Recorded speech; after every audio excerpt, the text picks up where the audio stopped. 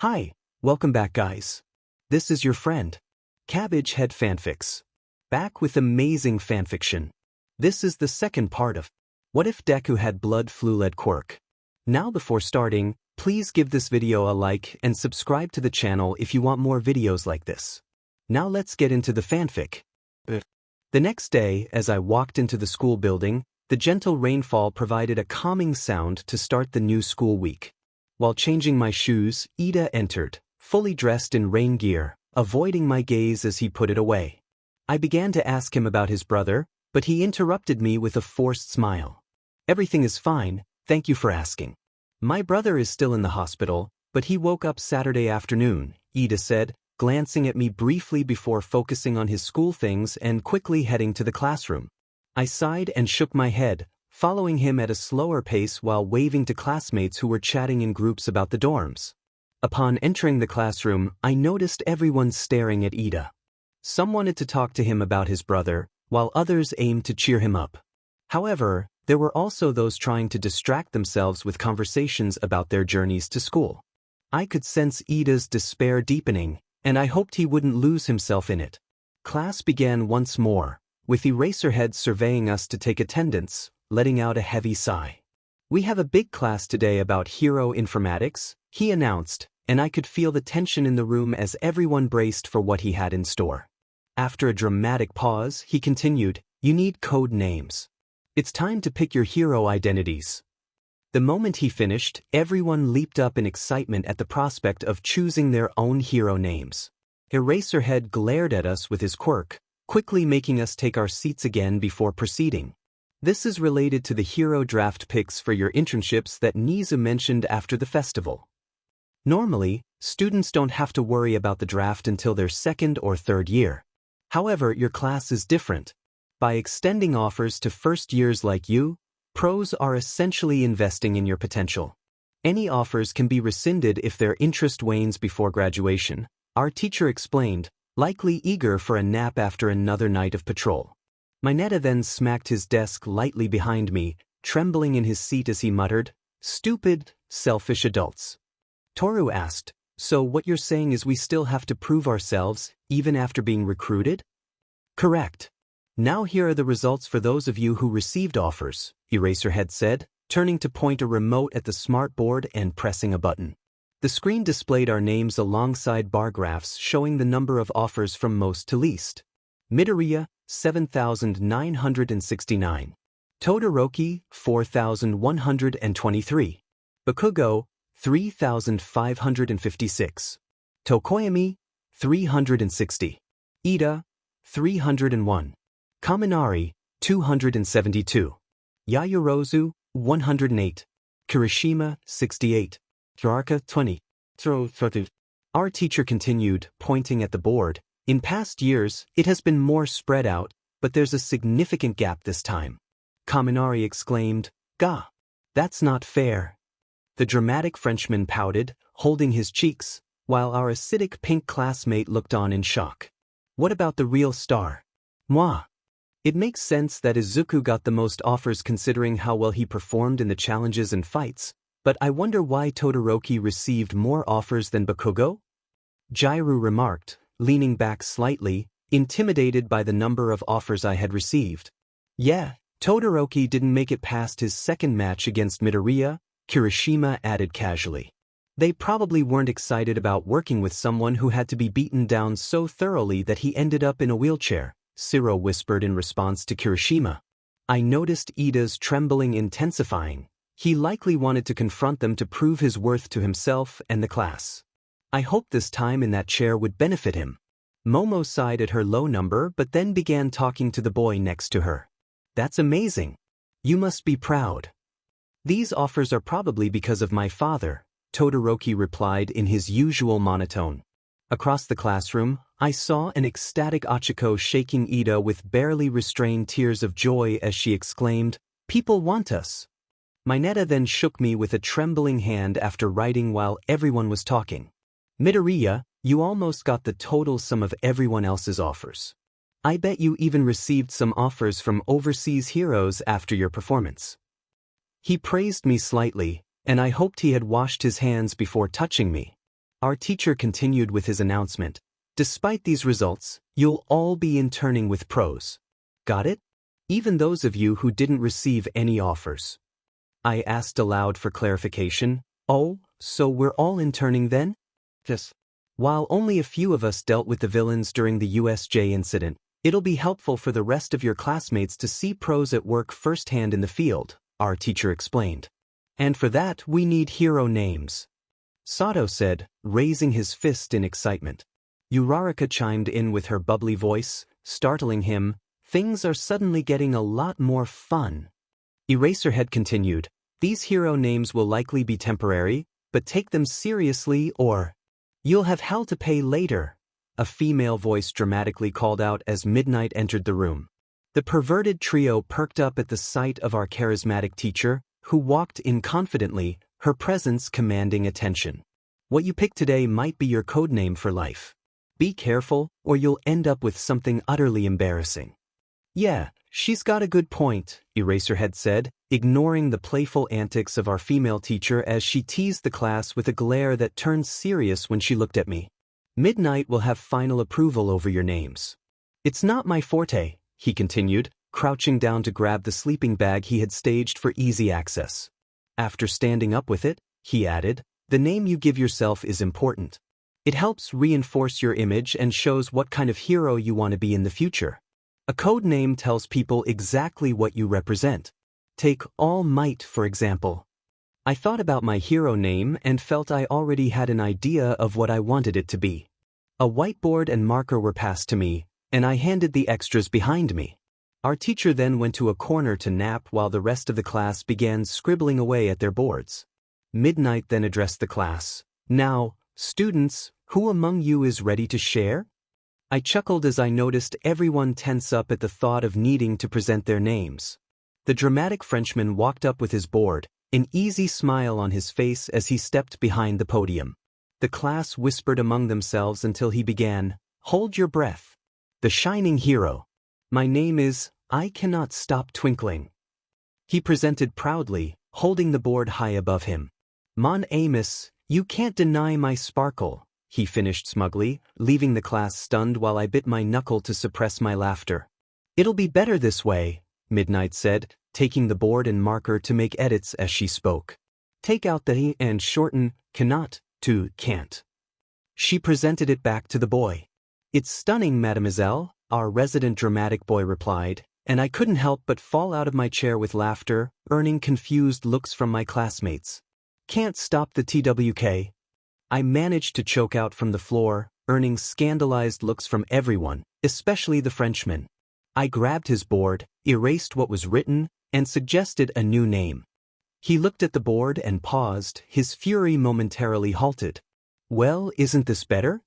I asked, gesturing for him to present the name again.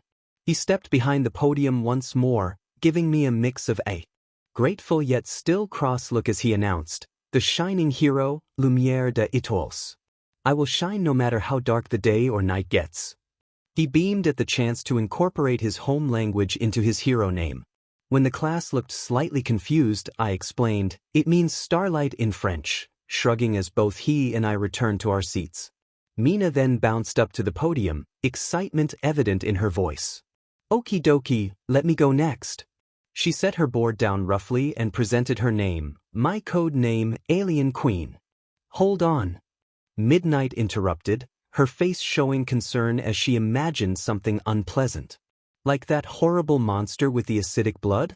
I don't think so, she denied our bubblegum-stained classmate. I grabbed her board with the help of a friend, crossing out alien and replacing it with acid. Mina looked at me in excitement as she rushed back to the podium. Acid Queen. I'll melt all worries away, she cheered, holding up a fist in celebration.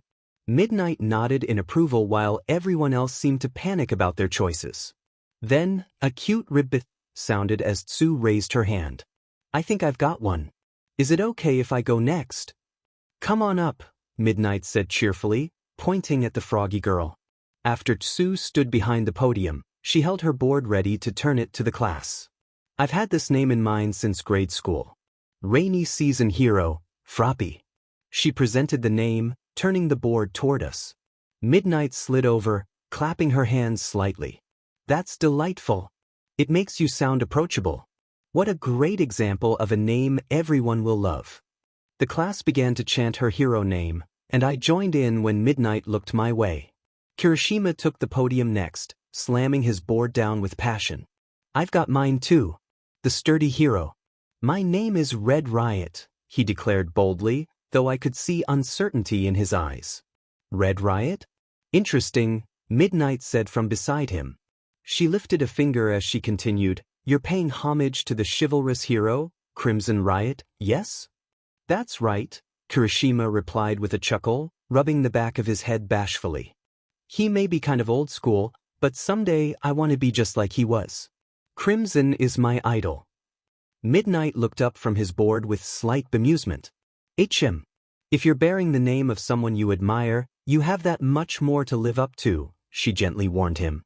I accept the challenge, he said, clenching his fist before taking his seat as everyone continued working on their names. I reminisced about all the hero names I had come up with in my early youth, mostly themed around All Might, with my mother reading over them for me. It was a happier time, and I thought I should do something special for her for all she had done for me over the years. It wasn't her fault society treated me the way it had, I sighed, slowly putting down the name I was certain would suit me. Off to the side, Kaminari pondered aloud about his lack of progress.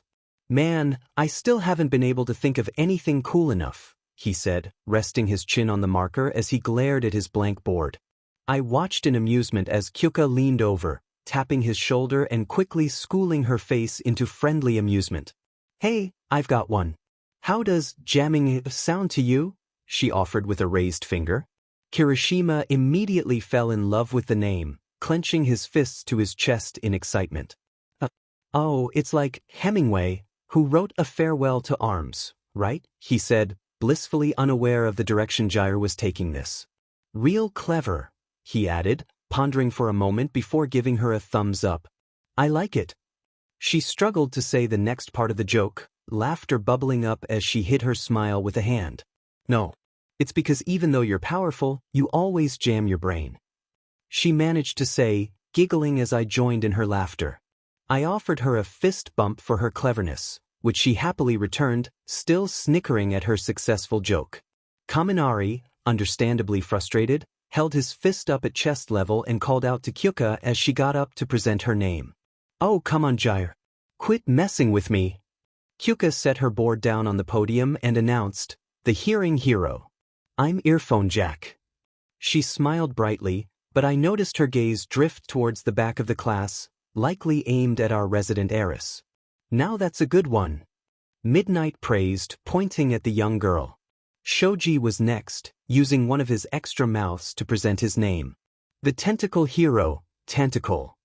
Midnight responded, Oh, I like what you're doing with that. A nice portmanteau. Ciro followed with a triangular smile, declaring, the taping hero, Cellophane. Midnight gasped playfully, That's on the nose. Good work. He blushed, trying to keep his eyes straight ahead. Martial arts hero, Tailman. Ojiro presented, flexing his tail like an arm. No surprise with that one, I guess. Midnight commented with an easy smile, making him seem unsure of his choice as his tail drooped slightly. I'm the sweets hero, Sugarman. Satu presented, furrowing his brows as he awaited feedback. Perfect. Midnight praised, holding her cheeks with a smile. Finally, Kaminari stepped up, presenting his board with a confident declaration. Stun gun hero, I am Chargebolt. He patted the board and added, Electric, don't you think? Midnight clasped her hands, her voice cheerful, makes me all tingly. I noticed Toru getting up, and I wanted to give her another idea. I had a little one deliver a note before she was fully out of her seat. She looked at the note, then back at me with a shaky smile and a thankful nod.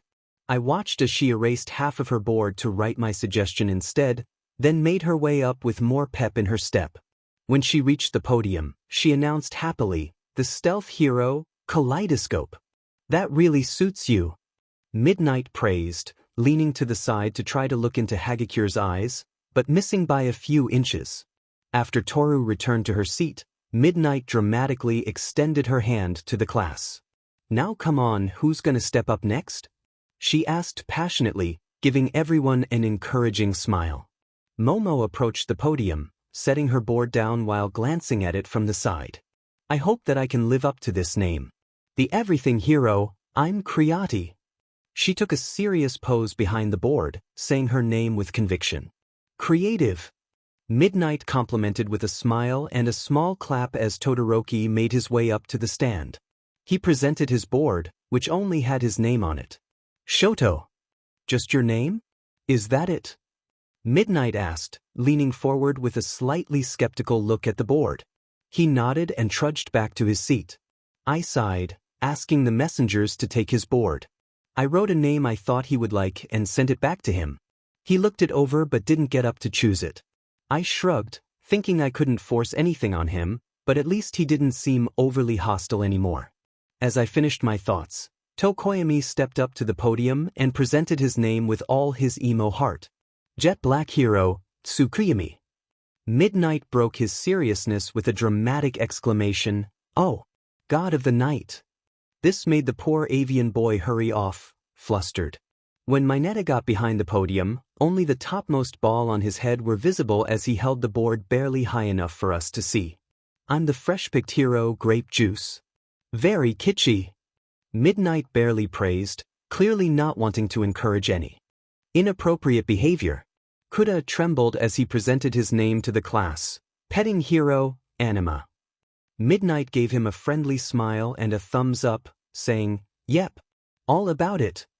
Bakugo, after taking a long time to scribble out his hero name while still heavily bandaged, used his motorized wheelchair to approach the podium.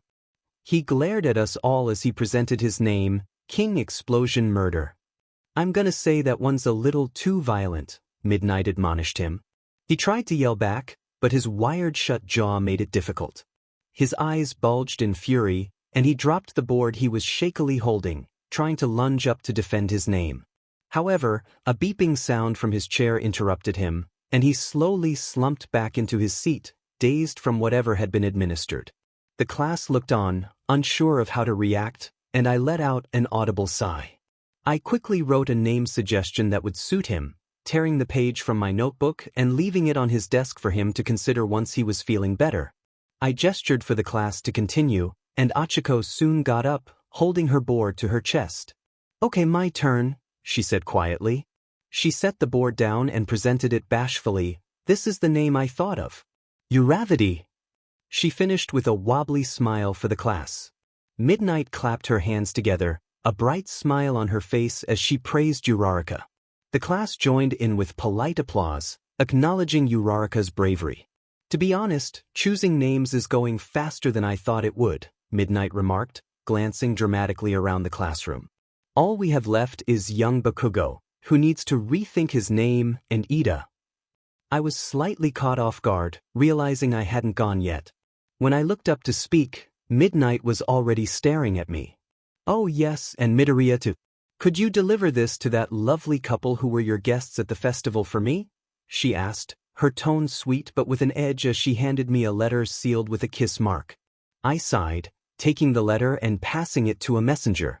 Please make sure Ariana or Adela finds this easily. The little one beamed at me as it took the letter and headed off. I'm not a postman, and I hope you can work out a better schedule with your new friends, I teased, earning a playful giggle from Midnight as she sashayed back to the front of the class. Tenya stepped up to the podium, presenting his board but avoiding eye contact with anyone. It simply read, Tenya. You're using your real name too? Midnight asked, and Tenya nodded before returning to his seat. Midnight watched him thoughtfully, likely considering his feelings about his brother. Then she called out to me, Well, Midoriya, are you ready? I nodded and took my board with a smile. I presented my board to the class, receiving looks of confusion. During my time in the hunt, I faced many challenges. Now that I am free, and the endless hunt has ended, I feel nostalgic about everything I went through compared to my life before. So, I decided to take on the mantle of the one who helped me become who I am now.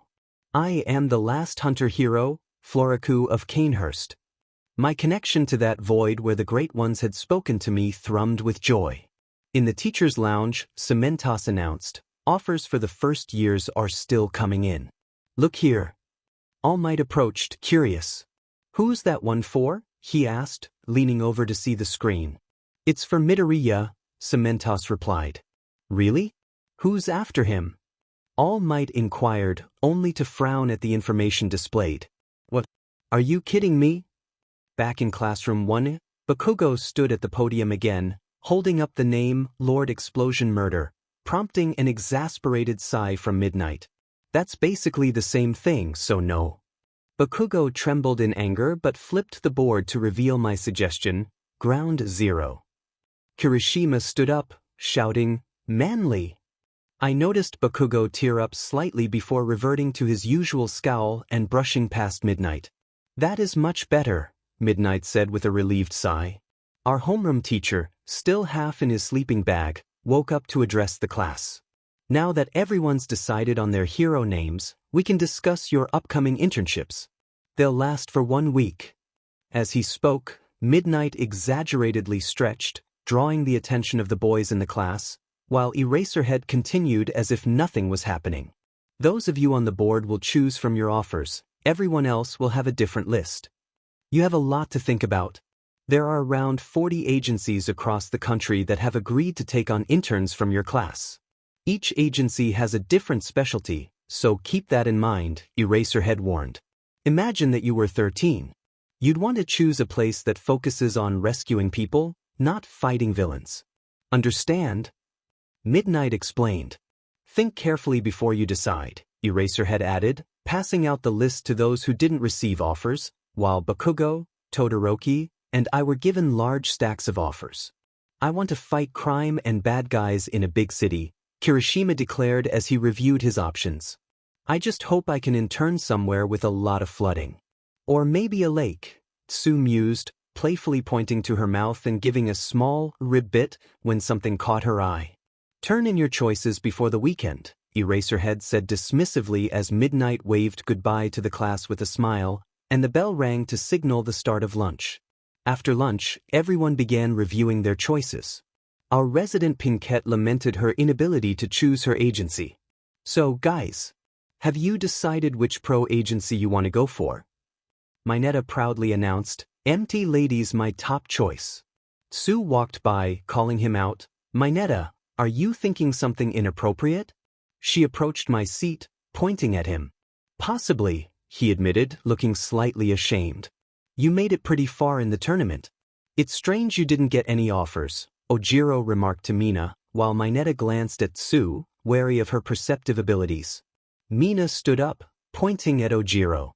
"I know," she said, her expression drooping at the unfairness of it all. "Hey Izu, who's on your list?" Tsu asked, tilting her head slightly. "It looks like all the hero agencies in the nation, even sidekicks, as well as some overseas offers.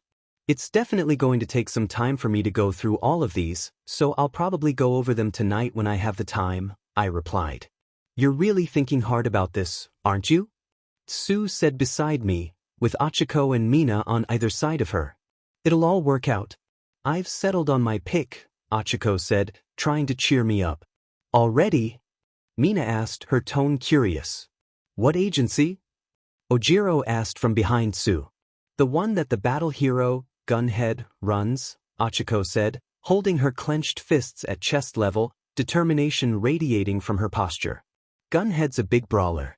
I guess you realize that if you want to be a more active rescue hero, you will need more combative experience." I questioned her with an easy smile. "He sent me an offer," she said, throwing a punch, eager to get started on learning how to improve her skills. "Well, congratulations. I hope it is a very informative experience for you. Also, if you ever want to spar, you can just come ask. I'm sure the teachers at UA will allow us to do some light sparring behind the dorms as long as we have a nurse on standby," I said, giving a friendly smile to my gravity-defying friend. "Thanks for the offer," she replied with a smile. I realized with my fight against Bakugo that the stronger I am, the more possibilities I'll have. Plus, learning from a battle hero will give me a different perspective, right? Totally, I praised her perceptiveness while she held her power pose. "'Tis skill, not strength, that governs a ship," our avian classmate said, arms crossed. I glanced over to see Ida already writing down his choice. "Who did you choose, Ida, and why?" I thought to myself, feeling slightly exasperated as the bell rang and classes resumed. The day passed normally, but I was left with the conundrum of how to handle Ida's ambitious plan. As the day ended, I packed my things and made my way to the door. "Hey, Izu, want to head back to the dorm with me and Achiko?" Sue asked, and I nodded to the two of them, watching Ida leave hastily. "Ida seems to be in a hurry?" Achiko observed, receiving a nod and a ribbit from Sue. "He's already chosen where he wants to intern, probably turning in his form now before heading off to be with his family," I said, leaving out the fact that I knew where he wanted to go and why, as the two girls looked on with sympathetic sadness. We made our way to the door, and as soon as I opened it, All Might zipped by at an odd angle, his shoes screeching to a sudden stop, laughing in a rather exaggerated manner. "Ah, I am here in a bizarre position." His smile was strained, and he trembled slightly, causing the two girls behind me to gasp in surprise at his abrupt entrance. "Yeah, you definitely are. What brings you here in this manner?" I asked, trying to hold back a laugh at his antics. "Hi. Come with me for a sec," All Might requested, and I sighed, turning to the two girls. "I'll catch up. The magical girl of mighty muscles needs my help," I said with a smile, earning snickers from the two girls as I noticed a blush color All Might's cheeks. We headed to a private area where no one was around before he began speaking again. "I'll get straight to the point. You've received an offer from another hero who'd like to take you on." "Oh really? Tell me about this hero who is so important that you had to come tell me about them," I replied, trying to keep my excitement in check. "Yes. The hero's name is Gran Torino." He looked back at me, and I quickly schooled my features before he could see my smile. "He taught at this school back in my day, but only for 1 year. In fact, he was my homeroom teacher. He knows about One for All as well. Actually, I suspect that's the reason he asked for you." All Might trailed off, lost in thought about his old teacher wanting to meet me due to my performance. "So he knows how your quirk works?" "But how?" I asked, already guessing the answer. "He was the sworn friend of my predecessor, Nana. He retired a long time ago, so I forget to count him among the people who know." All Might began to tremble, likely recalling the man vividly. "Is this because I wrote about you in the letter I sent him? Or did he watch the festival and think that my teaching was inadequate? If he went so far as to use his old hero name when making the offer. It's scary. Too scary. Damn it, legs, stop shaking." All Might admonished his body, smacking his legs in an attempt to regain control while an aura of despair surrounded him. I bit my knuckle, fighting off amusement as I watched him struggle. "Anyway, it is my duty to train you, but since you got an offer, you should work with him this week if that's what your heart says," he said, trembling the whole while as he held out a piece of paper. "Anyway, here's the address." I almost felt sorry for what I was about to do, but I couldn't help but find it amusing. "Thank you, All Might, but I think it might be time for me to gain some perspective outside your influence for a while again." His expression shifted to one of horror, knowing he would have to contact Sora about my decision. "I think a hero who can teach me some leg-based fighting would be more appropriate." During the hunt, there wasn't much focus on leg-based combat, just good leg work in a fight. "I'm going to go over my offers tonight to think it over," I said, leaving the pale-faced man behind as I turned to leave. However, it seemed that another being at the school had discovered something intriguing and was waiting for me to confront him.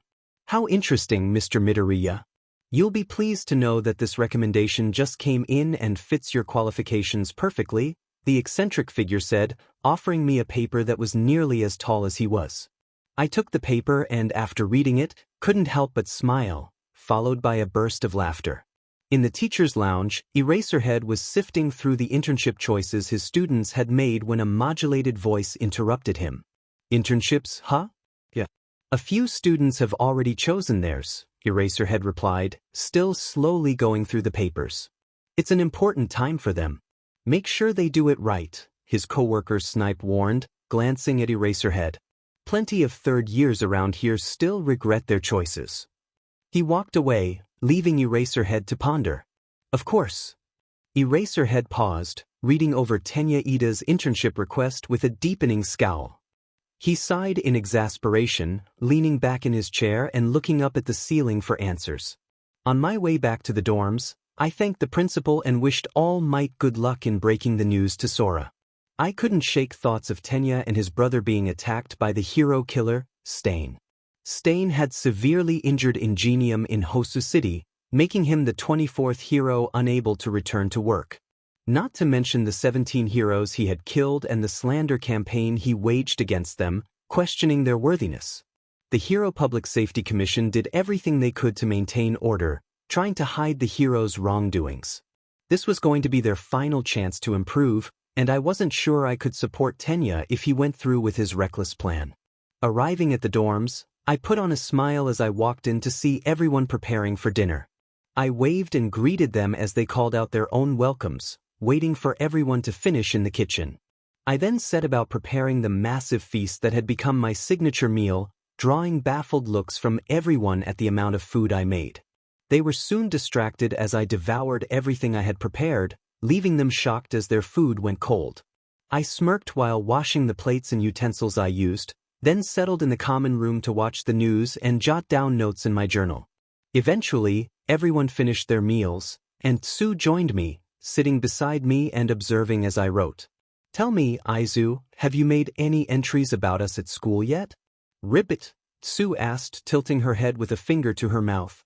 "Yeah, it's a habit from my childhood. I thought if I could learn everything I could from the heroes, I could become one, even without a quirk," I replied, a hint of melancholy in my tone as I smiled down at my journal, recalling my childhood memories. "Can I see my page then?"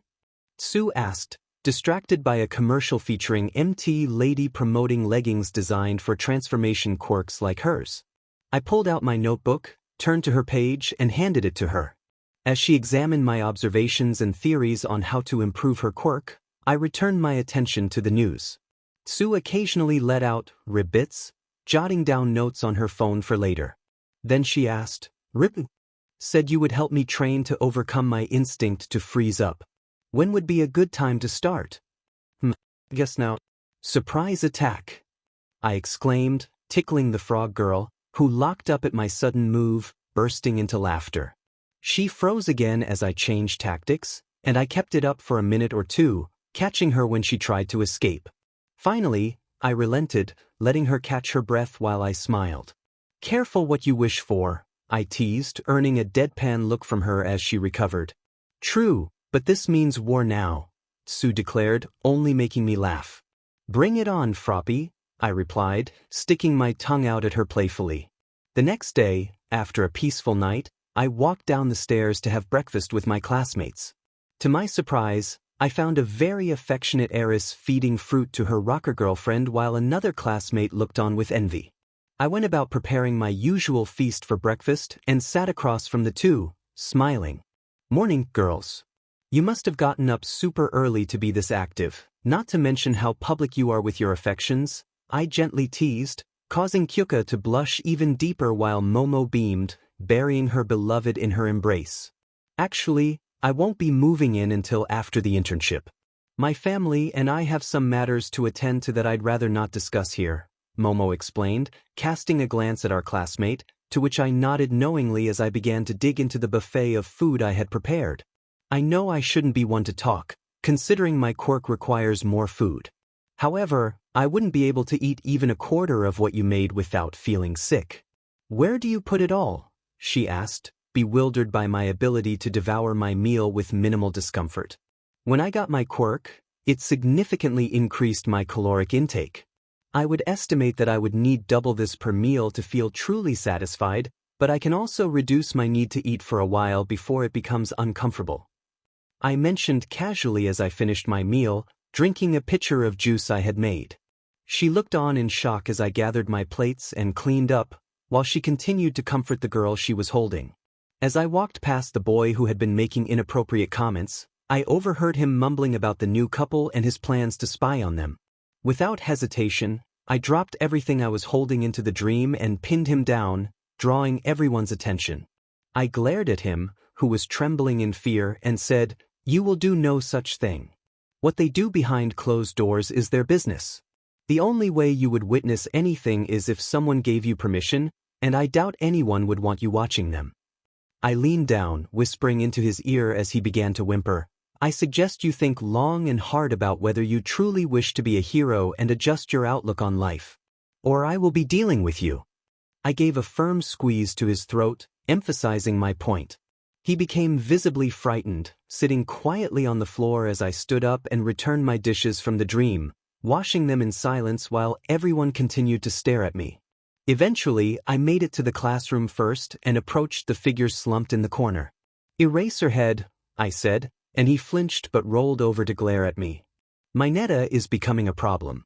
Please have the MT Lady Agency keep an eye on him and teach him that being a hero doesn't mean he can do whatever he wants," I requested, my teeth slightly clenched. He nodded, still looking confused, and returned to his nap. I took my seat and began to doze off, entering the hunter's dream to pass the time. When a messenger alerted me that class was starting, I woke up in my seat just as Eraserhead was waking up too. I noticed Minetta avoiding eye contact and trying to shrink into his seat when I glared at him. I decided to let it go as we went through our typical school day until lunch arrived. I sat with the new couple, who smiled at me. "So, have you two decided where you want to intern?" I asked, starting on my meal. I didn't get any offers, so I was going to go to the Punching Heroes Agency, Death Arms, Kyuka said, picking at her food. I nodded. "That sounds like a good choice. You'll gain a lot of practical experience there." I reviewed my offers last night and chose to intern with the Snake Heroes Agency, Uabami. "She sent me a personal request," Momo said, beaming with pride. I sighed and smiled at her. "While that's nice, I suspect she chose you because of your looks." I gestured to her, and she blushed, trying to cover up. "She does this every year, picking young women for commercials. You might want to reconsider your offers. If you'd like, I can help you sort through them." Momo fidgeted, looking down at her lap. That might be best, thank you." Tears welled in her eyes as she was embraced by her partner, and I placed a hand on her shoulder. "Don't worry, Momo. I believe some of your other offers would be a better fit. I'm sure Kyuka wouldn't mind if we used her room to go over them after school. I have a therapy session, but I'd be happy to help." I raised a hand to cover a teasing smile directed at the two girls. "I'll be sure to text and knock plenty so I don't walk in on you again," I added with a smirk, recalling a previous incident that made them blush. The rest of lunch was spent in silence, the two young lovers stealing glances at each other while still holding hands. Eventually, lunch ended, and classes resumed. I noticed Tenya scribbling furiously with maps of his internship options. I shook my head in exasperation but let it go, enduring the rest of the day in a foul mood. When the day finally ended, everyone left school, and many of my classmates followed those in the dorms with questions. I made my way to my usual room, ready to share my latest experiences, bringing out another notebook to show a picture of the cleric beast. When I arrived, I saw Nizu, Eraserhead, Yagi, and Hound Dog sitting on one side of the table, with the doll and my mother next to an empty chair meant for me. I took my seat, smiling at my mother and the doll, who took one of my hands under the table in support. Now, I believe we left off at my encounter with the cleric beast on the bridge. To be blunt, this was one of my first encounters with a giant beast. However, finding this particular creature bestowed my first insight, but I'm getting ahead of myself. I chuckled to myself as I settled into my chair, ready to tell the story properly. I was stunned when I first encountered the cleric beast. I was so shocked that I couldn't dodge when it charged at me, slamming my body against the cobblestone bridge. I next awoke in the hunter's dream and began to voice my frustrations to what I thought was empty air. I tossed my weapons aside, kicked stones around, and yelled into the void, expressing my despair over the unfairness of it all and how impossible it felt to take on that monster. Eventually, I ran out of steam and collapsed, crying about my situation. I heard soft footsteps and the sound of cloth swishing over the stones, thinking it was Gehrman coming to scold me. But when I turned to face him, it was the doll standing before me. The doll then spoke. When the young hunter gained his first insight from encountering what equated to a kin of a great one, I was given leave by Flora to aid him. When the young hunter arrived back, he was very upset about his recent death, so I stepped down from my perch while he vented. Once he finished, I approached him and introduced myself as I had done with all other hunters before him. After a polite curtsy, I said, "Hello, good hunter. I am a doll, here in this dream to look after you. Honorable hunter, pursue the echoes of blood, and I will channel them into your strength. You will hunt beasts, and I will be here for you, to embolden your spirit." Understandably, the good hunter was stunned for a while, just staring at me with his mouth opening and closing. I waited for him to gather himself. After a moment, I tried to help him collect himself quicker with a question. "Did you speak with Gehrman?" He was a hunter long ago, now serving only to advise. He is obscure, unseen in the dreaming world, but he stays here, in this dream. Such is his purpose. After I finished speaking, he seemed to compose himself and began to talk again. I smiled at the doll as she finished, squeezing her hand in gratitude. After I regained my composure and finally heard the doll speak to me for the first time, I collapsed to my knees, crying again, but this time in euphoric joy at not being alone anymore. She stepped forward and gently patted my head, offering comforting words while I released the pain of my struggles in the hunt. Eventually, I got my emotions under control and stood up with the doll's help, thanking her profusely. I received a comforting hug from her as I steadied myself, and I retrieved my cane and pistol. I then asked her about channeling the blood echoes into my strength, receiving the explanation I shared with you all earlier. After that, I had a torrent of other questions to ask her. What everything was, where I was in the world, what was going on, why everyone was attacking me, and so on. I learned everything I could from the doll, including details about a few of the people I had fought, and I finally felt some relief for having to defeat so many foes. I asked her question after question, and she patiently answered all of them, never belittling my curiosity. She was one of the first beings in my existence who was kind and supportive, not hostile toward me for simply being myself. I squeezed the doll's hand and sent her a caring smile, earning one in return as she closed her eyes in happiness. After a moment, I realized that everyone in the room was staring at us, so I gave an awkward cough into my elbow to cover my blush. Anyway, I talked with her for a while and decided to explore Yharnam a few times, pushing further under the bridge and through the house I had unlocked. I was careless a few times and died by being too greedy in my pursuit of acquiring blood echoes. However, I discovered that there seemed to be an elevator beyond the two trolls walking alongside the house, but unfortunately, I couldn't get it to activate. Going along the other path through the house, I found a cold blood due along some broken stairs that used to lead up to the bridge with the two werewolves. Moving beyond that, I encountered a small pack of aggressive dogs, which were difficult to fight alone, especially when they worked together. I decided not to push beyond that point until I had channeled some of the blood echoes to see how they would affect me. I made several runs through all I had explored, developing new techniques with my fighting and weapon usage until I accumulated around 50,000 blood echoes. When I next went to the doll to have the blood echoes used to embolden my spirit, I said with a bit of flair, earning a playful pinch and a pout from the doll. I had so many questions about how that all worked, but from what I gathered, a person is made up of many different pieces to gauge their strength, represented by their level. Insight is a separate concept, representing the depth of one's knowledge, eventually providing answers to questions. Vitality represents how much damage you can take before you are defeated. A hunter can recover a significant amount of damage within the first moments of being hurt.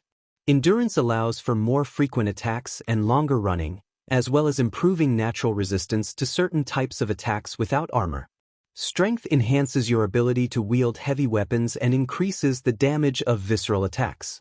Skill makes lighter weapons easier to handle, reducing the need for years of practice to perform specific moves, and it also boosts visceral attacks.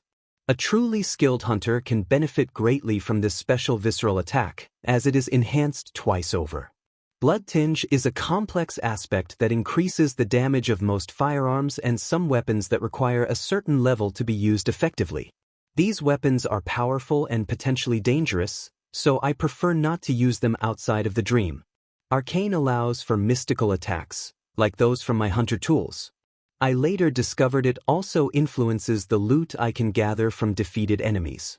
Reviewing past records of hunters who visited the workshop, I found that most in the waste of skin category had an average of 9 in Arcane, while mine was at 15. Taking a moment to observe everyone around me, I noticed the teachers were mostly taking notes, except for Yagi, who looked on in awe. After assessing my abilities and available options, I decided to enhance everything once, focusing primarily on skill and endurance. The first time I felt one of my skills increase was a unique and hard-to-describe sensation. Everything burned, yet an instant later, I was fine. After finishing with the doll, I thanked her and checked if anything had changed elsewhere. Unfortunately, nothing else seemed different, and I couldn't find Gehrman, which was probably for the best, as he would only try to push me out of the safe haven. I then repaired my weapons and completed the final upgrade I could for my threaded cane, hunter's pistol, and torch, having gathered quite a collection of bloodstone shards.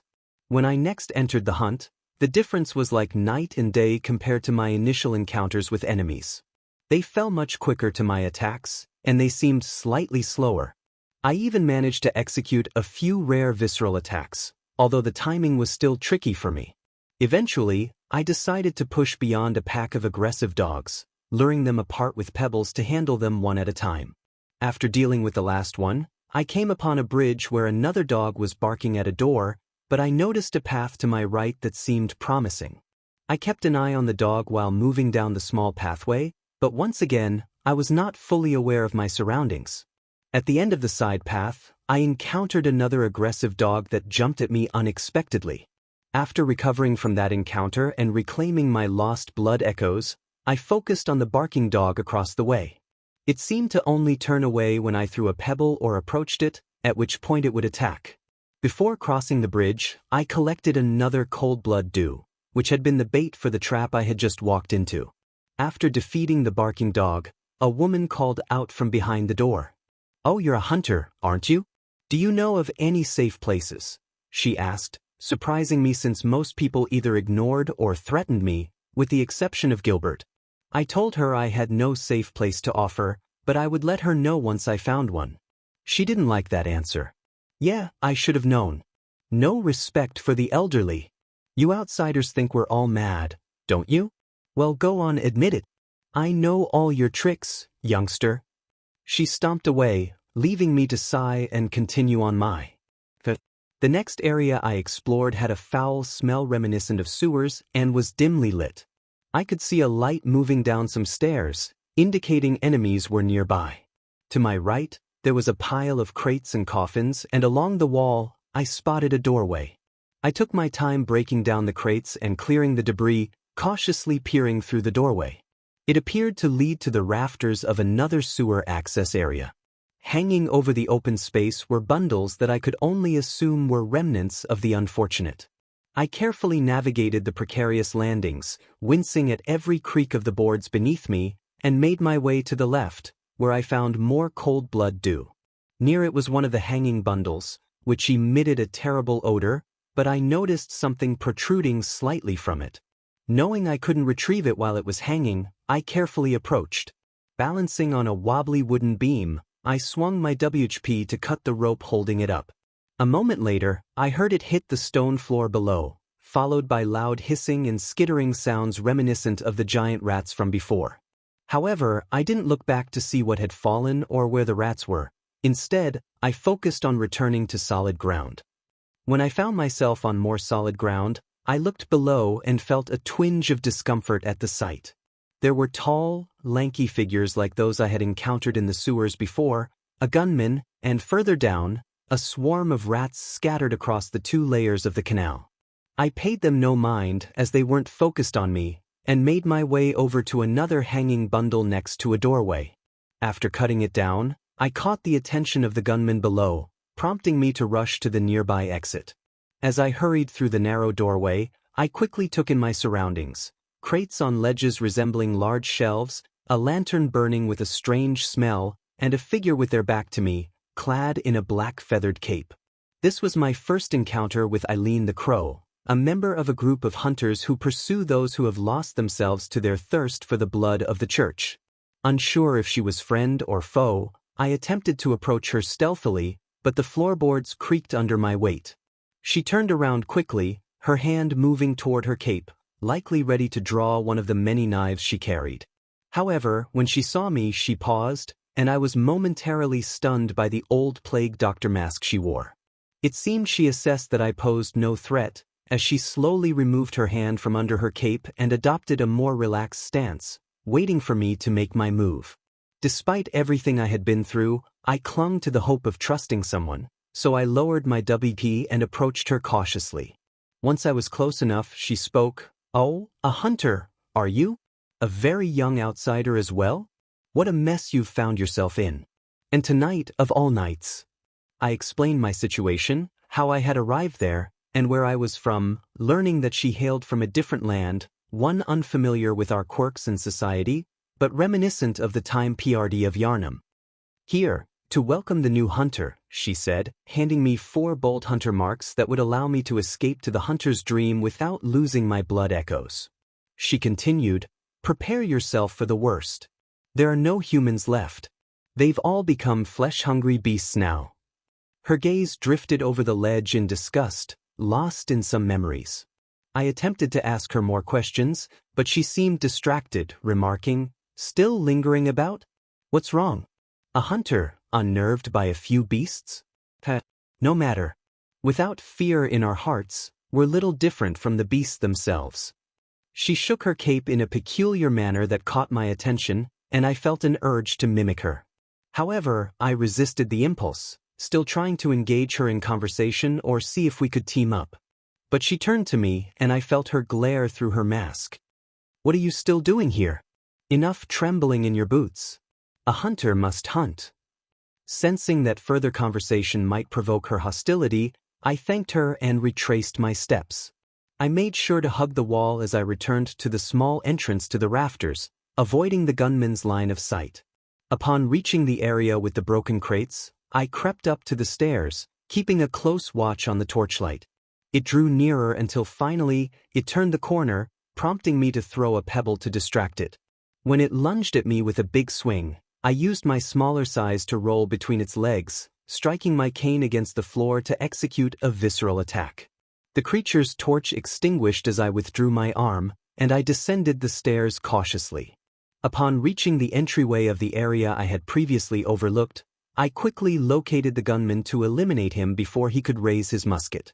After taking care of him, another lanky figure emerged from behind nearby pillars, swinging wildly. I dodged his attacks, transforming my cane back into a WHP, and caught him off guard. This staggered him, allowing me to strike repeatedly until he collapsed. I turned at the sound of shuffling below and spotted another lanky figure moving about the room.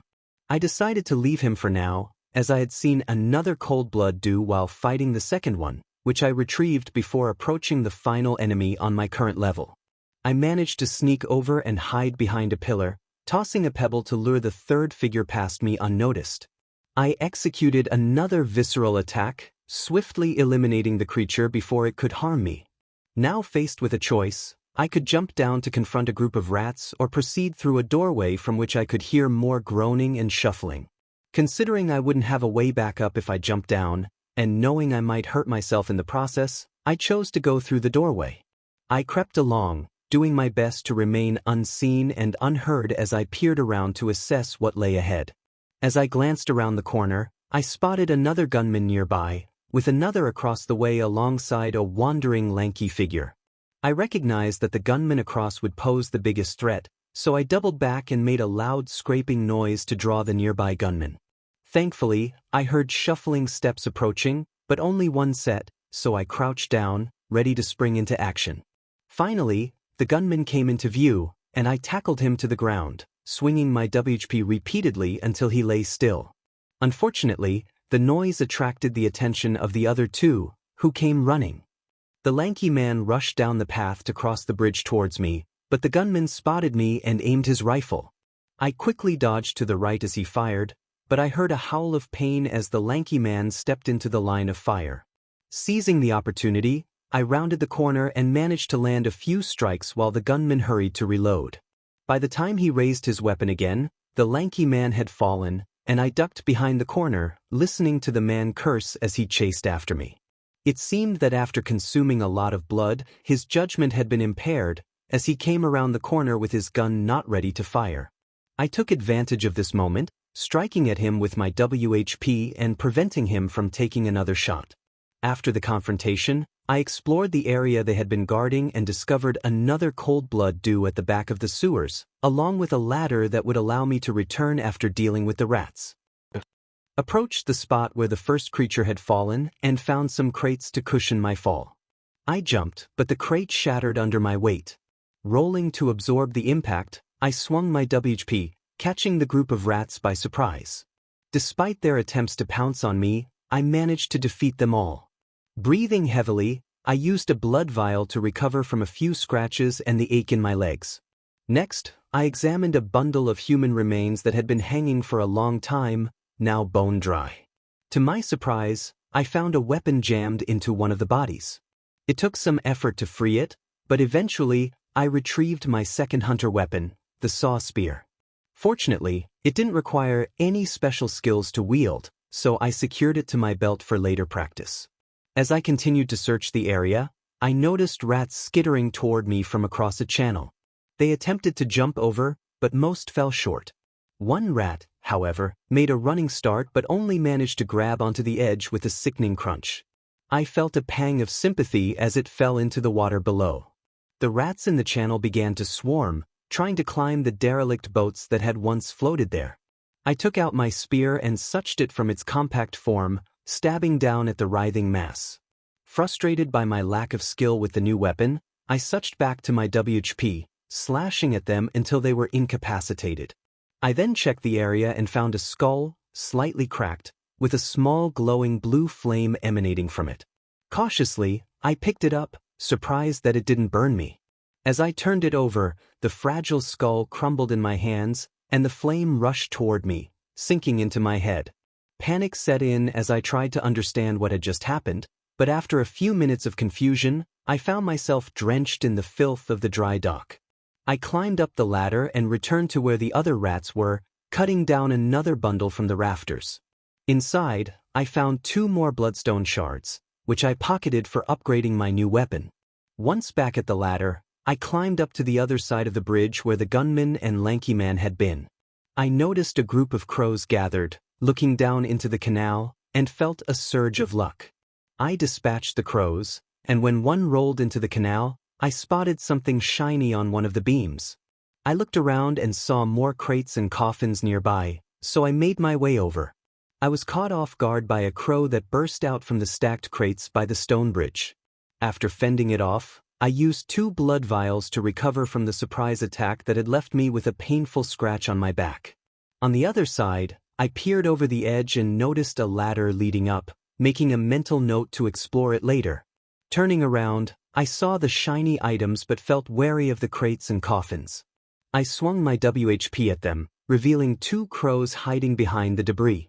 I quickly dispatched them, leaving nothing but feathers behind.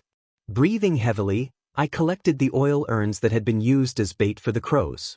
After catching my breath, I prepared myself to jump off the ledge, landing shakily on a creaky beam. At the center, I found another bloodstone shard before finally dropping down back to the sewer area. Looking around the area, I noticed there wasn't much of anything, so I made my way to the ladder and found another crossroad. I could either climb the ladder or venture further down into the sewers. Glancing down, I saw a large group of bodies huddled together. Something in my gut told me they weren't dead, so I chose the ladder and began a long climb. It felt like I was ascending a ladder that was 3 or 4 stories tall, but I finally reached the top, breathing heavily. After a few moments to recover, I walked up the path and spotted a large troll attempting to break into a home. The other path was filled with crows, and I noticed another glowing skull at the end, so I readied my WHP and charged through the crows. Some of them grouped together and managed to land a few sharp pecks on me. I had to use a few blood vials to recover, and when I tried to collect the skull, I slipped on the blood of the crows, causing it to shatter as I fell. Frustrated by my luck, I looked across the small bridge at the massive troll. I crept forward slowly, careful with each step, until I was right behind the brute and launched another attack.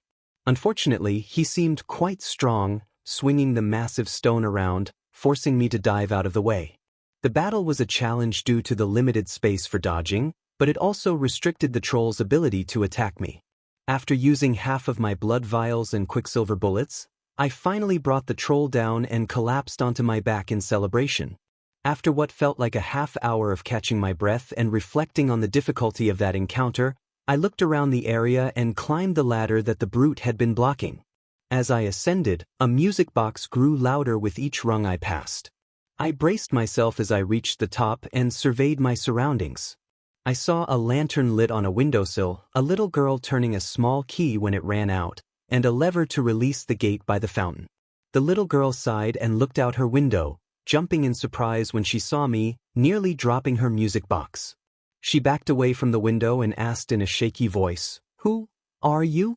I don't know your face, but I know that smell." She took a dramatic sniff and scrunched her nose in disgust, and I couldn't blame her for noticing how covered in grime I was. "Are you a hunter?" she asked, and I nodded.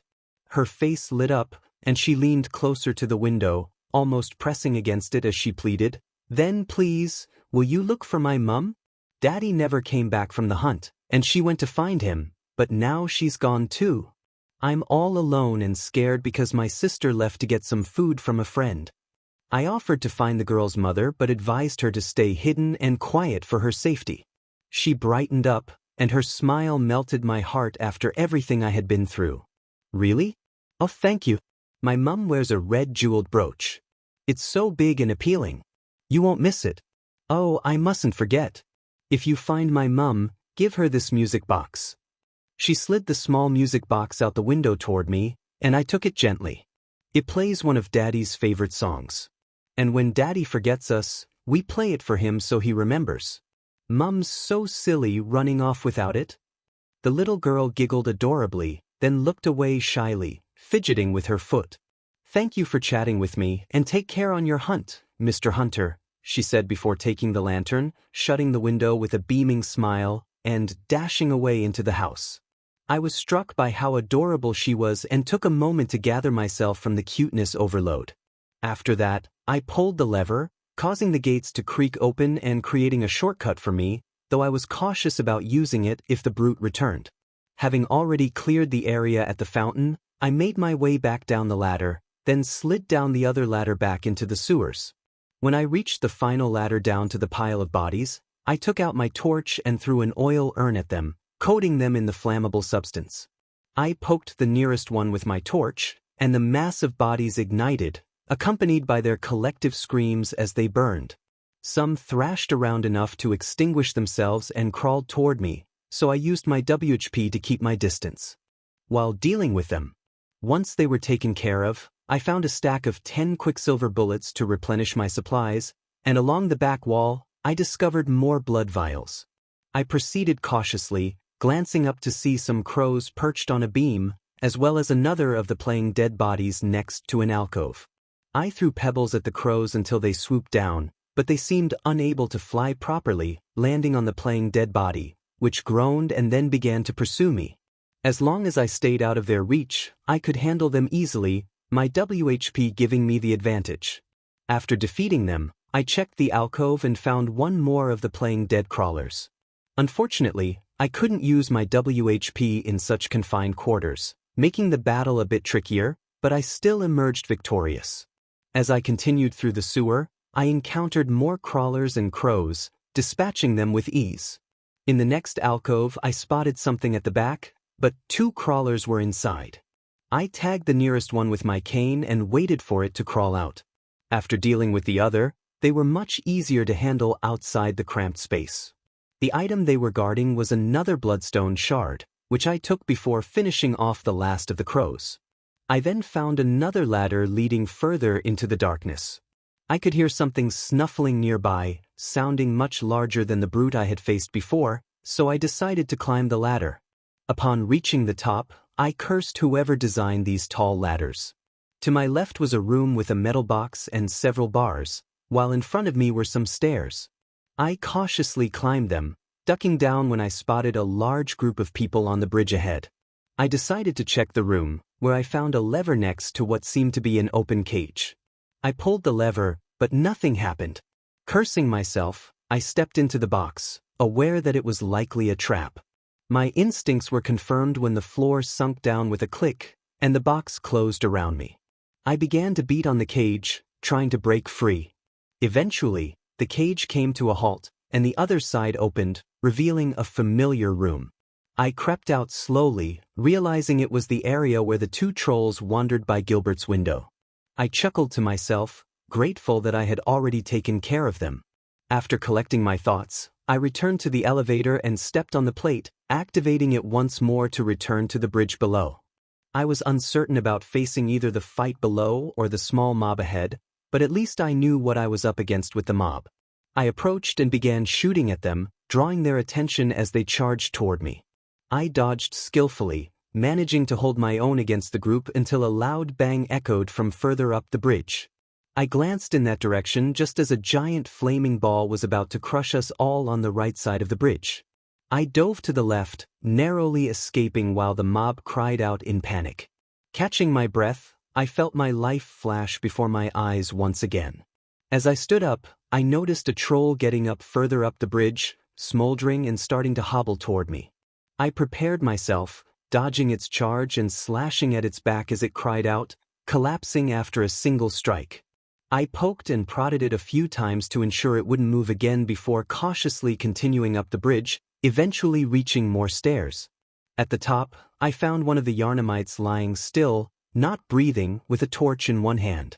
It seemed that their attempt to light the giant ball on fire had backfired. I looked around and spotted a ladder near where the Yarnamite had fallen.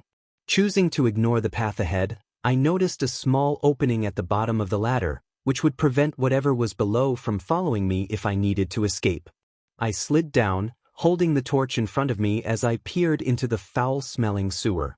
To my left, the sewer led into some sort of drain, and when I looked right, I saw a massive pig turning toward me. This creature was the size of 2 buses, which made everyone in the room pale slightly at the thought of facing such a beast. I quickly rolled back through the small doorway as the pig charged, crashing into the stonework of the sewer, trying to break through to reach me. It didn't seem to make any progress, so I began stabbing at it through the doorway while it was pressed against it. The battle was long and arduous, but the pig was unable to harm me.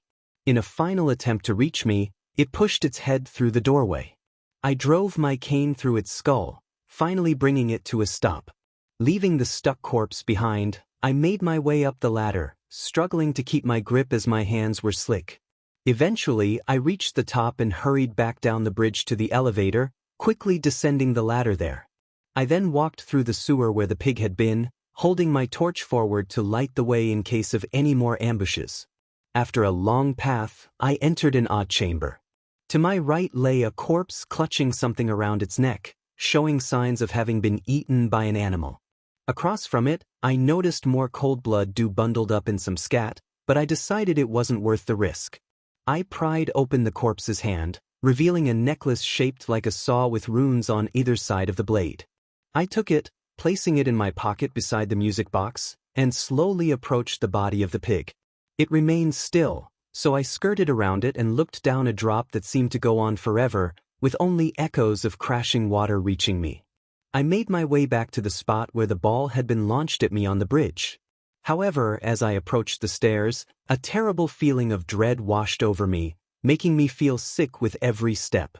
I turned back and headed to a lantern to utilize the items I had collected from the enemies, as well as the blood echoes, to improve and practice with my new weapon.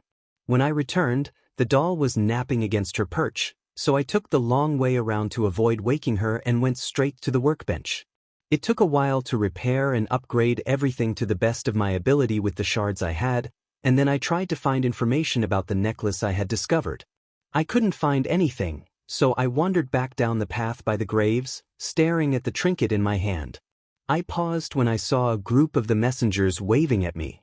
As I approached and showed them the small item, they celebrated by clapping and cheering, altering the list of things they would offer me. I looked on in awe, starting to appreciate having the messengers as my allies during these trying times. Just then, the doll surprised me by speaking from beside me, sneaking up on me. I gave her a playful glare as she giggled. She said, "The little ones are inhabitants of the dream. They find hunters like you to worship and serve. They speak words of an ancient language that no one understands, but aren't they sweet?"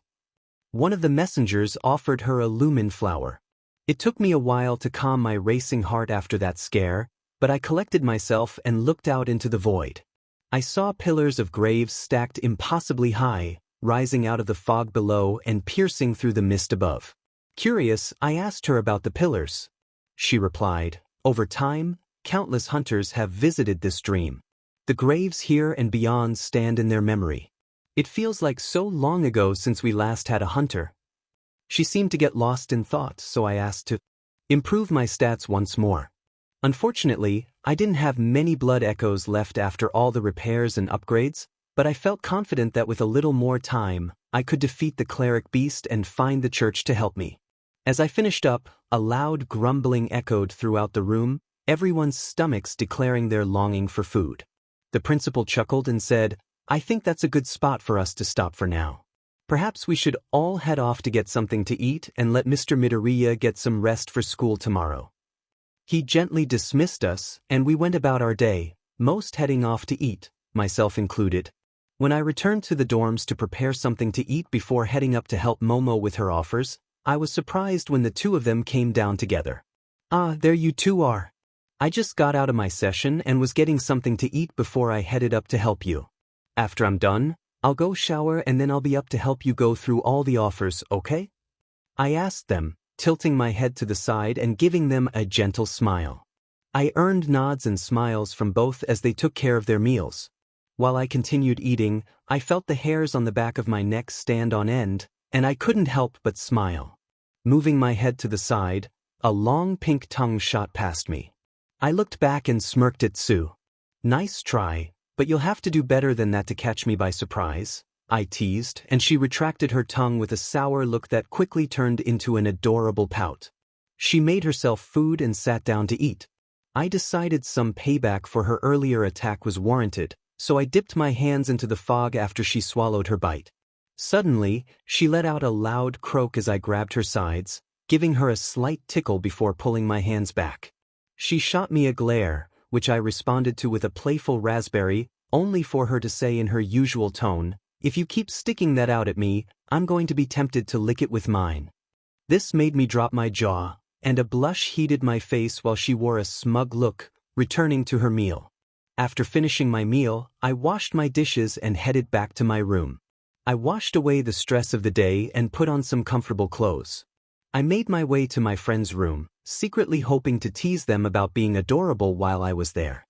After I knocked, the door was opened by a slightly blushing Jairu, and I greeted her with an easy smile as she invited me in. I sat down next to a somewhat frazzled Momo, offers strewn in front of her as she rapidly flipped through pages. I chuckled, earning a small glare from the heiress. "Relax, Momo, it's only Tuesday, you have plenty of time," I said, trying to help her calm down. Thankfully, she took a few deep breaths as I browsed through some of the papers. I noticed one paper off by itself. "Hey, what's this one?" I asked, reaching out for it while Momo looked my way with a groan. "I don't know, they were in piles until," she trailed off, her face going scarlet as she shared a look with her equally flustered girlfriend. I laughed as I looked it over, inspecting it with a slight hum. "I think this might be a decent choice actually. Who knew your passion for each other would help fate guide you to this?" I teased, and they buried their faces in embarrassment. After they recovered enough to continue, I handed the paper to Momo, who looked it over, slightly confused by the offer. Jairu leaned over her shoulder, looking a little put off as well. "The BMI hero, Fatgum?" Momo said aloud in confusion. "Yeah, he might only be in the middle of the top 100 heroes, but his quirk works very similarly to yours. He focuses on the fat cells in his body, and he's more combat-oriented, so he will definitely give you the experience you need to improve. However," I added with a slightly awkward smile, "he wears his heart on his sleeve and can sometimes say things he isn't aware are insulting or inappropriate. He's a bit of a ditz, but he means well, I explained as Momo examined the offer more seriously. I think I will go with him then, she said with certainty, giving a firm nod as she got up to set the page on a desk. Do you remember this morning when I mentioned I had something I wanted to talk about, but we needed privacy? Well, now is as good a time as any. The doctor my uncle had set up to keep everything that happened to me a secret died this past weekend.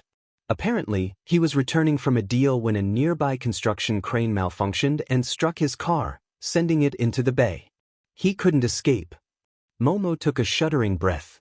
His death was publicized on Monday, along with the revelation that he had been blackmailing many of his patients for favors. She paused, her expression turning somber. My parents rushed to see me after school to ask if he had done anything to me. I broke down and told them everything my uncle had done and what the doctor had covered up. My father called our lawyers to ensure that anything the doctor had on me would never see the light of day again, while my mother comforted me as I apologized. They know now, and things are a bit strained between us, but I think we will make it through this, Momo said with a shaky smile. Jairu instantly zipped over to wrap her girlfriend in a hug, and Momo embraced her back. I walked up to the two, laying a hand on Momo's back to offer my support. After a few moments, I decided to try and alleviate some of the tension that had built up as I looked at the mass of papers strewn about. While you two are being an adorable supportive couple, how about I clean up this little mess? I asked teasingly, earning a somewhat watery laugh from Momo as she buried her head into Kyuka. I snickered and walked to the pile of papers, crouching down and waving a hand as a messenger popped up beside me. Can you and your friends gather the pages on the floor, please? I asked kindly. The messenger flexed an arm in a count-on-it way, and I responded with a thankful pat on the head. They dashed to the pile of pages, quickly stacking them into small piles and gathering them together. I pulled out a bag of fun-sized candy bars, opened it, and offered it to the group that had helped me, earning a cheer as they swarmed the bag. I chuckled as they each grabbed something sweet to take back to where they awaited their next task. The girls watched in stunned awe as everything was cleaned up so quickly. I gathered the big pile to set near Momo. Next time is on you, so be careful, I teased, winking as the two blushed and looked down bashfully. Anyway, ladies, I hope you have a pleasant night. I'm off to sleep. Today was a bit much for me. I bid them good night, earning mumbled wishes in return, and then made my way to my room, flopping onto my bed. I shut my eyes for a few moments before the prayers started to wash over me, so I sighed and headed off to help more souls in need. I spent the night traveling around the world, finding and blessing more souls. When it was the last hour before I needed to get up for school, I caught a nap in the astral clock tower, letting the sounds of the tower lull me to sleep. When the hour passed, I stretched and made my way into my dorm room, dressed and ready for the day. As I was about to open my door, a messenger warned me of an ambush waiting above, and I couldn't help but smirk. I crouched down, preparing to pounce as I was about to be pounced, and launched through a pane of mist. There was a loud croak of surprise, followed by me giving the sneaky frog multiple raspberries in retaliation for her ambush. Eventually, I stood up and headed down to breakfast, a smile and slight blush on my face, leaving a breathing frog on the floor to recover from our epic battle. I received some strange looks from my cheerful demeanor while I made breakfast, but I focused on preparing my meal and eating it. After a while, a very pouty frog made her way down, sulking as she made her own breakfast while I gave her a cheeky smile whenever she looked my way. Eventually, we all started making our way to school. I noticed that many of our sister class had already moved into the dorms. Thankfully, the arrogant blonde hadn't moved in yet, allowing us to relax, at least until he decided to join us. Classes were mostly the same, not too hard, but engaging enough to keep the day from dragging on. Before lunch, a little one popped up and handed me 2 letters, both addressed to Midnight. I sighed slightly in exasperation, and when the bell rang, I made my way to the faculty lounge, quickly setting the letters on Midnight's desk. I then went to lunch to enjoy Lunch Rush's exquisite cuisine, definitely making him work his quirk to satisfy my appetite.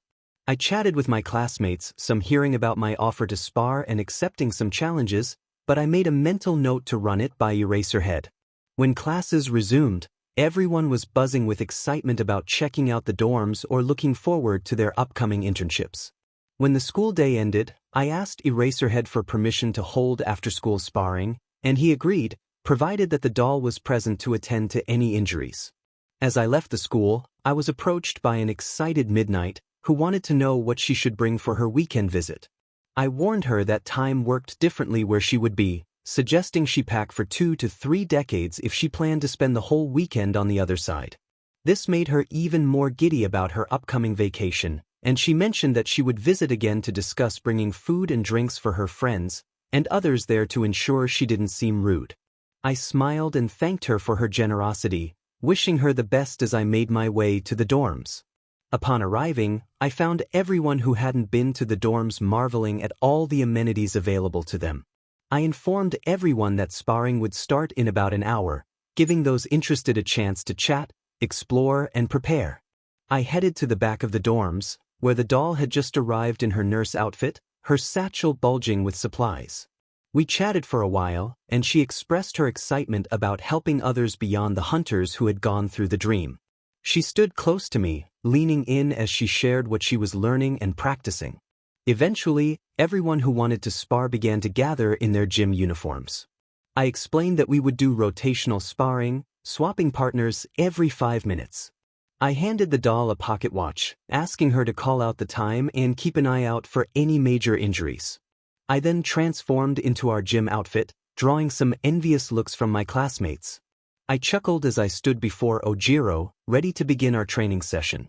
As the day turned into evening, everyone faced off against different fighting styles and sizes, working up quite a sweat.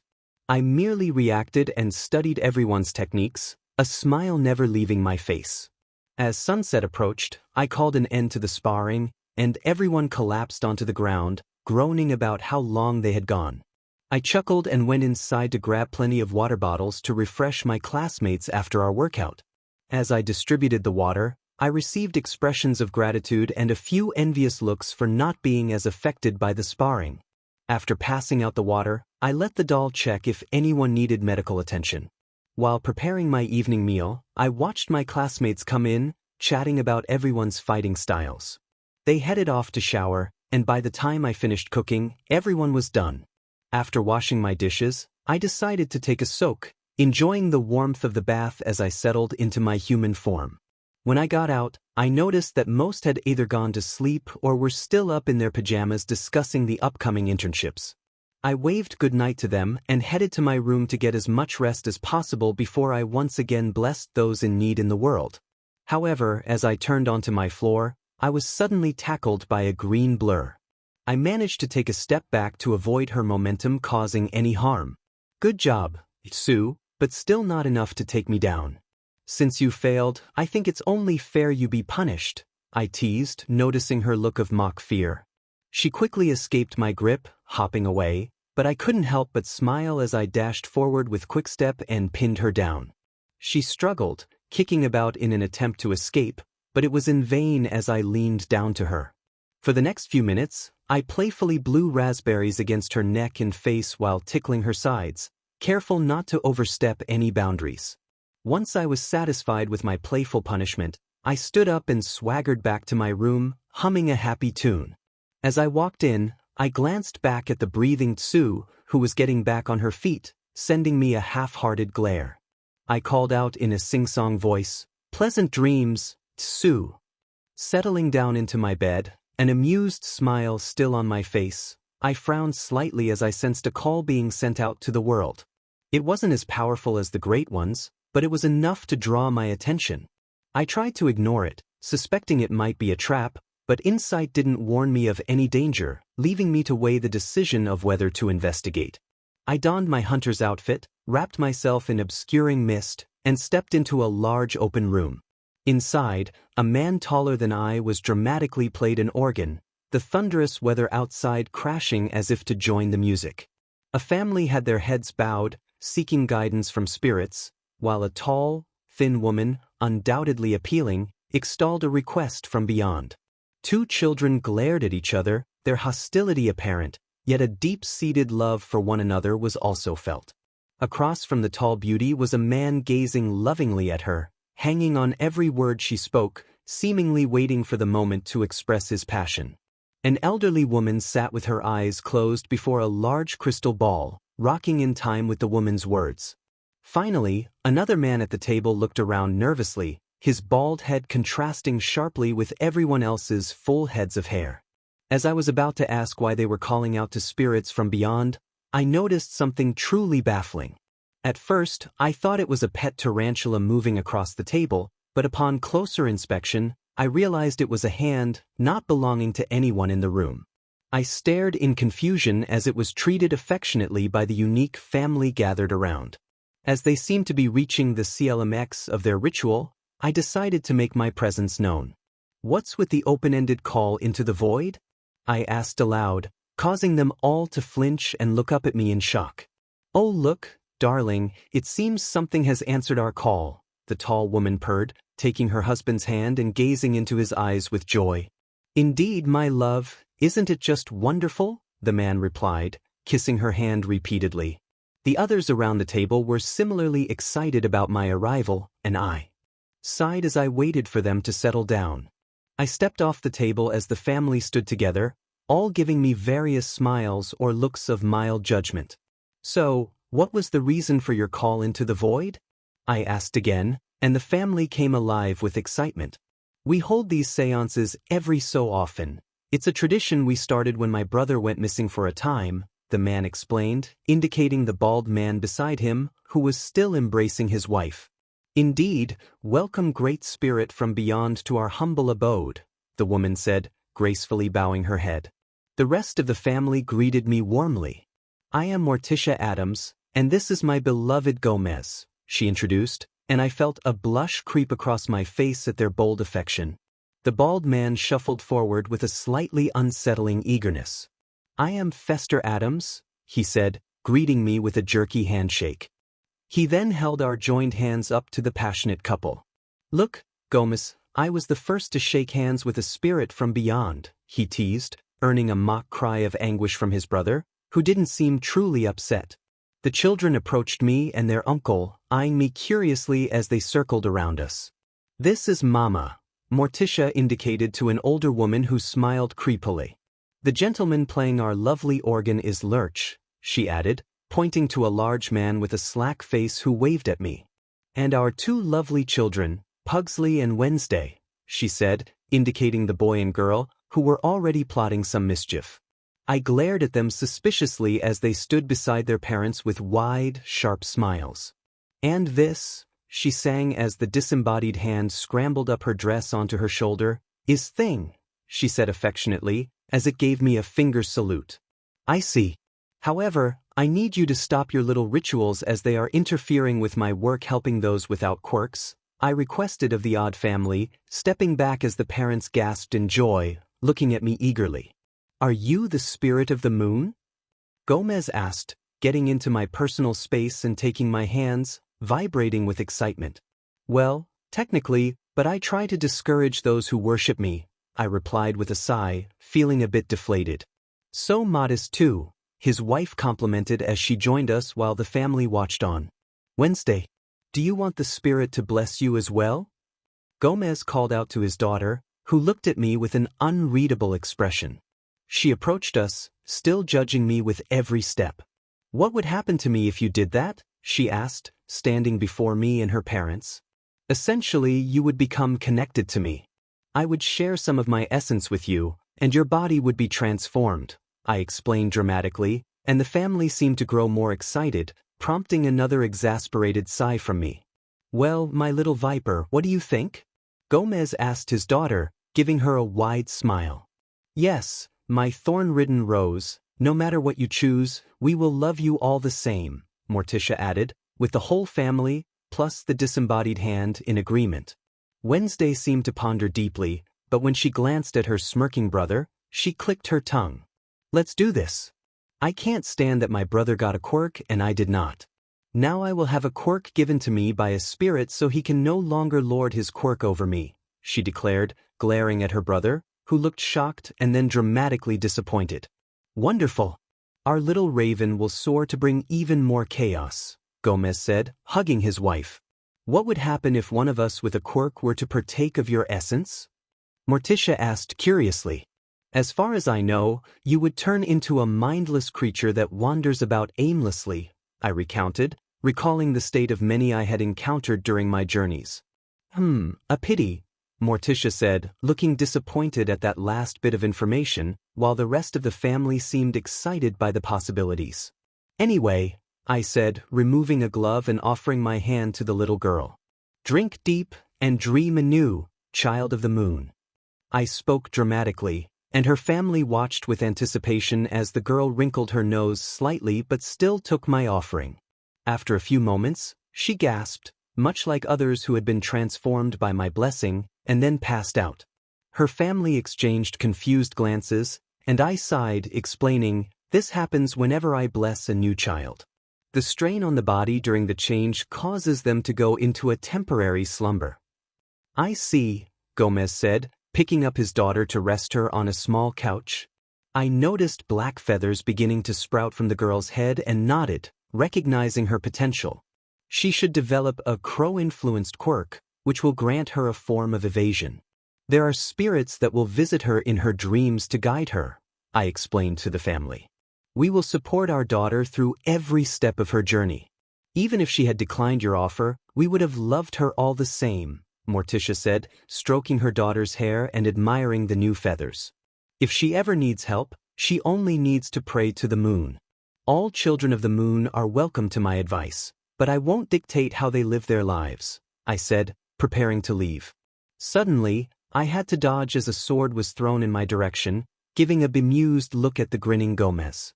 You plan to take our daughter for your own. En garde, you dastardly cur, Gomez declared, swinging the sword he kept for himself, though he didn't seem truly angry. I sighed, pulling out my threaded cane to fend him off, dancing around the room as the family watched in amusement. As we moved about, I remarked, "So your quirk grants you better reflexes and awareness." I parried a flurry of his playful attacks, then rushed in, disarmed him, and held a toy gun to his smiling face. "However," I said coyly, "I am in a league you've never faced before." This earned me his hearty laughter, while the family clapped off to the side. "Remarkable spirit of the moon, it is a grand honor that you are joining our family, young sir," Morticia said, leaving me confused as the rest of the family agreed with her. "What do you mean?" I asked, bewildered. "Well, you made our darling Wednesday a child of yours, making you equal to Gomez and me. So it seems you will now be brother spirit," Morticia explained, the rest of the family nodding emphatically. I sputtered in disbelief. "You can't be serious," I exclaimed, looking at them. "It may seem strange, but our family has a tradition spanning hundreds of years. We take in outcasts, making them family or honorary members. Now that includes you. You've given a glorious gift to our little sparrow, so it makes sense we would honor you by welcoming you into our family," Morticia said, a loving look on her face as she rested a hand on my shoulder. I couldn't help but laugh, feeling unexpectedly honored. "Thank you, I feel so honored," I said, waving as I left through a door of mist to bless more children, a smile on my face and my heart lighter. With the rising sun, a messenger came to fetch me from the astral clock tower where I had been napping, the sounds of the tower soothing me. I stumbled through a door of mist, changing from my comfortable sleeping clothes into my school uniform once more. As I walked through my dorm doorway, I blearily looked around for my froggy friend. Not seeing her, I shrugged and headed down to breakfast with my classmates. After making my breakfast, I blandly chewed it, while watching everyone excitedly discuss their dreams of becoming heroes. I smiled as they shared their thoughts on how their time would go, shaking my head as I finished my third pot of coffee. After cleaning up the kitchen, I made my way to the classroom, still slightly sleepy but ready for the day. The day passed without much to report, except for Midnight handing me a schedule to review. As I headed to the meeting room for my counseling session, I noted suggestions about her plans. After finalizing my suggestions, including special packaging for her items so I wouldn't have to touch them directly, I also set some rules for when I dropped in to avoid any surprises. I shuddered at the memory of the last time I had walked in on Ariana and Adela unannounced. Entering the room, I saw Nizu, Hound Dog, and Eraserhead reviewing papers while they waited for me. I took a seat across from them and waited, stretching slightly in my chair. Once they were ready, the doll joined me, taking one of my hands in hers. So where were we? Right, shortly after I had used all the blood echoes I had at the time to improve my abilities. I bid the doll farewell and set off to explore Yharnam, avoiding the executioner in the back alleys. It wasn't worth the risk of losing my blood echoes, especially if I couldn't recover them after facing such a tough opponent. I focused on defeating everything I could, growing more skilled with each encounter. After accumulating enough blood echoes, I purchased new items from the little one's shop, acquiring the saw cleaver, hunter axe, and hunter blunderbuss. I also worked on increasing my stats to effectively wield them, rather than being weighed down by their heft.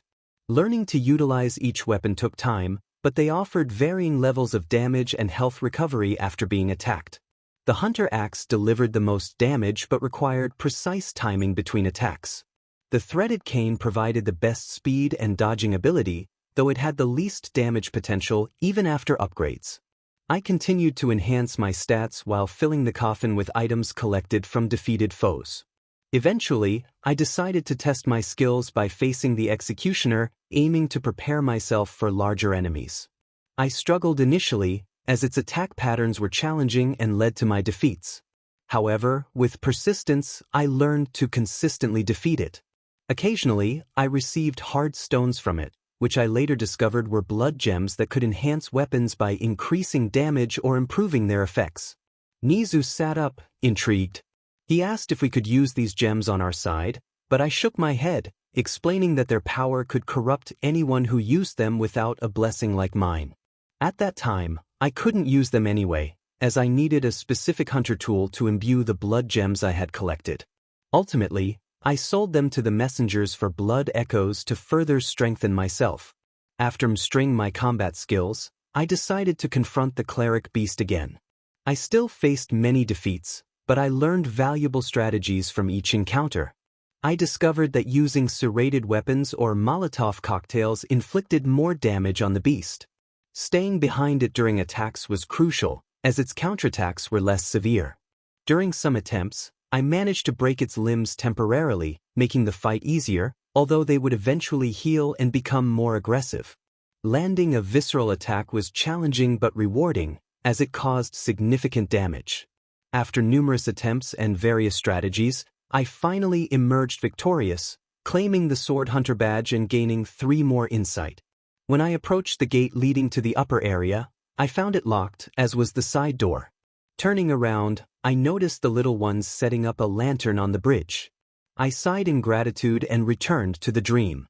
The messengers in the lower bird bath shop celebrated my victory, and new items appeared for purchase.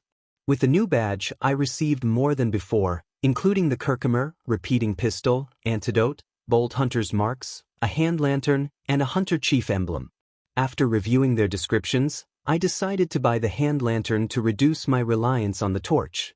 On my next visit to Yharnam, I noticed Gilbert's window was lit, and his coughing was louder than before. I approached and knocked, startling him into a coughing fit.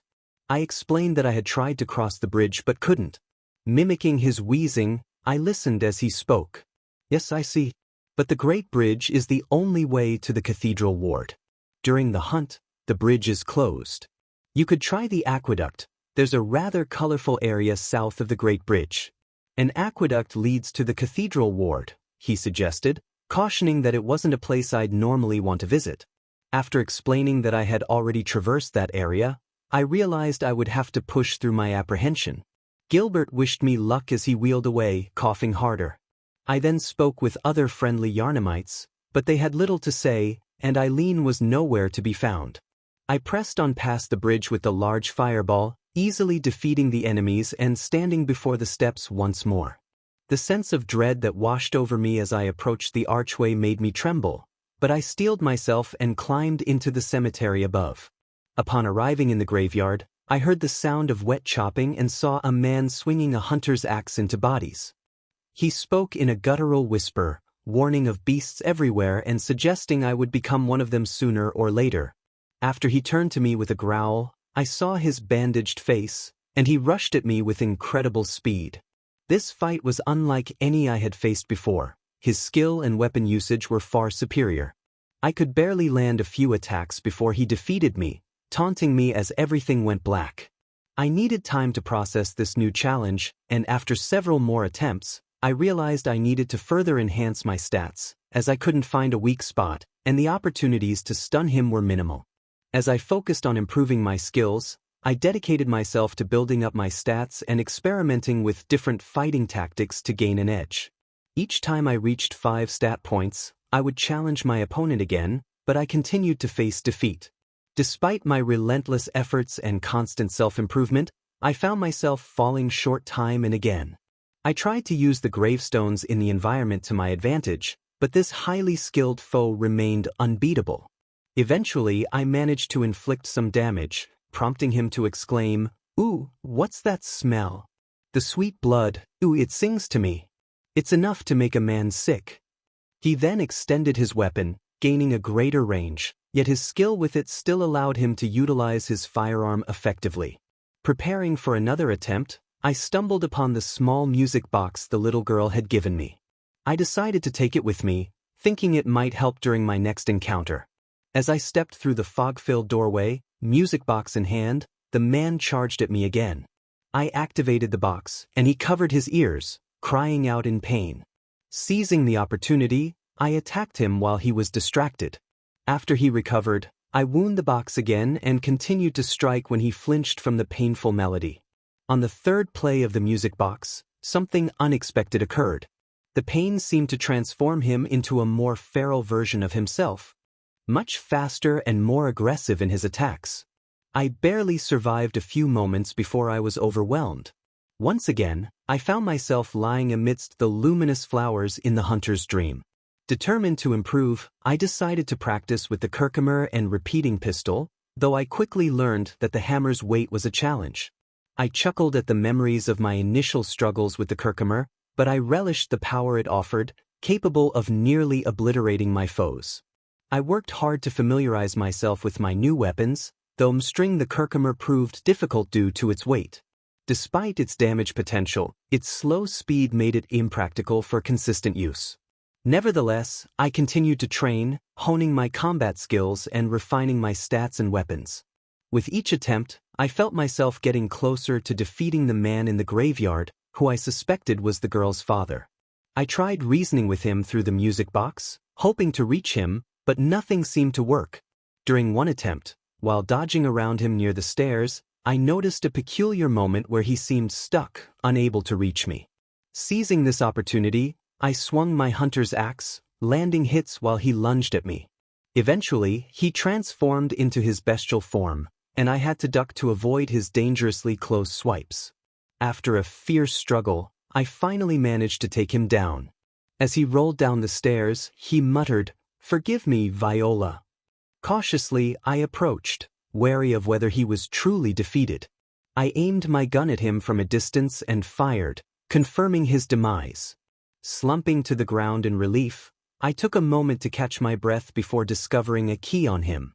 I then made my way up the staircase to a grand gate with an intricate lock, likely meant for the key I had just acquired. To my left, I noticed a broken fence stained with blood. Approaching cautiously, I looked over the ledge and spotted a blonde woman on a nearby roof, dressed in an elaborate black gown adorned with a large red brooch. Jumping down, I examined her and saw a deep cut across her neck, just above the appealing brooch. Tears filled my eyes as I mourned for the little girl. I took the brooch for her and gently lifted the woman, carrying her to the graveyard. I laid her down in a quiet spot and then retrieved her husband's body, placing him beside her. After searching the area, I found a shovel and buried the couple together, propping the axe against the grave marker. As soon as I released it, the axe turned to stone, surprising me. I sighed, reflecting on the strange nature of this world. I said a small prayer for the couple, wishing them peace in the afterlife, before heading to the locked gate. Using the key, I pushed the gate open and entered a new area, weapons at the ready. I found myself in a large cellar with a ladder leading up to the ceiling. Grumbling slightly, I climbed the ladder. At the top, I discovered a records room.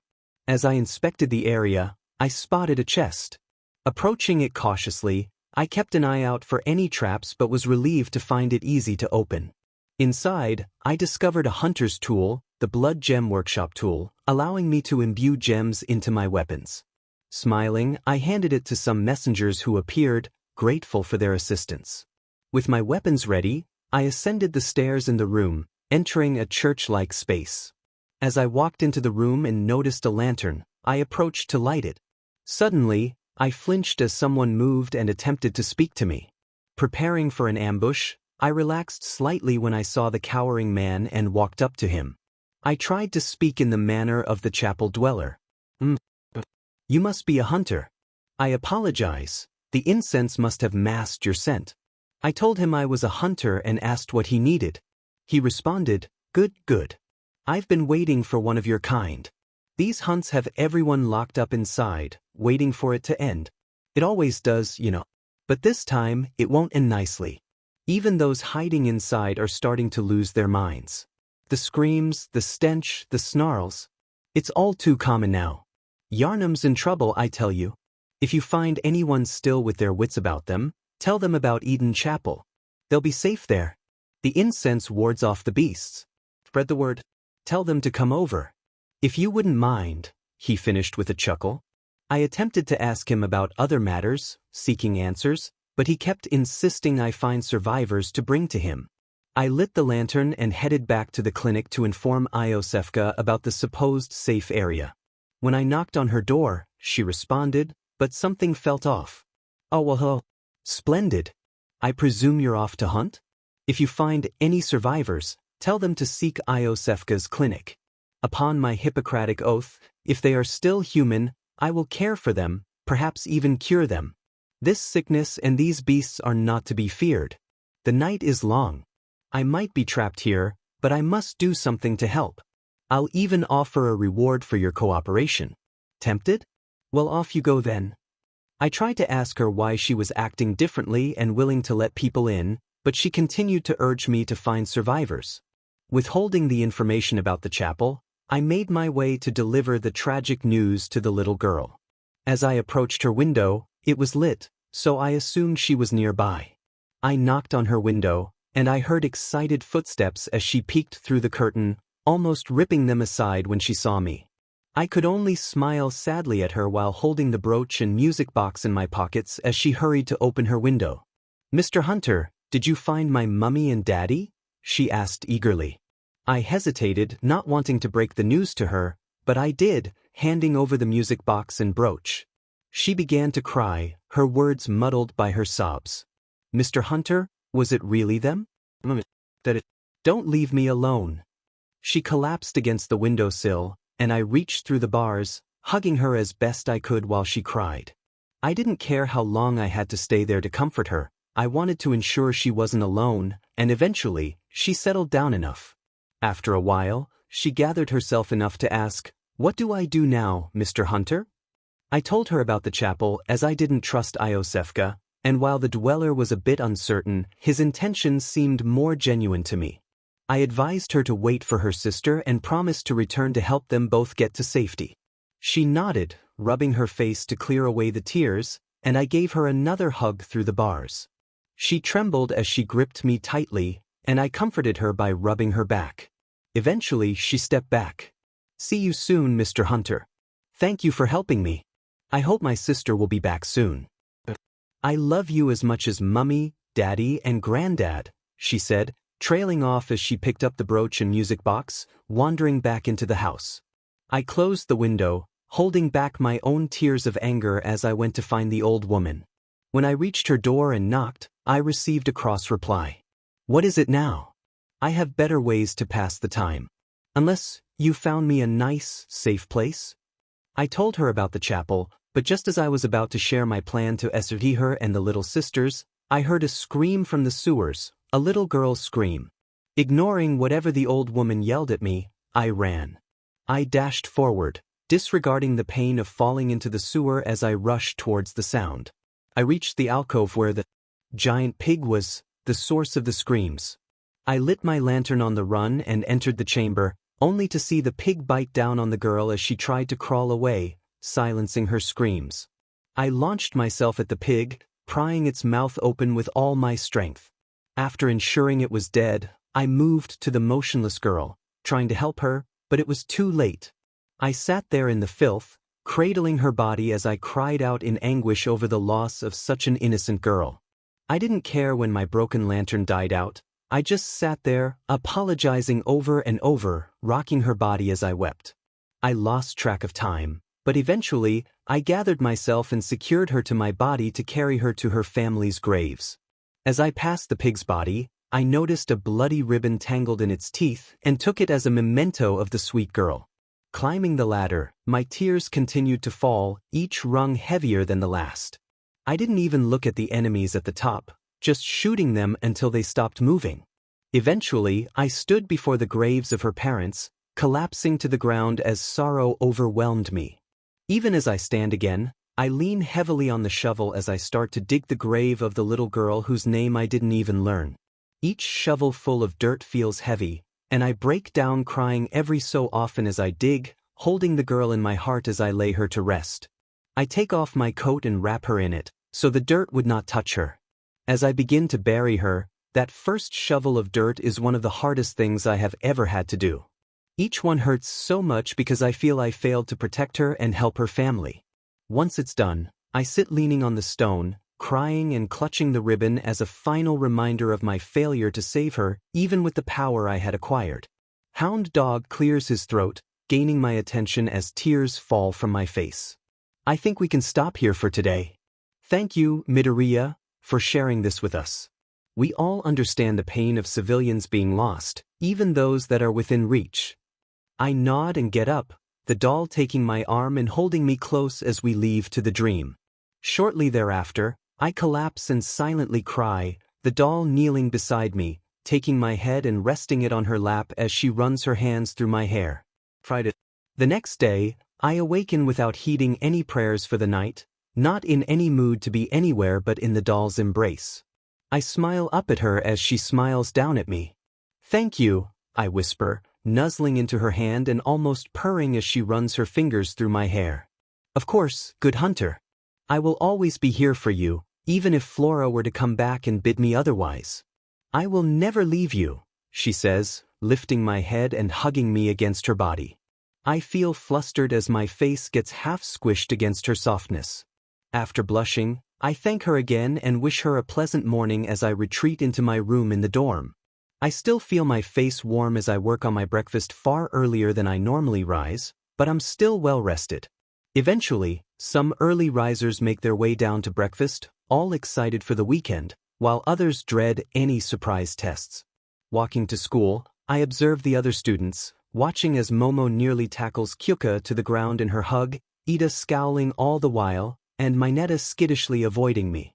I take a breath, hoping for the best but preparing for the worst as I step forward to face the day. Ultimately, the only major thing that happens is midnight, radiantly ecstatic, vibrating with joy at her upcoming vacation. Lunch is filled with everyone guessing what has Midnight in such a happy mood, but I stay silent about where she is going. Eventually, the day ends without much else going on, the less academically inclined cheering at the absence of pop quizzes.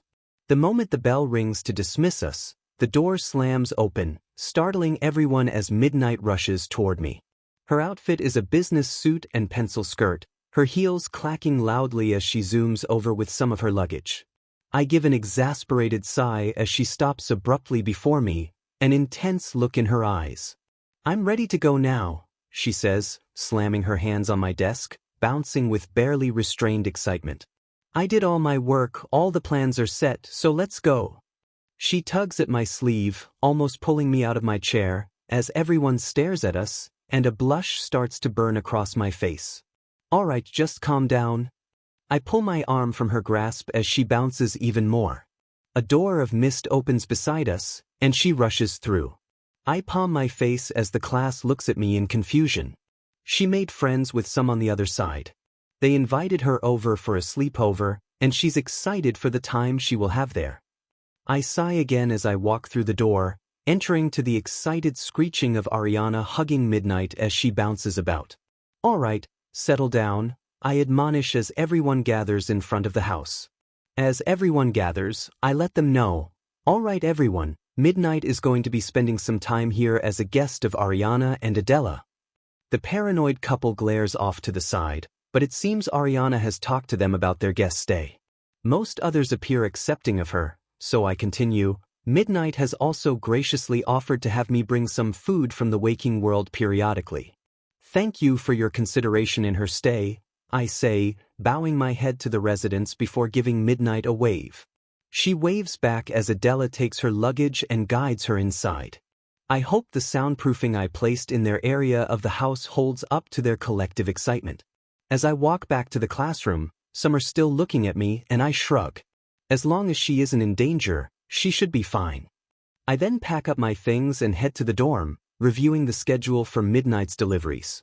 Seeing that one of the food drops will be in a few hours, I let the list fall into the mist. I stretch, feeling hopeful for the upcoming week. On the way back to the dorms, I see Momo and Jairu holding hands and smiling at each other, while Achiko and Tsuyu discuss their plans for their internships, promising to get gifts for one another. We all arrived at the dorms and most everyone headed to their rooms. I returned to my dreams and sat before the graves of the family I couldn't save. I reflected on what had happened so far, and when I was done, I wound up the music box and let it play its song. I left another bundle of lumen flowers on their graves, offering my apologies once more as I departed for Canehurst. As I walked into the throne room again, Annalise seemed excited, if a bit tired, about having a student to care for and raise while she dreamed. I wished her the best and conveyed Saki's appreciation for her help in raising her child, even if she didn't know about Her Majesty's assistance. Annalise was joyful in the struggles of raising a child again, relishing the chance to teach a girl how to be a regal lady. I chuckled and wished her luck, noting that such manners were quite outdated. She scoffed, sitting up in her throne with her nose in the air, playfully asking if I was calling her old. Soon after, she broke into a fit of giggles, rolling off her throne and onto the floor. I rolled my eyes and helped her back up, patting her hand to help her settle down. Eventually, she calmed down, though a silver lady glared at me from the wall, huffing when I glanced her way. I rolled my eyes while Annalise sighed, her amusement stifled. She apologized and I reassured her that it didn't matter as I understood their distaste for my past. She bowed her head and I bid her farewell as I departed back to the waking world, a bittersweet smile on my face. When I entered the dorms, no one was in the lounge, so I decided to enjoy a long soak. After my bath, I felt somewhat better and went to pick up the food that Midnight had scheduled. After checking that everything was fresh, I personally delivered it, much to the surprise of the residents. They all expressed their thanks, and Midnight excitedly shared her experiences so far. She giggled when Ariana wrapped her arms around her waist and gave her a kiss on the cheek. Adela approached next, giving her a shy kiss on the cheek, blushing all the while. I congratulated them on finding companionship. Adela and Ariana thanked me for the opportunity, with Ariana being the more affectionate one, kissing my cheek repeatedly. Adela shyly squeezed my hand in gratitude, and I smiled back, feeling a bit flustered. As I was leaving, I handed off the suitcase Midnight had prepared, and she became giddy as she clutched the smaller bag. I noticed Midnight showing off the contents to a crimson Adela while Ariana smirked at me. I took the garbage with me as I said farewell, receiving well wishes from everyone. Upon returning to the waking world, I disposed of the garbage properly, earning some curious looks from other students on campus. After that, I returned to the dorm and prepared my own dinner while a few classmates came back. We settled in for a movie night, picking our favorite films to share, throwing popcorn around, and enjoying our time together. However, the trio's movie choices were nixed due to inappropriate content, and Mina's film was voted out for being too scary. At the end of the night, I received a letter from Adela saying that the special package could be dropped off in their room. After reading the message, I continued watching the movies with my classmates, smiling along with their laughter. Eventually, it grew late, and everyone started heading to their rooms, making plans for the weekend. I cleaned up and prepared several duffel bags to send off to Midnight for her fun. I picked up a few bags and sent some through the mist, walking leisurely into their room. As I walked through the mist, I was met with a surprising scene. Adela was struggling to cover herself, while Midnight was playfully engaged with Ariana. The atmosphere shifted as we all stared at each other, the mood turning tense. Midnight stuttered, her face turning crimson as she rushed to cover herself. Ariana, seeing me, burst into giggles, playfully teasing Midnight. Adela hurriedly wrapped a blanket around herself, trying to hide behind the pair on the bed. Midoriya, what are you doing here? Midnight finally managed to ask, batting away Ariana's playful hands. I sighed in frustration, pulling a large blanket from the mist and tossing it at them, causing them to yelp as the weight knocked them over. Adela sent me a letter to bring a restock for your fun items, but now I believe it was a trick of Ariana's, I said, feeling exasperated. I scrubbed my face in annoyance, realizing the awkwardness of the situation. Classes are going to be so strange from now on, I lamented, dropping the bags I was carrying. From this point on, I will have the messengers bring things over, I said, turning from the bed. Just as I was about to leave, Ariana flailed about, causing Midnight to yelp. As she stumbled out from under the blanket, she rushed at me, her damp body brushing against my arm. "Ah, don't be that way, Zuzu," she teased, trying to nuzzle against me. I quickly pulled my arm away, and her giggles filled the air. "Ah, always such a bashful hunter. You're so cute," she said, pinching my cheek. She danced away, giggling as she swayed her hips to entice me to look her way. "Midoriya," Midnight called out, her face flushed with embarrassment as she repeatedly looked away. "I'm sorry, I didn't know she was going to do that." Tears of frustration glistened in her eyes, prompting me to let out an exasperated sigh as I approached her.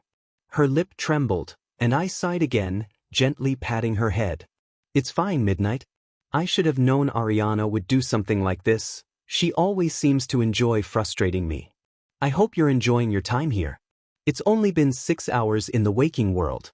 I know you lean into your persona, but you don't force people against their will.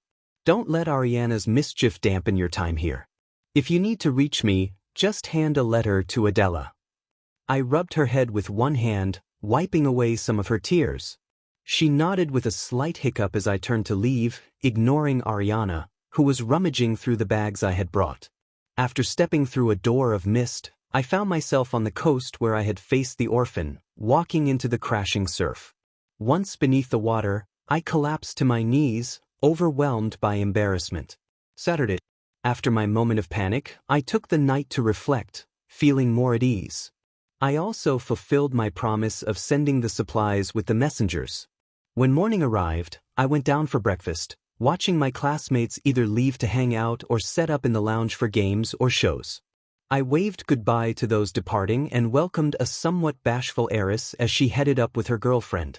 After cleaning up my mess, I decided to wander around to pass the time before delivering food to the sanctuary. As I strolled through the UA grounds, I took in the vastness, passing by some of the training areas. I spotted upperclassmen training, though they still weren't on the same level as many of the invading hunters I had faced. Shaking my head, I continued my wander, bumping into some staff members who inquired about Midnight. I assured them she was fine and enjoying her time in the dream, despite the little hiccup with Ariana's prank. Many were impressed by how long she had spent there without causing trouble. After delivering lunch and having something to eat myself, I visited those I had blessed. When I checked in on Wednesday Addams, I learned that her blessing had left markings on her arms, allowing her to have 2 familiars that could travel great distances when sent out. The names of her ravens were Hugin and Munin, and they seemed quite intelligent. She could also communicate with other corvids, bartering with them to recruit spies or helpers. While discussing her blessing, her father suddenly brandished a sword, challenging me to another duel for his daughter. I easily fended him off, redirecting him into the garden for Wednesday to test her abilities. The rest of the family watched in amusement and awe at our battle. Eventually, Gomez attempted to sneak up on me, likely trying to team up with his brother to take me down. However, I managed to defeat them both, overcoming his electrical quirk, which he couldn't expel like Kaminari could. After receiving applause for our impressive display and bidding farewell to the Addams family, I continued visiting others I had blessed before the day ended.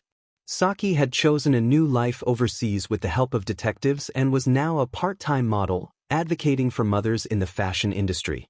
Most of the others I had blessed were stepping up to stop bullying or supporting their fellow blessed during tough times. I praised everyone I met, encouraged their passions, and wished them well as I left. A smile never left my face as I headed to the beach I had cleaned up, wanting to bask in the late afternoon light for a while. Eventually, I was joined by the doll, who shared her experiences with me. She expressed her frustrations about Himiko being overly dramatic and having too much intensity for her taste. I laughed and wished her luck in dealing with her eccentricities, but I realized my mistake when she suddenly went quiet, the air around her vibrating with anger. Before I could de-escalate the situation, she vanished into the mist, and I tried to follow her, but the messengers seemed to be on her side, sending me to Bergenworth. No matter how hard I tried, they wouldn't heed my call, so I started sprinting back to the sanctuary, powered by One for All. I dashed through the entire Forbidden Woods, avoiding the elevator and the poison swamp shortcut. Despite the mindless enemies trying to attack me, I pressed on into Cathedral Ward. As I sprinted through the ward, the air itself shook, and I pushed myself to run faster, ignoring the pain in my fractured bones. As I skidded around the tower to leap to the sanctuary, I could hear the doll confronting Ariana. As I burst through the mist, the scene before me brought back memories of my encounter with Lady Maria of the Astral Clock Tower. The doll stood there, yelling at the cowering woman, fully dressed like Lady Maria and brandishing the rakuyo. The sanctuary looked like a tornado had swept through it, with survivors and vestiges scattered about, either cowering, dazed, or watching in amusement. The doll continued to scold Ariana, with Adela and Midnight by her side, hoping things wouldn't escalate further. I approached the doll and took her wrist. She turned to me, fury in her eyes, but her expression softened as she met my gaze. "Thank you for defending me, doll, but I think you've done enough. Let's go home," I said gently, pulling her along with me back to the hunter's dream. As we passed through the mist, I noticed her breathing a bit heavily, so I paused to let her collect her thoughts. "I'm sorry, good hunter, that you had to see me in such a state," the doll said, hugging herself and turning away. The rakuyo slipped from her grip into the waiting hands of the messengers as she walked toward the new workshop. "Doll?" I called, making her flinch to a stop. "I understand why it bothered you so much, and I'm truly touched that you care about me." I approached her from behind, wrapping my arms around her middle and nuzzling into her shoulder. "I'll leave you to your thoughts, but know this, I'm not completely angry about your outburst." I gave her another squeeze before letting her go as she shuffled into the workshop, softly shutting the door behind her. I sighed and turned back to the sanctuary to help clean up the chaos. When I arrived, I found a sobbing Ariana being comforted by Midnight and Adela, while everyone else was either recovering or starting to clean up. I rolled up my sleeves and made sure Ariana was okay before beginning to repair the damage. After doing what I could, everyone bid me farewell, and I left to request some building materials from Nizu. Thankfully, Nizu was understanding about the random damage caused by unforeseen circumstances. I thanked him, and during the dinner d'Elvoy, I brought the materials with me to assist in the repairs. After being playfully shooed away by the survivors and vestiges, I left with a laugh to bless those praying to the moon. The next day, as I ate breakfast early, I spotted a very red Kyuka trying to sneak into the dorms. When our eyes met, I gave her a wicked smile, and she smiled back in embarrassment before giggling and dashing to the stairs. I chuckled, happy that the two of them were enjoying their relationship. Once I finished my meal, the rest of the class began to come down for breakfast as I washed my dishes. I wished them all a good day before setting off to deliver the final breakfast meal that Midnight had prepared for those in the sanctuary. After that d'Elvoy, I wandered through the dream, reviewing some of the hunter books about their hunts, trying to prepare myself for anything that might happen. Eventually, the alarm on my phone went off, prompting me to gather the lunchtime d'Elvoy and pick up any non-burnable trash. Just before I left, Midnight slipped a letter into my hands. I read it in private, surprised by its contents, and smiled as I set off to complete the request. I walked around UA, talking to those Midnight had requested. Many were surprised by the request. I stumbled across May as she burst out of a workshop, and I knew she would be helpful. After a brief scuffle, her reluctant to stop making more inventions, I finally told her what I needed. She became extremely excited about my request, so I sent her off with a list of materials to gather and a deadline. I then gathered some friends for what was about to happen in the dream, surprising them with my plans. After sending May into the dream alongside Momo to help with preparations and providing May with the necessary materials, much to Momo's displeasure, I argued that what we were creating wouldn't affect the waking world except for one item. I finished convincing Momo to help May and then went over last-minute food orders with Midnight. Once everything was set for pickup, she hurried back into the dream. All that remained was for me to wait on the waking world side, excited for what was to come. Some of my classmates noticed my happy mood and asked what had happened. I gave them a coy smile, telling them they would just have to wait and see. Eventually, the staff began to arrive, causing my classmates to panic about their formal attire. I went over the inventory that Lunch Rush had prepared. After everything was checked off, I opened the gate for everyone attending the event. As we passed through, I playfully pulled Kyuka through just before closing the gate, eliciting a surprised scream from her. Impressive lung capacity as always, I teased, earning a glare from her before she huffed and pouted, staring into the distance. After some gentle teasing, I sent the pouting girl off to help her girlfriend, watching her trudge toward the new house. The entire sanctuary was beautifully decorated for the upcoming celebration, with all the vestiges and survivors buzzing with excitement. I helped where I could, with Nana and Banjo efficiently bringing in the decorations I had prepared. The church dweller was eager to perform another ceremony but expressed some doubts about the information Midnight had shared. I reassured them that yes, polycule relationships do exist, but they require more effort than traditional pairings. As the preparations rushed to completion, everyone took their places, and Kyuka set up some speakers to begin the wedding march. I stepped aside for Ariana and Adela as they emerged in the wedding dresses they had worn for their first ceremony. Their gowns sparkled, and their heels clicked softly with each step toward the altar. Upon reaching the altar, they both flashed me radiant smiles filled with joy and barely contained excitement. Then, Midnight began her walk down the aisle, her smile bright and tears of happiness streaming down her face. The ceremony was appealing. The dweller delivered a moving speech and asked the Great Ones to bless this union. I stepped forward, feeling the weight of everyone's gaze on me as I smiled at the happy throuple. Midnight, I am going to give you a blessing in the language of the Great Ones. This will have the side effect of changing your existence, making you like Ariana and Adela. If you should leave this world, you will be bound to this one, able to visit with my help for a limited time. What I am asking, Midnight, is if you want to spend all the time you are given here with these ladies you are choosing to marry. She took a moment to think, with Ariana and Adela offering understanding smiles, patiently waiting for her decision. Eventually, Midnight nodded, and I smiled as I placed my hand on her head. I closed my eyes and recited the words that had once held my soul for Flora, the air vibrating with the power of my words. When I finished, Midnight opened her eyes, which now glowed slightly as she looked around in confusion. I chuckled and stepped back to my spot, allowing the ceremony to continue, feeling pleased to welcome a new soul into the dream. The rest of the ceremony went perfectly. Kyuka caught the bouquet during the toss, much to her embarrassment, while Momo held one of her hands with a smile. A garter playfully hit me in the side of the head, while another landed on Snipe's fancy gas mask. Afterward, the newlyweds retreated into the house as we set up for the food. Momo took apart the bouquet to create a flower crown for her beloved. When the brides returned in less elaborate dresses, we all gathered for the buffet as the dancing began.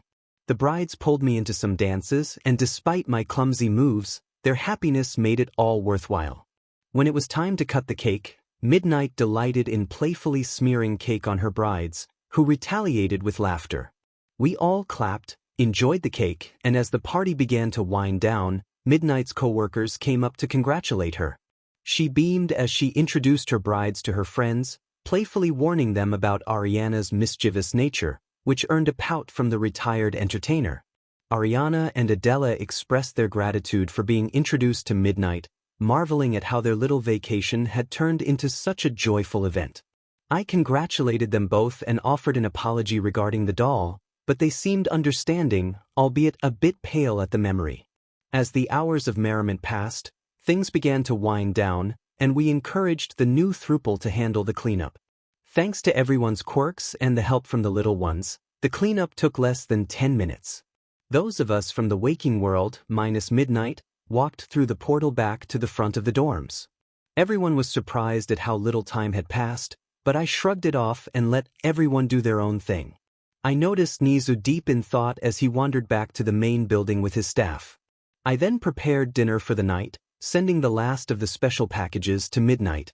As I sat down, I saw Kyuka with an adorable smile, touching the flower crown still on her head while Momo had wandered off to the bathroom. In a moment of mischief, I had a messenger take a picture with my phone, startling her out of her daydream. She looked around, only to see me holding my phone up with a playful grin as I sent the picture to Momo. Shortly after, we heard the rapid sound of slippers on the floor as Momo rushed into the room and promptly embraced her girlfriend. I chuckled, leaving the adorable couple to their affections as I cleaned my dishes and headed to my room.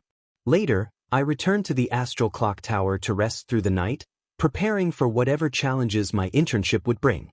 The next day, I brought Midnight back early in the morning, much to the dramatics of the entire throuple. I explained the messenger lamp I was leaving in her room, allowing her to return to her beloved pair whenever she wished. After leaving the somewhat somber woman, I got my clothes ready for the week of my internship. I managed to prepare a hearty breakfast and was halfway through it when the first of my classmates stumbled into the kitchen, providing amusement as I watched them recover from the excitement of the previous night. Eventually, everyone gathers their things and boards the bus, chatting excitedly about what is to come. When we finally arrive at the train station, Eraserhead stands before us as we hold our luggage and hero costume cases. Everyone has their costumes, right? Remember, you don't have permission to wear them out in public yet, and don't lose them, he reminds us. Gotcha! Mina exclaims, holding her costume case above her head with a bright smile. Speak properly, Eraserhead admonishes. It's, yes, sir, Ashido? Yes, sir, Mina replies, pouting as she hugs her costume case. Make sure you mind your manners with the other heroes during your internships. Now get to it, Eraserhead says dismissively. Everyone affirms and starts to make their way to their train or bus. I watch from a distance as Achiko approaches Ida, trying to show her support. However, I notice the forced smile he gives, prompting me to take a deep breath as I kneel down, summoning a few messengers. Little ones, please watch over my classmates for me. I fear some of them might get in over their heads, I request, earning nods and salutes as they discreetly disperse to keep an eye on my classmates. I then board my own train, heading to a street corner to meet up with Mirko. On the train, people make a fuss about me and ask for autographs. When I arrive at the designated corner, it seems my mentor is running late, leaving me to wait. My wait is interrupted by the dragon hero Ryukyu approaching, so I wave, and when she is closer, I greet her. Salutations, Ryukyu. I didn't expect to run into you during my internship. Indeed, I wanted to meet the person who got Rumi to break her vow of never partnering up, she replies, adjusting her dark red qipao as the wind blows around her. Just as I am about to respond, I feel my instincts kick in, prompting a sigh of exasperation. Ryukyu's eyes widen as she looks above and behind me, spotting my mentor rocketing toward us. I brace myself as I catch the rabbit with the dream. I smile at the dragon hero and politely ask, it seems my mentor wants to have a spar. Could I trouble you to act as a referee so she doesn't go too far? I gesture for her to follow me through the door of mist I created. As we pass through, I find myself already in my gear, with the messengers taking my bags elsewhere. What greets me is a chaotic scene of a rabbit causing trouble for Ram's children at the lake. I sigh, palming my face as the dragon hero stumbles through the mist, ready to help her friend. I hold out a hand to stop her and call out, Ram, could you kindly move your children to another area? Sorry for intruding on your domain, as the mist pools around the spiders, guiding them away. This catches my mentor's attention as she leaps over to us, wearing a somewhat manic grin. "You can control those things?" she asks, seeming excited about the challenge. I shake my head. "No, those are the children of Rum the vacuous spider. Only she has control over them. Rum, would you like to say hello?" I call out to the fog, both heroes flinching as Rum phases in front of us. I approach her while the two female heroes feel her presence. This is Rum. She was once a person, but a misguided scholar transformed her to maintain control of information. I place a hand on Rum's body, the lights falling off her like snow. I then look to the ladies. Don't worry, nowadays she is left to govern this lake as she likes. I really should stop imposing on her, but her domain is so suited for many things. Rum nudges me, and I laugh as she teleports away, leaving me alone with the two heroes. "Anyway, Mirko, shall we have a spar? But what's in it for me if I win or lose?" "What did you have in mind?" Mirko asks, ping a hip as she waits for my proposition. "Remember the magical girl of mighty muscles?" I ask playfully, earning a giggle from Ryukyu and a glare from Mirko. "And if you lose?" Mirko growls. "I'll dress up however you choose instead. Sound fair?" I offer, extending my hand. My wait isn't long as she gets an evil smile and says with a sneer, "I'm going to dress you up as a little bunny in the frilliest dress possible." She takes my hand, and I chuckle as we shake on it, sealing the deal.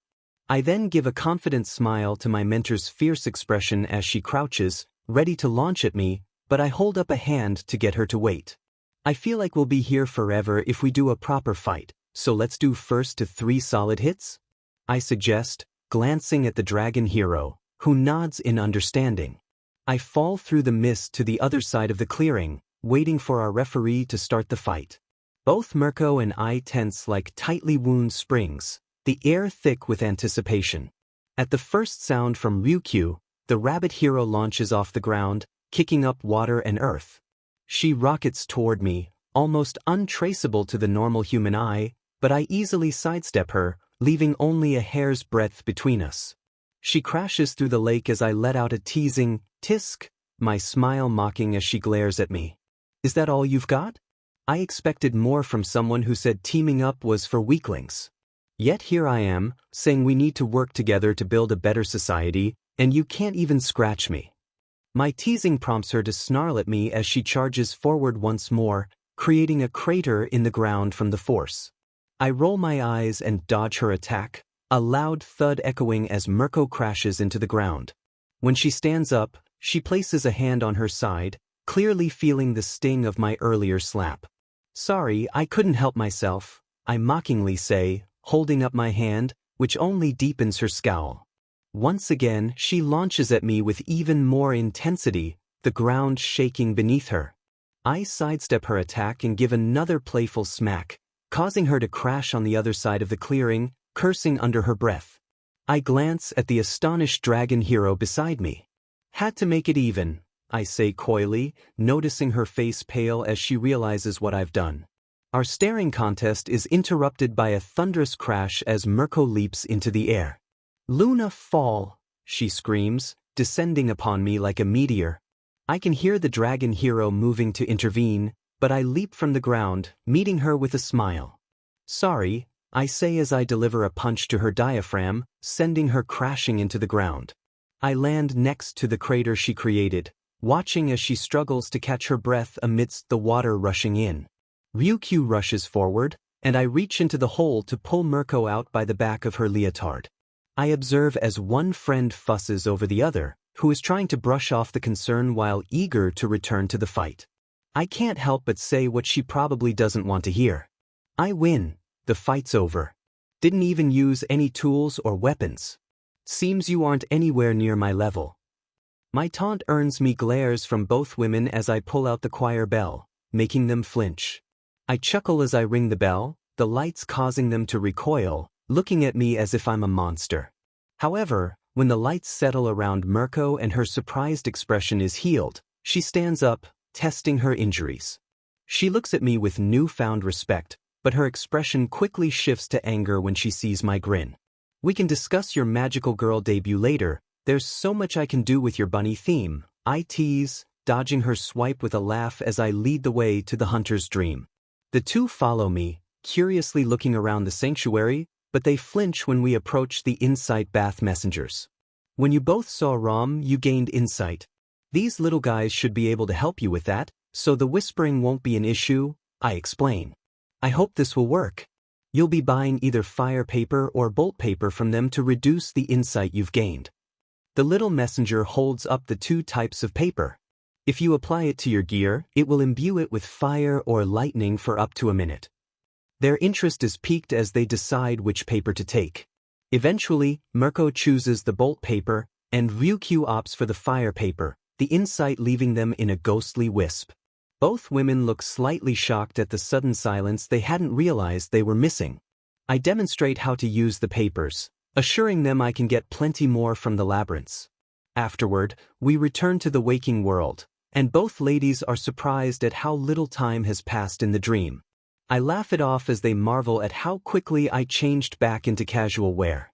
Same time in Hosa City. On a normal day, I'd just be waiting for client calls.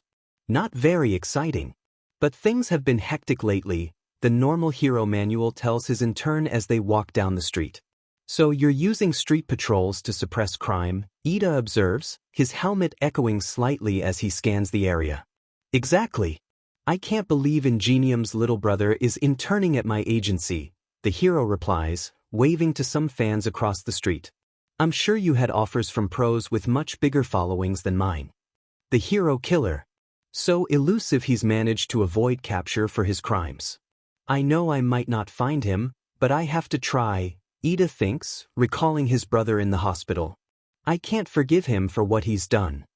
Back to Izuku. After giving them a brief explanation, Mirko and I head to her current patrol area. It's nearing dinner time, so she tells me to eat what I can from the kitchenette while she takes a bath and changes into a new outfit. Amusingly, there are quite a few carrots or carrot-themed foods, so I make myself a salad. Carrots, huh? I think to myself as I eat, looking around the sparse living space. Eventually, Mirko emerges, freshly dressed with damp hair, grabs some carrots to snack on, and tells me we're going on patrol. In the center of Tokyo. To be perfectly frank, I don't like you very much, the fiber hero best Genus says, turning away from the bay window he was looking out of. A wheelchair-bound Bakugo responds, his jaw wired shut. I know full well why you chose my agency. Because I'm one of the top 5 most popular heroes. The hero received a confused scowl from his intern. It's true I made an offer for you to be here. Recently, all my recruits have been perfect little angels, so you certainly stood out. He adjusted his hair and pointed at the young man in the wheelchair. I watched the way you fought at the sports festival. You have a good handle on your powerful quirk and a decent grasp of its application. You're an outstanding talent. I'd say you're already good enough to take on as a sidekick. Bakugo stood a little taller, pride swelling within him at the praise. However, you do have a flaw. The hero noticed the boy's scowl deepening. You believe you're the best, and you display that belief without regard for how it reflects on you or your image. You have a fierce nature. Bakugo trembled in anger, realizing the mistake he made in this choice. He tried to leave, but his chair was held firmly in place. I have to correct people like you. It's part of my duty to society. Heroes and villains are cut from the same cloth. So your job here is to watch me. I'll show you what makes someone a hero. As Bakugo growled in confusion, Best Genus continued, Isn't it obvious what I'm doing? I'm educating you on becoming an exemplary pro. That includes being aware of the way you speak, your appearance, controlling your emotions and your morals. There are countless things you need to learn, but in the brief PRD of 1 week, I will weave these lessons into the fabric of your being. Fourth kind agency. Whoa! 2 young men exclaimed as they entered the main office of the building. Tetsu, the red-haired young man questioned. Kirishima. Tetsu exclaimed in excited shock. Both young men clasped hands and said together, Hey man, what are you doing here? The chivalrous hero fourth kind stood behind his desk, one pair of arms crossed across his middle while the other pair rested on his hips. We were able to put in 2 offers this year. Let's begin right away. Both young men bowed in sync as they said, "I look forward to working with you." Fourth kind sat behind his desk. "I was impressed by the guts both of you showed at the sports festival. I like you too. However, being a hero isn't easy, and you can't rely on brute force alone. So this week, you'll learn from my experience." "That's the chivalrous hero," Tetsu praised. "He's so impressive," Kirishima said, clenching a fist in front of himself with a smile. Fourth kind slammed a fist on the table. "Wait for me to finish speaking." He scolded the two, who bowed and apologized in sync again. "Seems I'll have to teach you proper manners too." "Thank you very much, sir," both young men exclaimed as they stood at attention. Fourth kind leaned back in his chair, bridging a pair of his hands in front of himself. "First, let's talk about why we're even here. Pros receive wages from the government, so we're civil servants. But there's more to it than that. With the quirks we offer, our responsibilities are different from regular workers. Now, regarding our actual duties. Another city street. Basic hero goal, control crime. Right?" The battle hero gunhead said, his mask giving a metallic echo to his voice. His intern followed along, looking stunned with her hands clasped gently. "When a crime occurs, the police will contact us. These requests come in all at once, filtered by district. We file reports on the services we provided, assisting with arrests, rescuing people, etc. Then a special agency evaluates our work and decides how much we should be paid. You'll catch on quickly." "I didn't expect him to be so friendly," Uravity thought to herself. A TV station. Additionally, heroes are allowed to have side jobs. There were many arguments about this when the world of pros was first being established, but the heroes became so popular that the public demanded it. The snake hero Uabami said as she faced her intern. "For example, I'm about to film a commercial. Stick around, okay?" She turned back to her mirror to fix her makeup. "Well, I was kinda hoping I'd see something a little more action-oriented," Itsuka said bashfully in her teal knee-length cheapao, a small mask around her eyes. "Isn't there anything else I can do while you film this commercial?" "Do you know why I chose to recruit you?" Uabami asked, standing from her makeup table. "Any thoughts?" she asked coyly. "Well, I guess it's because you saw my heroic potential?" Itsuka replied uncertainly. "Of course I did. But there's another reason." The snake hero tapped her chin thoughtfully. "You're a very cute young lady." "Huh." Kendo blushed, her face warming. "Empty lady agency. You know what's a useful skill?" The pro hero lady said, digging through a bag of chips while reading. "Knowing how to pass the time while you're waiting to be called out to rescue someone. Got that?" Sure," Minetta replied, vacuuming the floor while thinking to himself, "This is not the kind of role play I was hoping for." Suddenly, a spider fell from the ceiling onto one of his gloved hands. "Endeavor Agency. I've been waiting for you, Shoto. You're finally ready to walk down the path of the mighty," Endeavor said, standing behind his desk, his hero costume aflame as usual. "I have no intention of following any path you've created. Only I can decide my future," Shoto replied, glaring slightly at his father. "Is that so? You should go get ready. We're going out," Endeavor said smugly. "Where to?" Shoto asked, curiosity creeping into his tone. "It's time I show you what it means to be a hero," Endeavor replied to his son. She continues as we walk around the area, explaining that we will take turns handling situations as they arise. This way, I can observe her fighting style and she can see mine. I make sure to get her permission to use my quirk, and she insists that I keep it non-lethal and avoid causing major injuries. I agree to her terms, holstering my gun and walking with my threaded cane and slightly green-dyed hunter's set. Mirko attracts a lot of attention from the crowds, especially with me by her side, given her no teams stance.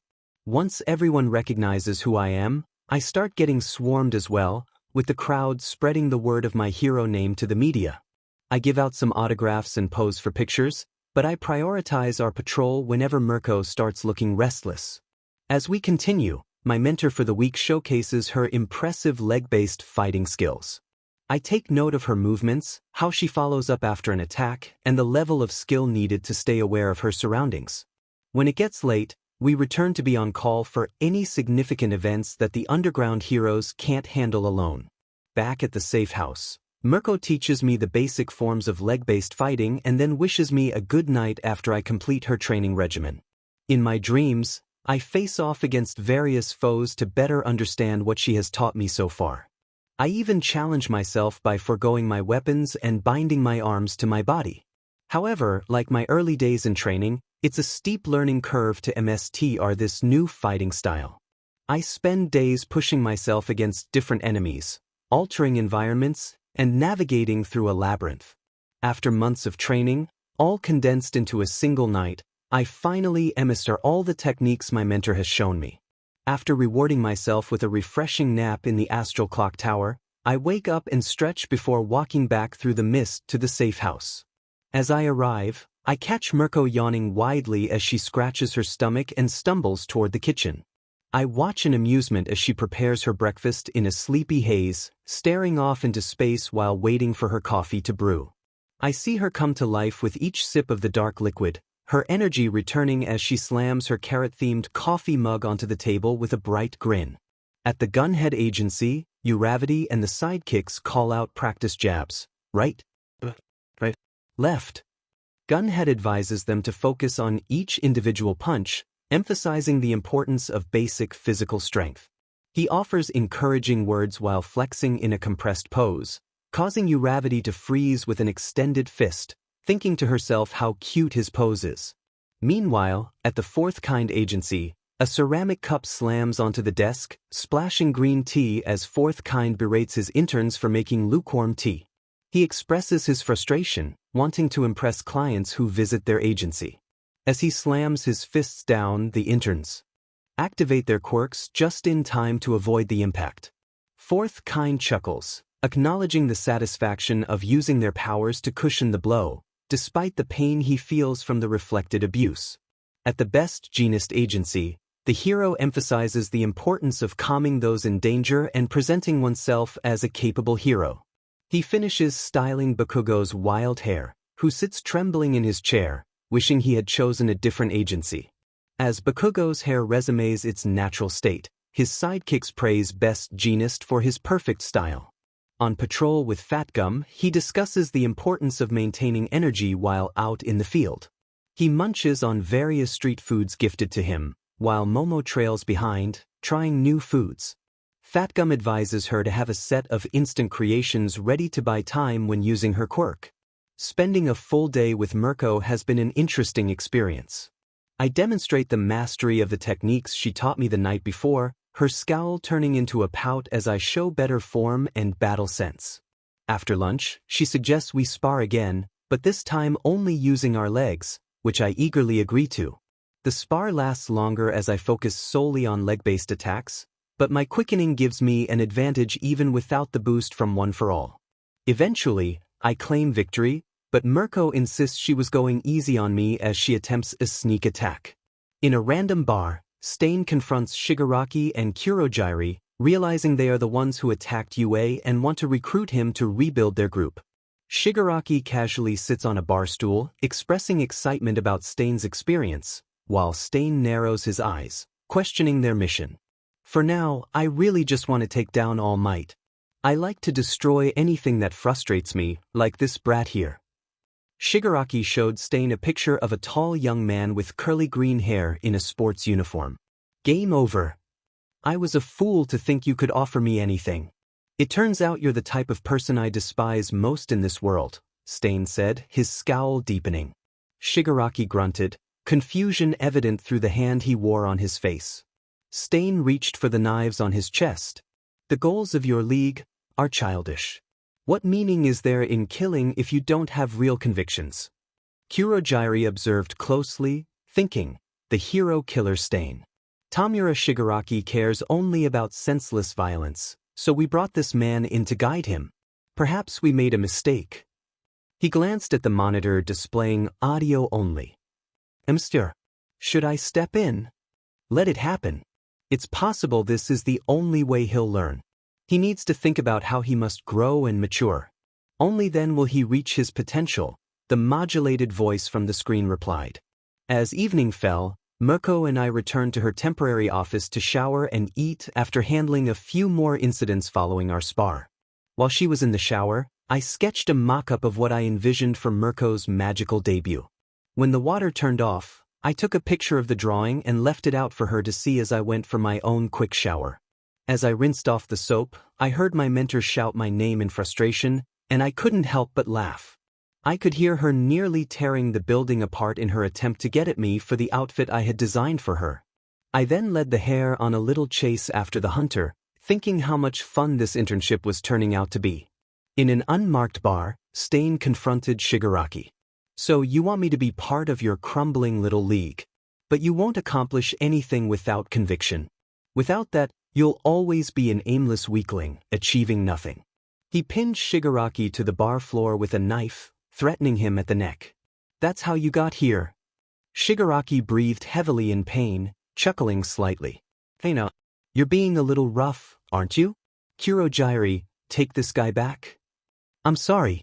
I can't move," Kurogyari replied, a sleeve of his uniform cut and bleeding as he was frozen at the bar in pain. It must be the hero killer's quirk at work. The word hero has lost all meaning in this society. The world is overrun by fakes and criminals like you who chase petty dreams. "They must all be purged," Stain said, bringing the knife closer to Shigaraki's neck. Tamura grabbed the blade. "What do you think you're doing? If you touch this palm," the knife cracked at his fingertips, "I'll take you down." The knife continued to crack and rust at the points of contact with his fingers. "You sure talk a lot, hero killer." "Conviction? Maybe I don't have anything as loaded as that." He squeezed, and the knife crumbled to rusted dust.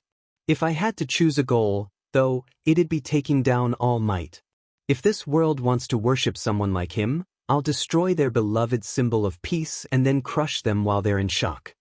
Shigaraki said with a manic smile behind the hands stuck to his face. Shigaraki swiped at Stain, but he jumped away just in time. Tamura stood up, blood dripping from his new wounds. "The last of my injuries was finally about to finish healing, and now this." He indicated the new cuts on his body. "You should learn not to play with knives." He started scratching at his neck. "We don't have a healer in our party, and Mstier needs his healing quirk back." "I see your nature," Stain seethed, getting a confused grunt from Tamura. "It seems our goals fundamentally oppose each other. However, this wasn't in vain. We agree that we need to destroy the present." Shigaraki sighed, dropping the hand he was using to scratch. "I'm over this." Dropped it. "I'm the kind of person you hate most, right?" "I was testing your motives," Stain said, putting away his blade. "People always show their true colors when on the verge of death. It's abnormal, but there is a warped sprout of conviction inside of you. How will it bloom in the end, I wonder? Maybe I'll let you grow. If you don't turn out well, I'll take care of you later." Kurogyari gave a surprised grunt as he started to move again, and Shigaraki sneered at the hero killer. "You think you could get rid of me?" he asked, clutching his bleeding shoulder. "I'm free," Kurogyari said, covering his bleeding arm. Kurogyari. Someone as unpredictable as this would be nothing but a problem for the League of Villains. "Please reconsider," Kurogyari requested, explaining, "this man will be a great asset if he joins us. I'd say this was a success. My business here is done. Now, you will return me to Hosu," Stain demanded, liking his lips. "There are still several false heroes I must attend to there." Later, after removing his helmet, Manuel sighed in relief. "Well, the nice thing about having the whole city on alert is that no villains will dare come out." "Oh yeah, sure," Ida agreed, removing his glasses and thinking to himself about the hero killer Stain. It was obvious once he looked at the crimes. In the 7 places Stain had appeared, he had always injured at least 4 pro heroes. Maybe there was a reason for that, or maybe he was just reading into things, but it looked like a pattern. Tensei was the only person Stain had attacked in Hosu. Ida thought of his brother apologizing to him weakly from his hospital bed and opened his eyes slowly. That meant it was very likely Stain would appear in this city again. He would dispose of him with his own hands. After leading Mirko around the city on an exciting chase and handling various incidents along the way, She eventually lost her energy and reluctantly accepted that a deal is a deal. Admitting to needing to cheat the bet would mean admitting defeat, and she didn't want that held over her by her friend who was the witness and referee. After much huffing and puffing, she sat down and began to personalize the outfit to make it feel more like hers. Shortly after, we had it made, and while the prop was a bit trickier, we managed to get it done. There we stood, Mirko in a white and violet bunny girl suit, complete with a frilly skirt that allowed her fluffy blue stocking-clad legs to move freely. She wore little fluffy black gloves with moons on the wrist cuffs, which complemented the carrot prop she held over her shoulder. Her snow-white hair was styled in a ponytail, and makeup was applied to give her a cute look despite her glare.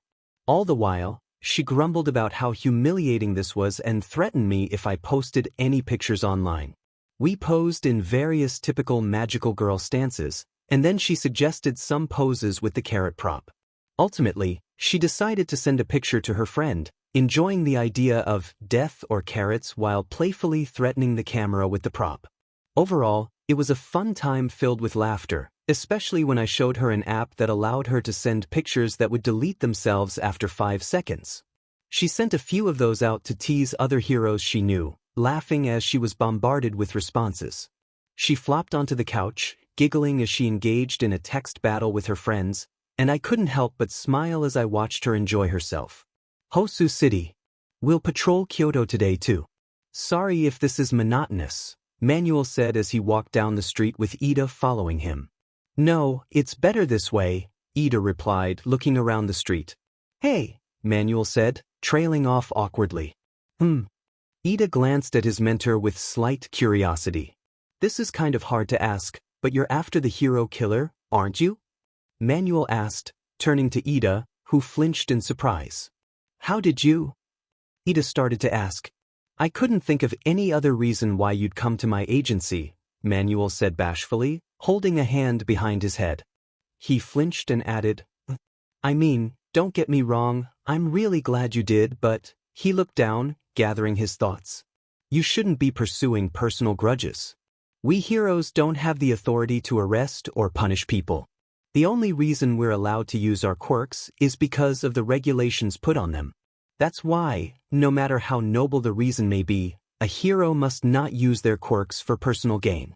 If a pro used their power for selfish desires, it would be a serious crime, Manuel said, admonishing Ida a bit, but then he backtracked, holding up his hands anxiously. I'm not saying the hero killer isn't incredibly guilty or anything. You just seem like the earnest type, you know? I'd hate for you to focus on one goal and ignore everything else. Thank you. I appreciate it, Ida said, bowing to Manuel.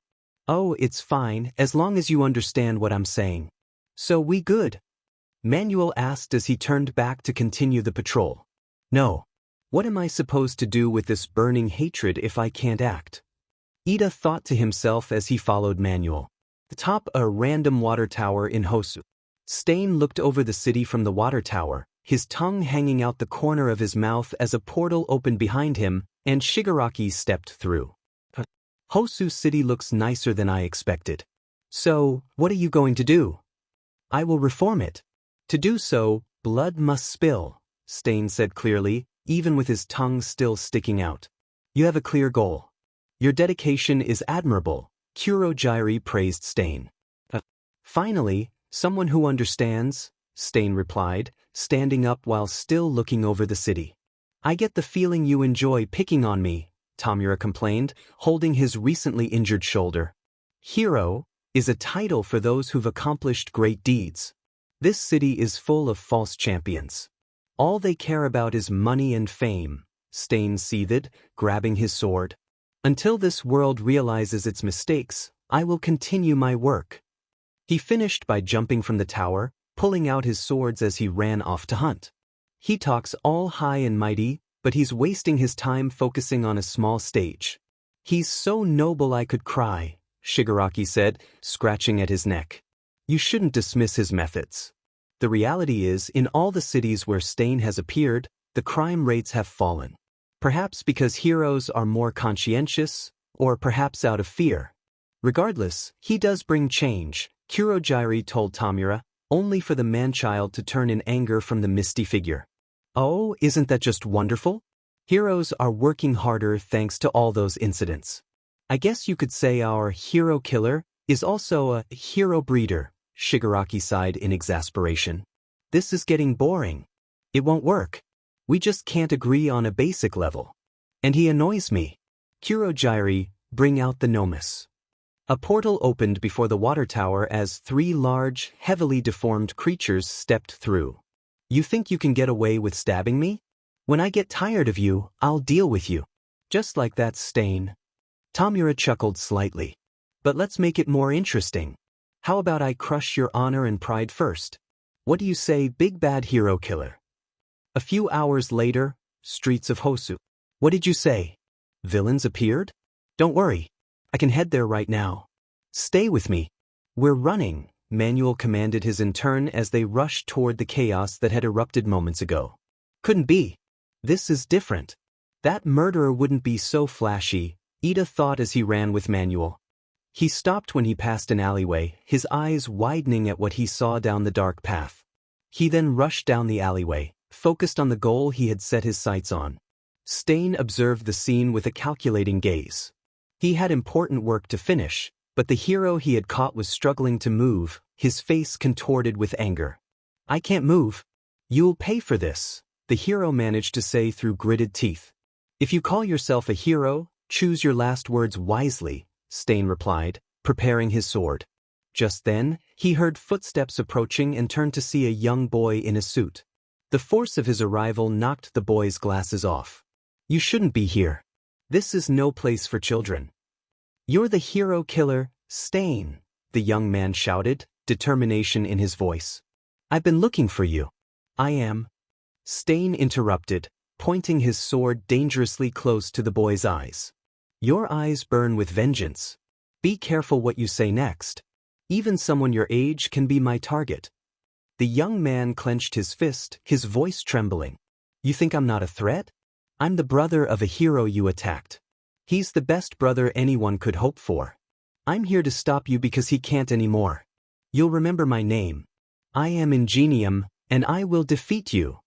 Then so be it. Prepare to meet your end, Stain said, ready to take 2 lives in this alleyway. Ingenium's legs ignited with energy as he charged at Stain, shouting, For Tensei! Stain, however, was quick and easily dodged the attack. Ingenium, so you're brothers. I let him live so he could spread the word about me, he taunted from above, kicking Ingenium in the shoulder. He then stomped down, forcing the young hero to look up at him.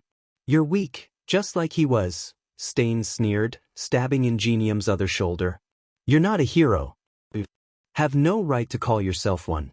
Both of you are nothing but fakes, Stain declared, looking down at Ingenium. Shut up. You damaged his spine and ruined his future as a pro-hero.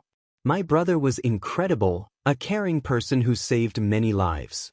You had no right to take that away. Ingenium shouted, tears streaming down his face as he remembered his brother. He inspired my dream to become a pro-hero too. I won't forgive you. Shouldn't you be worried about saving him? Stain asked, gesturing to the first hero, still collapsed against the wall. So blinded by your grudge that you forgot about him. You're using your quirk selfishly. You're far from being a hero, he said, pulling his sword from Ingenium's shoulder. And that's why you'll die tonight. He liked the blood from the blade, causing Ingenium to grunt in confusion. Stain prepared to deliver the final blow. Goodbye, child.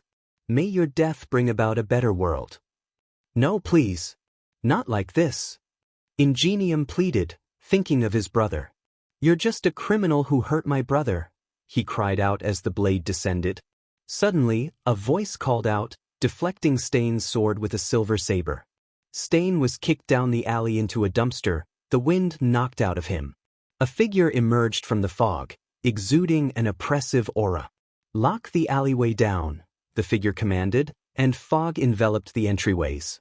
The tall figure dragged the injured hero over to Ingenium, dropping him beside his brother.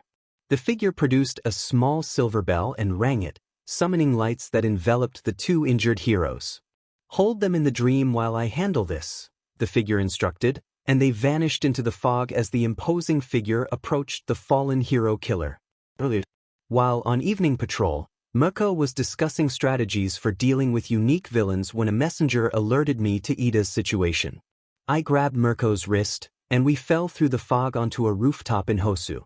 One of my classmates is in danger, and there's chaos around here, I explained, pointing to the distant screams and explosions. I can save my friend, but the heroes here need your help too. Allow me to act independently to minimize loss of life. Murko surveyed the destruction and then looked at me. You can't kill and be safe, she said flatly. I nodded, pulling out my weapon and preparing for the fight ahead. Current time. I watched as Stain regained his composure, scanning the alleyway for a way out. Sorry to disappoint you, Stain, but there's no escape from this alley. Even if you were to defeat me, this place would remain locked within the void of the dream. I've already rescued those you were threatening, so I suggest you surrender, I said, holding my trick weapon at the ready as I noticed the hero killer tense up, preparing to fight his way out. Who are you? You think you can stop my sacred duty of purging this world of false heroes?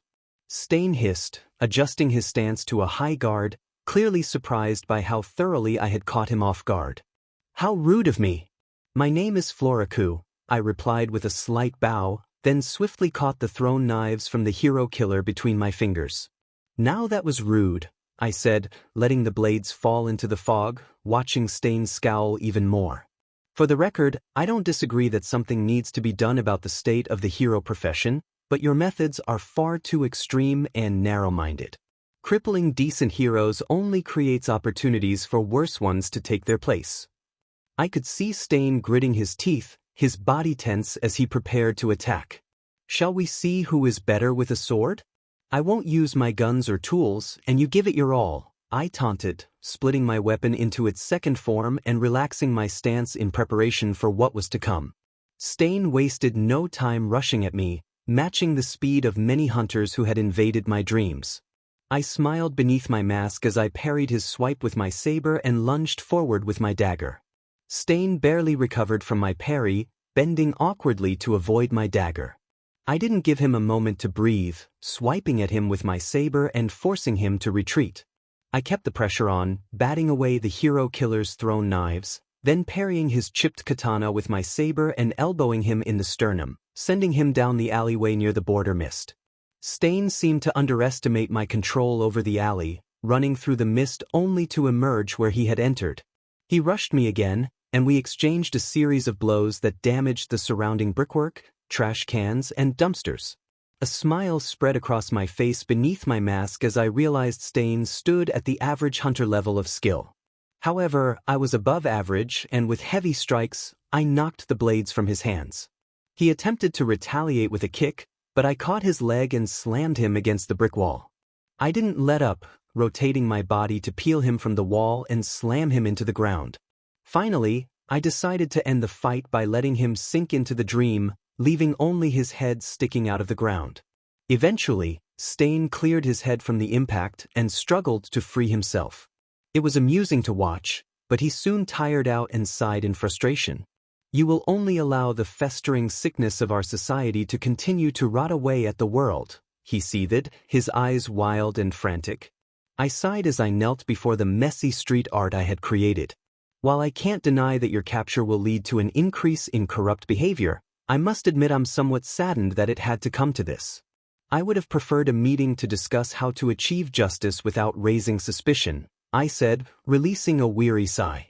I pulled a chair from the dream and sat down, looking at his head as I continued, I want to create a new world of heroes, ones who truly care for the people. But we need new regulations to prevent corruption. And why would you want to do this? Stain glared up at me as I adjusted in my chair. How about I tell you a story about a quirkless boy who dreamed of being a hero and the price he had to pay to see that dream come true? I left my intern to save his classmate while I leaped towards the fires in the distance. As I landed to make another leap, I noticed a couple being stalked by a monster. Its pale green, gangly body and exposed brain made me cringe as I leaped down and kicked it away from the civilians. It got back up and turned its attention back to the couple, and I was about to leap in front of them when a fireball struck the monster. "What are you doing, Mirko? Having trouble with this small fry?" a voice called out. The man who spoke stepped forward, his hero suit ablaze with the same flames he had used against the beast. The couple, stunned to see the number 2 hero in the nation coming to their rescue, exclaimed, "Whoa, look.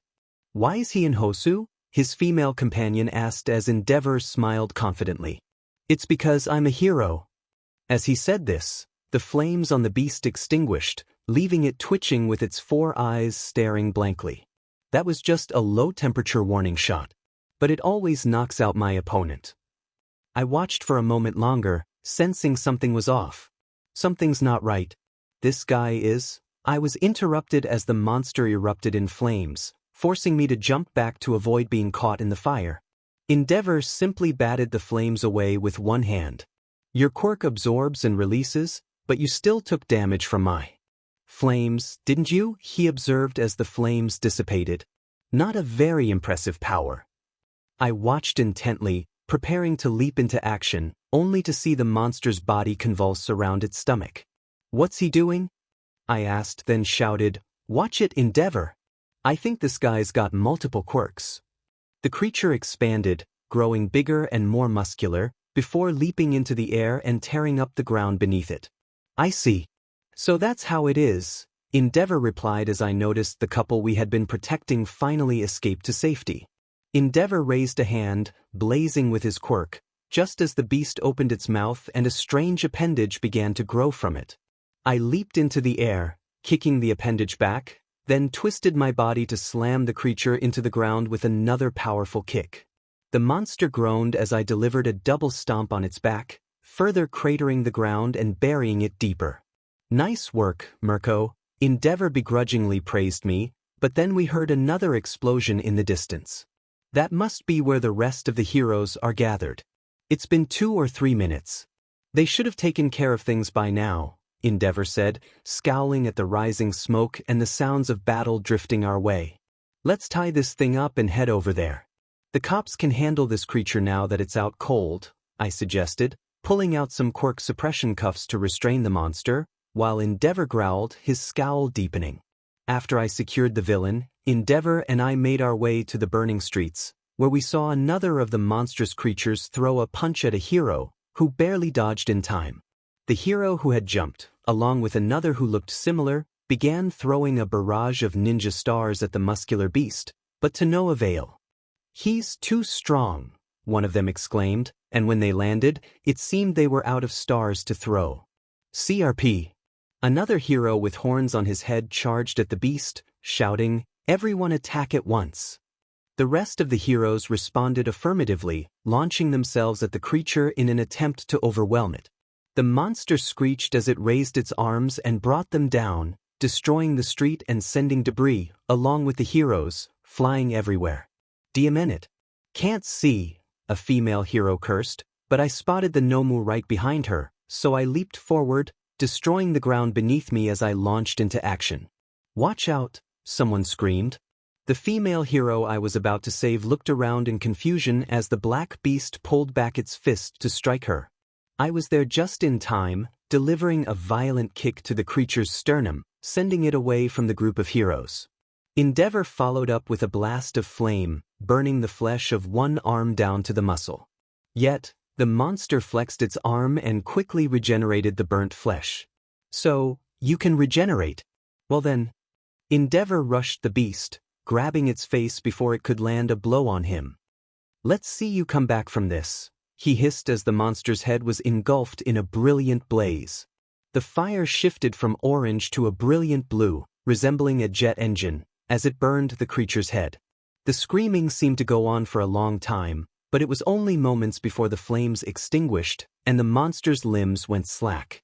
A mean sneer appeared on Endeavor's face as he remarked to the fallen foe, "Incinerated cells can't regenerate." "Above you," a hero called out as a flying beast passed overhead, carrying one of the heroes in its talons. "Any hero whose quirk isn't suited for this, go help the civilians and put out the fires," Endeavor commanded the group of heroes present. "Of course, thank you," a hero replied as the group rushed off to assist with cleanup and rescue efforts. Endeavor then took off after the flying creature, throwing another fireball at it, but it dodged at the last moment, disappearing behind a building. He's quick. That's fine. Endeavor leaped at a building, his burning boots melting the wall as he bounded up the side. I jumped between them, reaching the roof to keep the monster in sight, and began my pursuit. Endeavor leaped off the side of the building when he reached a sufficient height, creating a spear of fire that he threw into one of the flying beast's eyes. I leaped off my building, catching the hero who had been released from the creature's grasp, while Endeavor made a fiery landing, scorching the street below. Back in the alleyway, I recounted the highlights of my life and the trials I had faced. If you still doubt my conviction to improve the hero scene, then I don't know what else to tell you. Anyway, I'm going to put you fully in the space between the dream. There is no escape except what I give. I said this to him as he tried to yell something out, but his head sank into the ground as the fog around the alley dissipated. When I reached the street, I opened a door for the hero native to walk through, but I quickly yanked my classmate out instead. Native rushed out but stopped when he saw me pinning my classmate against the wall. This really is going to be the last time I lend you any help. The punishment I'm going to level on you later tonight is my final attempt to correct your behavior. I noticed Native looking around in slight confusion about what to do, but I let the fool go, and he slid down onto the ground. I turned to Native and kindly requested, "Can you call the police to come here? I captured Stain." Native looked around, trying to figure out where I might be keeping him, but I sighed and elaborated, "Same place you were being held, just a different section of the dream." I gestured for the hero to hurry, and he quickly got on his phone to contact the police. Meanwhile, I glared at my classmate off to the side. Eventually, my phone buzzed with a message from Mirko asking for an update. I shared my location and provided a brief situation report. In the distance, I heard destruction and saw my mentor leaping over buildings, searching for something. When she landed with a thud, cracking the street, I guessed what she was looking for. He's being held in a dream state. Only I can bring him out, so he's secure. We just need to wait for a wagon to transport him. From Mirko's perspective, just as I was about to ask for more details, the flying creature from before swooped down at high speed. I barely had time to react as its claws reached for him. I watched in horror, my expression turning into a scowl, but my intern quickly reached behind him and pulled out a thick handle. He turned to face the monster and unleashed a barrage of saw blades, cutting through the creature and the ground.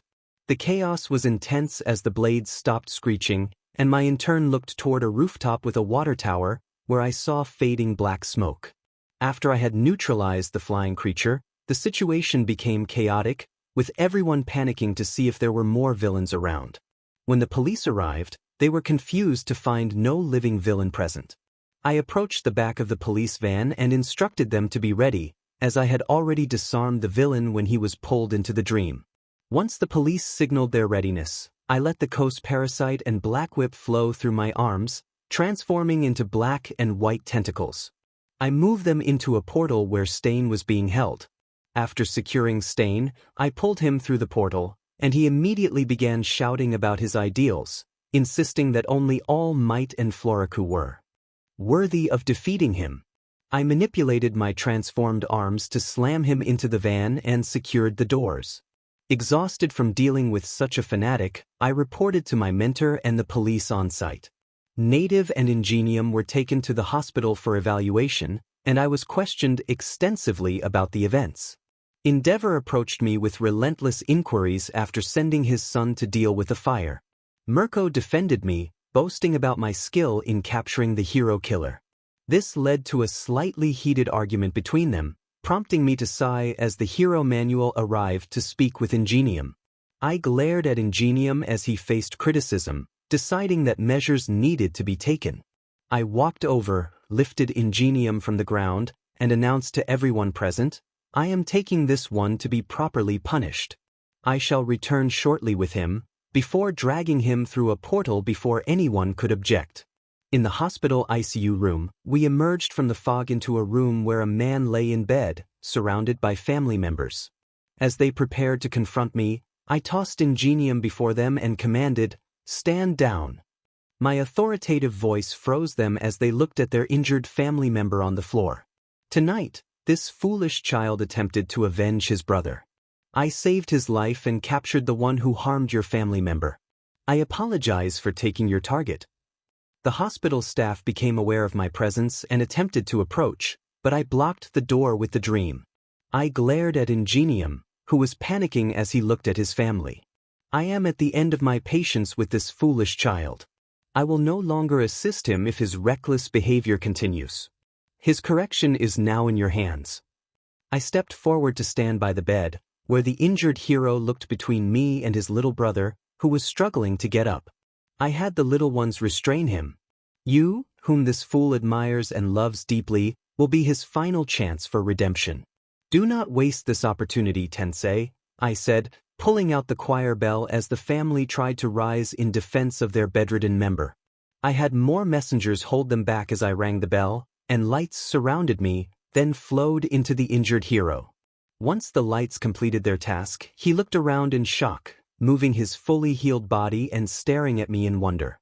Remember what I have said, your brother's punishment rests on you, I said, grabbing Ingenium and dragging him back to Hosu.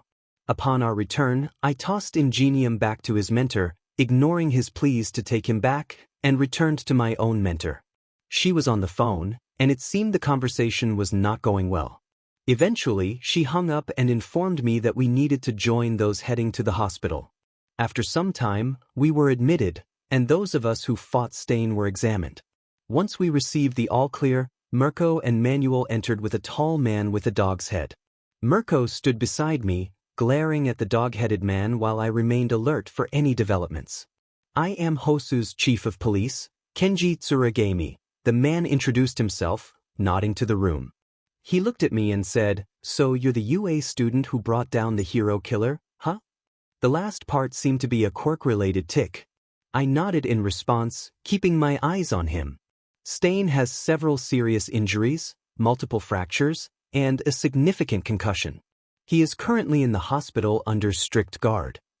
Here's a lesson you should have already learned. When quirks became the norm, the police force sought to maintain the status quo.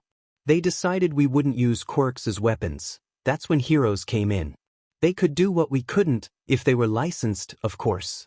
It would be impossible for the police to condone the use of dangerous quirks.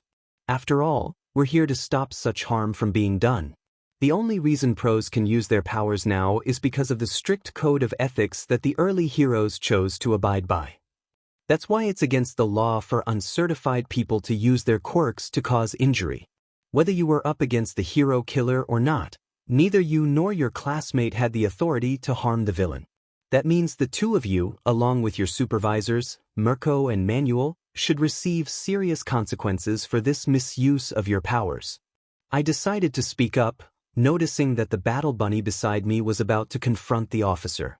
I received permission to use my quirk from Mirko, on the condition that I do not kill, as she had to go support the heroes fighting the Nomu. While Stain was seriously injured, he is not dead, and the Nomu I dealt with is a bioengineered weapon and does not count as a person. If you want to pursue punishment for me taking down the Nomu, then you will need to punish Endeavor as well, since he took down another Nomu tonight. I finished, glaring at the officer, challenging him to defend his department. There is still the matter of your classmate, and I doubt Manuel gave him permission to act on his own, the chief of police said, looking at Ida and Manuel, both of whom were looking down in shame. Then it seems only one pair will receive punishment unless we decide not to make this public and Mirko takes the credit for the takedown. Mirko scoffed, "Like hell am I going to take the credit away from the one who actually took down the hero killer?" She clapped me on the shoulder roughly, almost making me lose my balance, and grinned at me. "Aren't I amazing? I barely taught you anything, and you took down someone who had harmed so many other heroes." She laughed for a moment but shot a glare at the police chief when he cleared his throat. Be that as it may, there will be quite a stir from not only the media but other heroes as well. Be aware of that. With that, I'm off, the chief said, leaving us in the room, while Manuel went to admonish Ida once more. Mirko and I decided to leave, and I thought of getting back at my mentor for her earlier antics. I opened a portal of mist beneath us to take us back to the city we had been patrolling. Her surprised scream was delightful as I laughed on the way down, dodging her playful swipes. A TV report was playing about the previous night's incident in Hosu City, mainly discussing the hero killer and his apprehension at the hands of a hero student. The bartender turned off the TV as the lone customer of the bar read a newspaper. "He's all they're talking about," he muttered angrily, crumpling the newspaper. "What about my nomus?" he asked, throwing the paper away and slamming his fist on the bar. "Not only have they not forgotten, but we didn't even make the front page." Let's take a moment to talk about the incident last night in Hosu. The hero killer Stain was arrested. There were also incidents with villains resembling Nomo from the UA attack. You're likely worried about how this all connects. Well, I too am concerned. People tend to come apart at the seams in times like this. That's why we heroes must remain calm despite our fears. Don't let chaos tempt you into thoughtless overreaction. Remember, we're here to protect others, not seek vengeance. It'll be business as usual today, standard material. May your minds and bodies be as sharp as your genes. Best Genist addressed his gathered sidekicks and intern, who was trembling with barely restrained rage and regret. Midoriya wrote me back.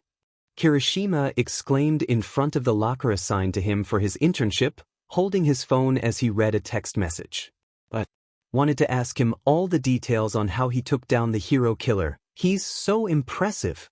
Hey, put that down before fourth kind sees you. We're going to be late. Tetsu warned his fellow intern as he closed his own locker. He glanced behind them and his expression changed to one of shocked fear. "Once is see, I want to reply telling him we can talk back at the dorms." Just as Kirishima said this, a loud thud echoed in the locker room as both interns received a light thump on their heads from their mentor. "What did I say about punctuality?" he asked, clearly annoyed. "Sorry, sir," they both replied, activating their quirks to ease the pain. "Come on. Time to patrol," fourth kind said, receiving affirmative responses from both interns as they left the locker room. "No matter how damaged your hair is, our new formula is sure to deeply penetrate each strand. Such shine," Kendo said happily at the camera, flicking her hair. "Such volume. Such luxury." Iwabumi joined in, showing off her hair. Easy curls with just one spritz. Aneri hairspray. "Come on, ladies. Ride the waves." The commercial paused after a close-up of Iwabumi. They sure put that together fast.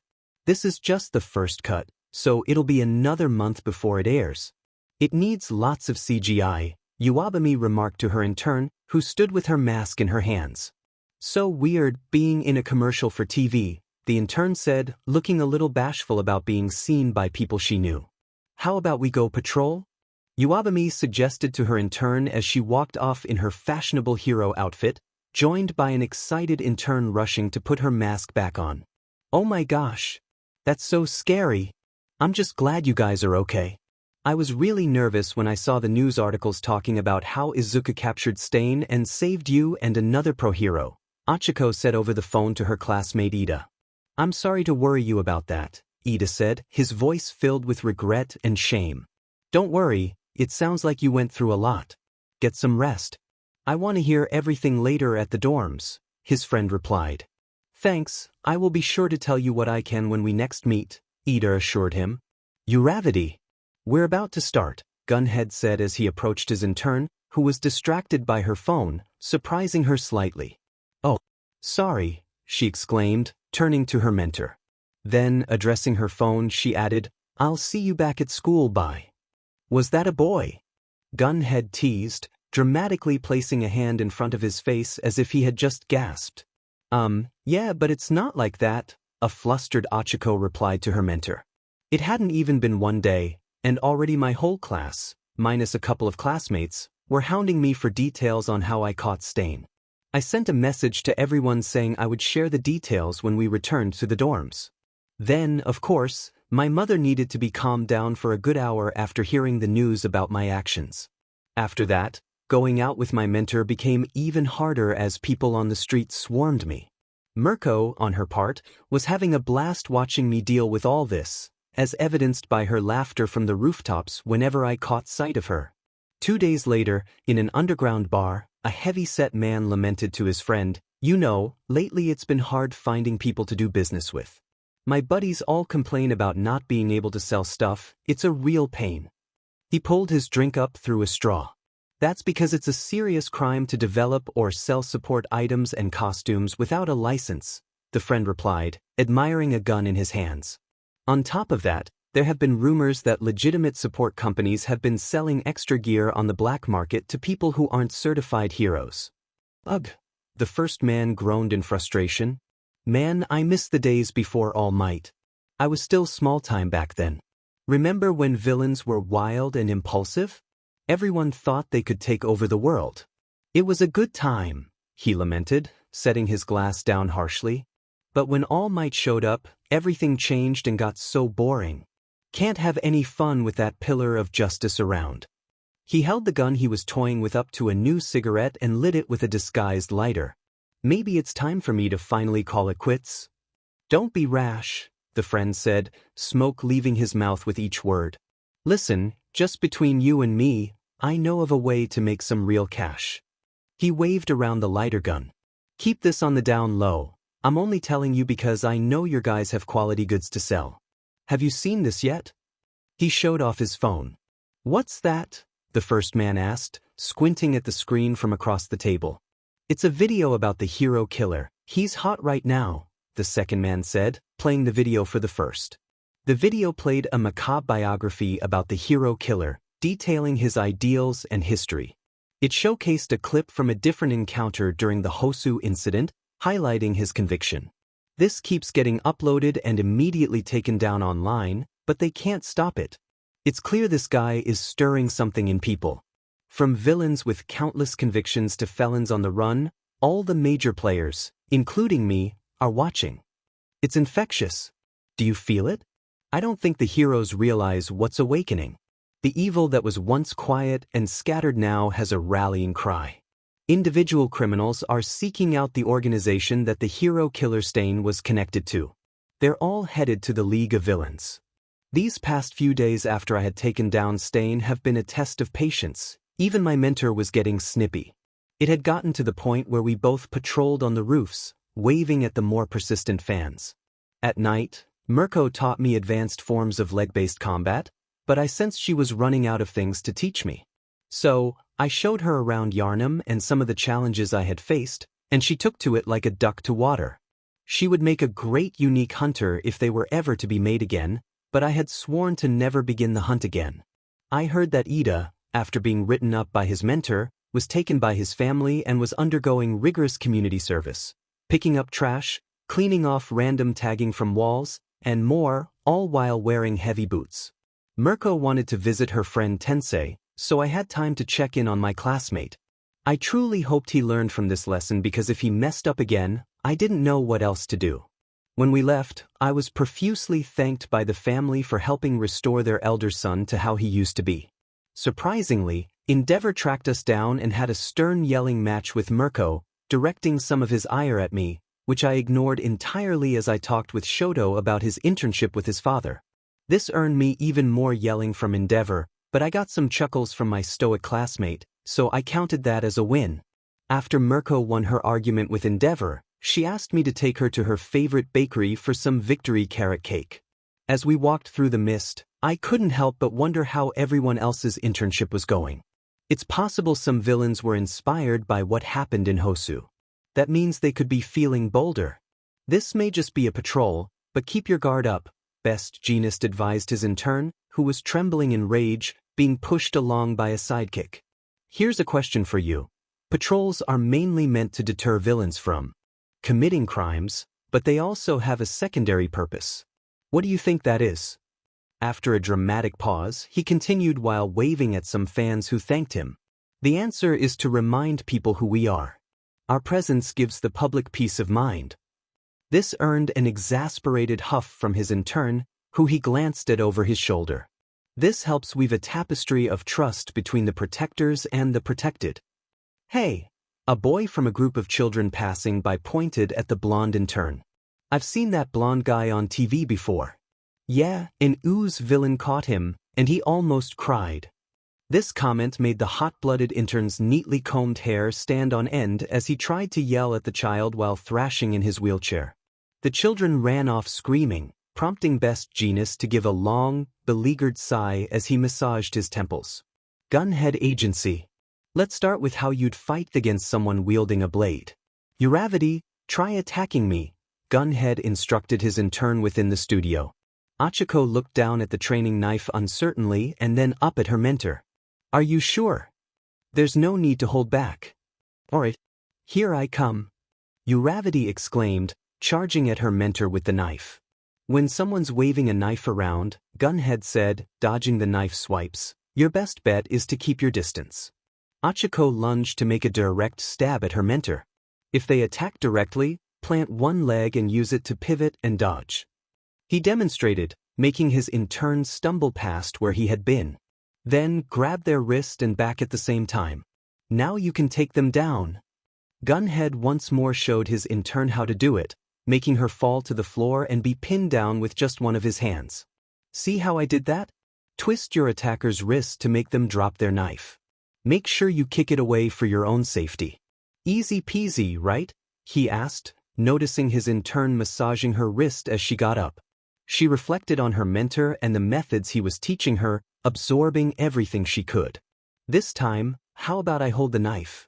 We'll keep repeating this until it's second nature. Sound good? Gunhead asked, receiving an affirmative response. Random public park. A swarm of fans squealed as they surrounded Uwabami, who waved at them and posed for pictures. She then turned to her intern with a smile. If you work as diligently as I do, maybe you can have a rabid fanbase too. They just love meeting a famous pro. I think you might be a little out of touch, Kendo muttered under her breath, smiling awkwardly at her mentor. Random play park. Giving back to the community is a big part of being a hero, Fourth Kind said, using two of his forearms to clean up debris while the other two held open a bag. So don't let me see you dragging your feet. Understand me? He asked his two interns, who were digging through bushes and picking up trash. Both replied in unison, Got it, Mr. Fourth Kind, sir, sounding rather bland as Kirishima squeezed a rabbit toy he found in the bushes. I can't hear you. Fourth Kind yelled at his interns. Got it, Mr. Fourth Kind, sir, they shouted, leaning on each other's backs. Random building. How many hostages? Death Arms asked his intern, Earphone Jack, who was listening into the room. From what I can hear, I think only 2, she reported, taking her ear jack out of the wall. We're going in, Death Arms said, his sidekick following after him. Earphone Jack, you lead the hostages to safety, he instructed. Alright. Not a problem. Let's go. Death Arms signaled as he charged through the doors. We're pro-heroes. Do as we say. After this declaration, sounds of a struggle could be heard from the room. Alasirdiu. Please, come with me. Kyuka called to the hostages still in the room, guiding them out of the building. Oh, we're saved, one hostage exclaimed. Thank you so much, hero. The other praised as they made their way out, a smile on Earphone Jack's face. Deck of the Oki Mariner. Froppy was sweeping the deck of the ship she was interning on, wiping her brow as she stood up. Froppy, a female voice called out, and the froggy girl turned with an inquisitive rib bit. How's the work going? Sirius, the second in command, asked as she descended to the bow of the ship where Froppy was working. I think I'm all done cleaning the deck. What now, Sirius? Sirius held up 2 cans of drinks of different flavors in response to her question. It's kind of boring having to spend every day cleaning, isn't it? She asked after they enjoyed their drinks for a bit. A little. You know, I felt the same way during my internship. As a kid, I always imagined I knew what it meant to be a hero. It turns out the reality is very different. I always thought being a hero would be glamorous, but then I discovered it involved a lot of patrols and cleaning up. I even had to do laundry, which meant washing the captain's clothes. I had to ask myself what I was even doing here, Sirius reminisced. So you got tired of it? At first, but after becoming the captain's sidekick, I figured something out. I realized what was actually important when it came to being a hero, Sirius said, looking into the distance. Oh really? What was it? Will you tell me? Froppy asked curiously. Oh, it'll be better if you find it out for yourself, don't you think? Sirius replied coyly, earning an affirmative ribbit in response. "Hey, Froppy," a male voice said as footsteps approached the two sitting on the stairs. "Why you just sitting there? Shouldn't a frog be jumping to get her work done? And I thought I told you to keep on top of her, serious? Don't you slack hither?" A very tall and muscular man admonished as he leaned down toward them. "I've finished cleaning the deck, Captain Sir," Froppy reported, grunting a little when Sirius gave her a side hug. "And I'm totally supervising her properly," Tsuyu ribbited in agreement. "Oh, is that right? Guess I jumped to conclusions," the man said bashfully, scratching the back of his head. He stood tall and said, "Sorry about that, ladies. I apologize, my bad." He then tried to strike a cute pose, but his masculine features made it less effective. "Forgive me," he whined, attempting to be charming, but his deep voice undermined it. Both girls reacted differently. Sirius was exasperated, while Froppy looked on in awkward puzzlement. The captain laughed heartily and playfully asked, "I'm too cute for words, aren't I, Froppy?" while giving a cheeky wink. Sirius, unable to hold back, responded, "Yeah, she's dumbfounded. I know I always say this, but trying to look cute like that doesn't work. Your physique is just too macho. Your face is pretty rugged too." "What did you say?" the captain exclaimed in shock, quickly going on the defensive. "When I make that sweet face for kids, they eat it up." Sirius pointed at him. "Of course. They're actually making fun of you. Trust me, there's nothing cute about it." Selkie whined as he leaned to the side, hoping for compliments, while Froppy watched the exchange and thought it was adorable. "Captain Selkie, sir," a shipmate called from the radio room. "An urgent message has just come in from the Coast Guard." "I hear ya. Come in now," Selkie replied gruffly as he made his way to the radio room. "Froppy," Sirius said, catching the intern's attention. "Will you help me unfasten the ropes? Looks like we're sailing out." Froppy's eyes lit up with excitement as she followed Sirius to complete the task.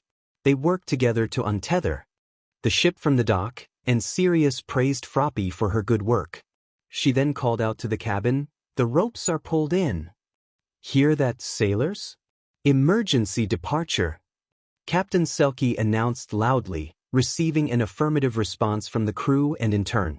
"Full speed ahead," he commanded, and soon the boat was on its way into open waters. "Good work. The Oki Mariner is on the move. Sunset on the open seas. So, what are we dealing with?" Sirius asked her captain on the bridge of the ship. The Coast Guard received a tip about stowaways on the trade ship, Nyson, but things may not be what they seem. Officials inspected the ship but didn't find any stowaways. However, they discovered that important cargo from the ship's freight list was missing. "What do you think, Froppy?" "It's likely that the stowaways moved the cargo to another ship before the Coast Guard arrived and fled the scene. They might have had accomplices on the ship," Froppy suggested, earning stunned looks at her logical answer. After a moment of deep concentration, the captain did his cute face while praising her. "Correct." The crew groaned at how embarrassing the captain could be, while Tsu thought he was acting quite charming. "It's our job to find these criminals. Based on the information we have, they probably escaped on a small boat. We will deliver them to the Coast Guard." Selkie tapped on a digital map. Considering Nyson's position, this is the general location that would make the most sense as an escape route. A holographic map displayed for the crew as the captain continued. "Authorities and other sea rescue heroes are also searching for them." The map zoomed in on a specific section. "We'll focus on this area. Take note. The sun will set soon, which means you'll be searching for the boat via radar. I'll take to the ocean and look for them myself. Got it? Let me hear ya, sailors." The crew responded with affirmations and salutes as he left through a side door to dive into the ocean, using his quirk, Spotted Seal, to navigate quickly and start searching. Nighttime on the ocean. Froppy and Sirius stood on the top deck with binoculars, scanning for any signs of another vessel. "As expected, I can't see anything in the darkness," Tsuyu lamented. "And we haven't seen anything on the radar yet, either." "Never fear," Sirius said calmly, receiving a look of confusion from the intern. "Don't forget, the captain's looking for them too." The ship's intercom announced, Incoming message from the Coast Guard. A fishing boat thought to belong to the stowaways has evaded a hero agency patrol boat. It was last seen headed toward the area we're searching. Suddenly, a large splash erupted from the ocean as the captain landed on the top deck with the two ladies. I've confirmed the location of the missing fishing boat we've been looking for. This is our chance. Turn off the lights and get close without letting them know where we are. Selkie commanded, and the crew responded with affirmatives and salutes as they followed his orders. Eventually, they approached the vessel they were searching for, and the man at the helm reported, "Captain, we found the boat. I don't think they've spotted us. But block their course with the Oki Mariner, then board their vessel while setting off a flare," Selkie instructed. The crew affirmed his orders and began to proceed. The intern piped up curiously, "What should I do?" "You stay here." This prompted a concerned ribbit from Froppy. "Sirius, you're with her?" "Yes, sir." Sirius replied with a salute. "But how can I learn if I don't get any experience?" Froppy asked desperately. "Just be quiet and do as I say, intern." "Let's go," he commanded, addressing both the intern and his men as they followed him onto the deck. Tsuyu ribbited sadly, and Sirius tried to cheer her up. "I know you want to go with them, Froppy, but even though we're only up against some stowaways, this could still be dangerous. We have to follow the captain's orders. We'll support them together." "Captain," the crew member at the helm alerted via radio, "we've impeded their intended course as ordered." "All right, then you can leave the rest to me." Shortly after, a flare lit up the sky, blinding the crew on the other ship as Captain Selkie called out over the loudspeaker, "This is a pro hero. Stop your ship. We're here on behalf of the Coast Guard. We will now inspect your vessel." As the search began to wind down, one of Selkie's subordinates reported, "Captain, I looked for the missing cargo, but didn't find anything." Another sailor came up and reported the same to the captain. The captain of the fishing vessel replied crossly, "See, what did I tell ya? You'll find nothing but humble fishermen aboard." Captain Selkie firmly planted his foot on the cargo hold and said, "Then you can show us what's inside this too. Can't you?" The other captain hurriedly replied, "It's just a bunch of fish down there." "Then open the hatch and let's see," Selkie insisted, confident he had the upper hand. "What a pain," one of the fisherman's helpers muttered.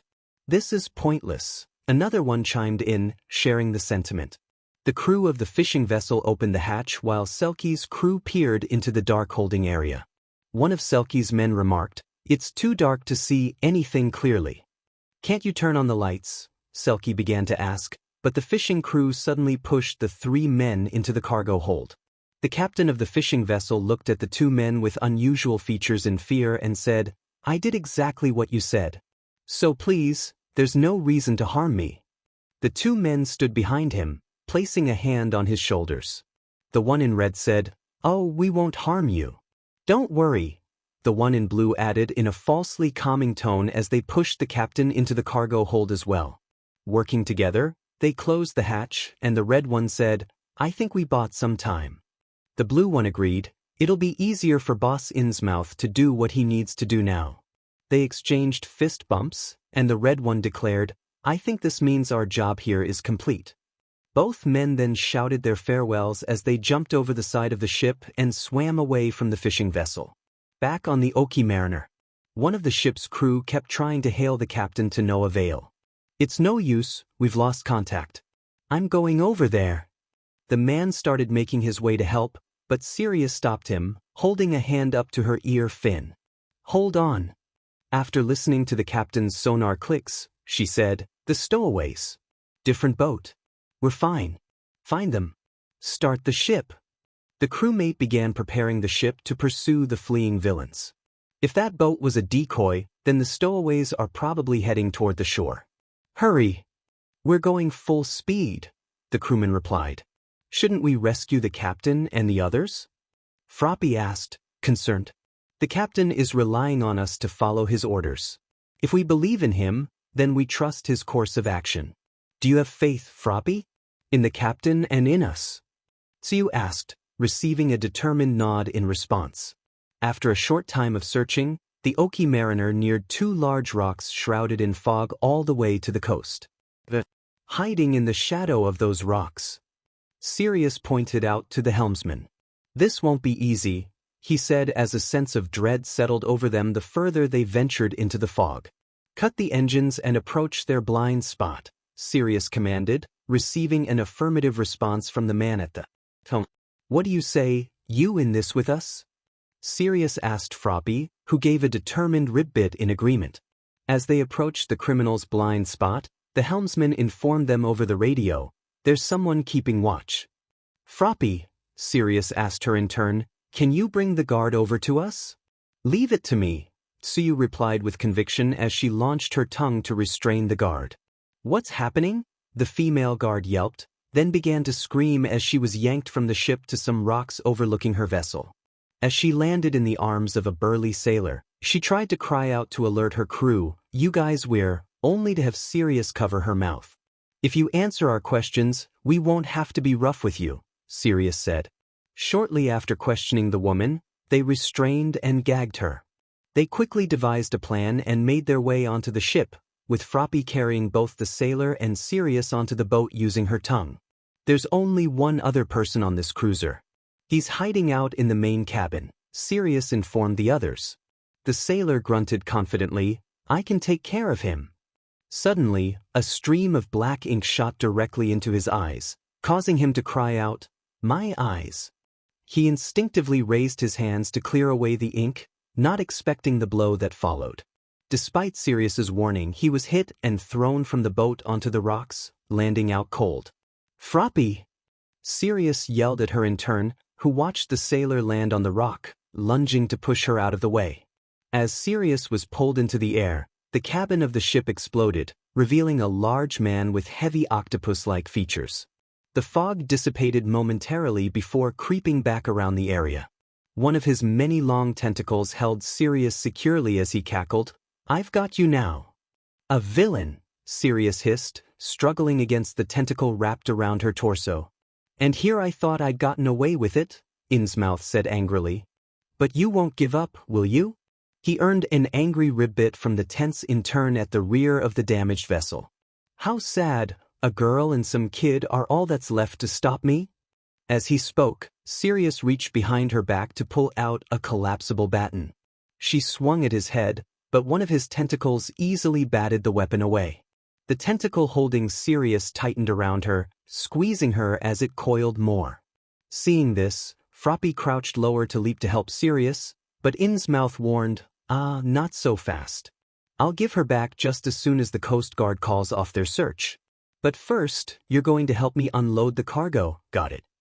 Suddenly, a radio crackled to life, catching the villain's attention as he looked at the hero he was holding. Sorry, our transmission was blocked, and we're still stuck on the fishing boat. The captain made it out. How are things on your end? Please respond. The radio blared, loud enough for everyone to hear as the villain used one of his tentacles to pull off one of the fin clips from Sirius, revealing a radio built into it. So this is actually a radio, huh? He said, examining it for a moment before extending it to the intern. Here you go, kid. If you care about this woman's life, then repeat after me. Unfortunately, we weren't able to track down the stowaways. The intern gasped, and Sirius called out to her, Froppy. Don't do, but a tentacle wrapped around her, muffling her voice. Sirius. Tsuyu cried out in distress for her mentor. Hurry up now. Innsmouth urged, moving the radio fin toward the intern's face, making her hesitate. Oh, I see. You don't care what happens to your friend here. Come on. Get to it, he said, pressing it closer to her mouth. Well. The villain's tone was threatening, causing the intern to reflect on what Sirius had told her earlier about being a hero.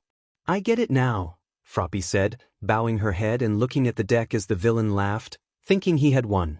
Tsuyu pushed the call button on the radio fin and shouted, The stowaways are at the double rocks. Thank you, Tsu, Sirius managed to say, grateful for her intern's faith in the heroes. But soon after, Innsmouth slammed her onto the deck, stunning her. You stupid little brat, the villain shouted, raising one of his tentacles to strike the intern, but she jumped away just in time, causing damage to the ship's railing. A gust of wind cleared some fog in that direction. Froppy leaped to stick to the rocks on the port side as the villain shouted, "I'll get you!" He sent another tentacle to pin her against the rock, but she dodged to the right, using her tongue to pull herself to a tree growing out of the rock. She had to keep moving as another tentacle swung by, cutting the tree and making more fog dissipate. "Stop jumping around and stay still," the villain cursed as she continued to evade him. The fallen hero was still dazed on the deck, trying to regain her senses. Tsuyu attempted to rescue her mentor with her tongue, but the villain caught it as it wrapped around the woman. "Oh yes, I've got you," he said, swinging Froppy around the surrounding rocks, clearing the fog with her movement. She came to a stop, stunned and injured, looking back at the ship where Innsmouth still held her tongue. "This is the end, Froppy," he cackled as Sirius struggled to get up, still too dazed to help. The villain pulled out a long, spiraling sword.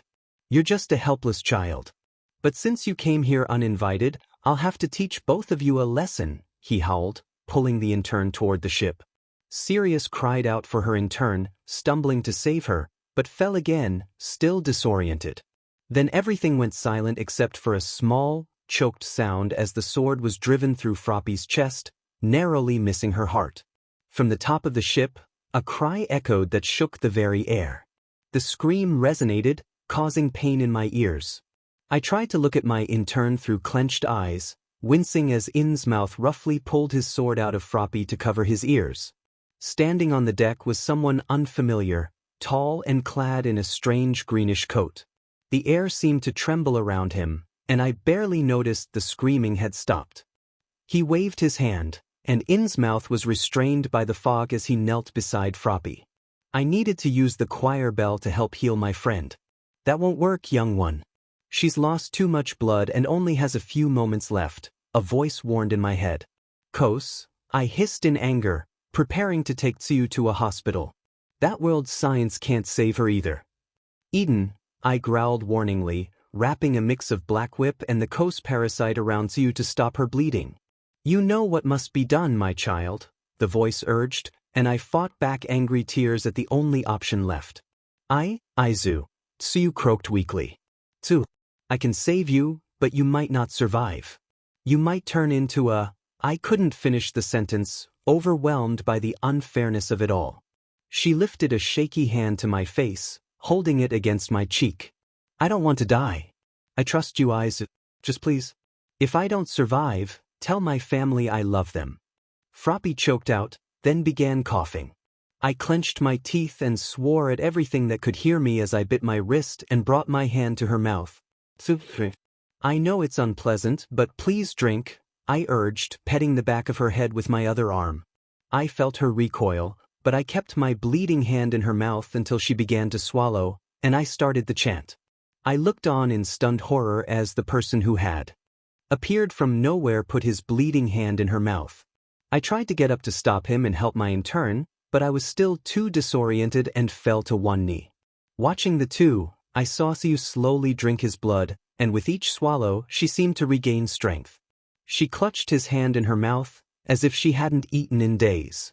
When the man tries to pull his hand from Tsu, she growls and bites down harder. I see him attempt to communicate with Froppy, but she becomes more frantic, trying to drink more of his blood and clawing at his hand. Suddenly, she lets go with a gasp, opening her mouth wider than I have ever seen. Her teeth appear sharp and deformed, her eyes bulging, almost lifeless.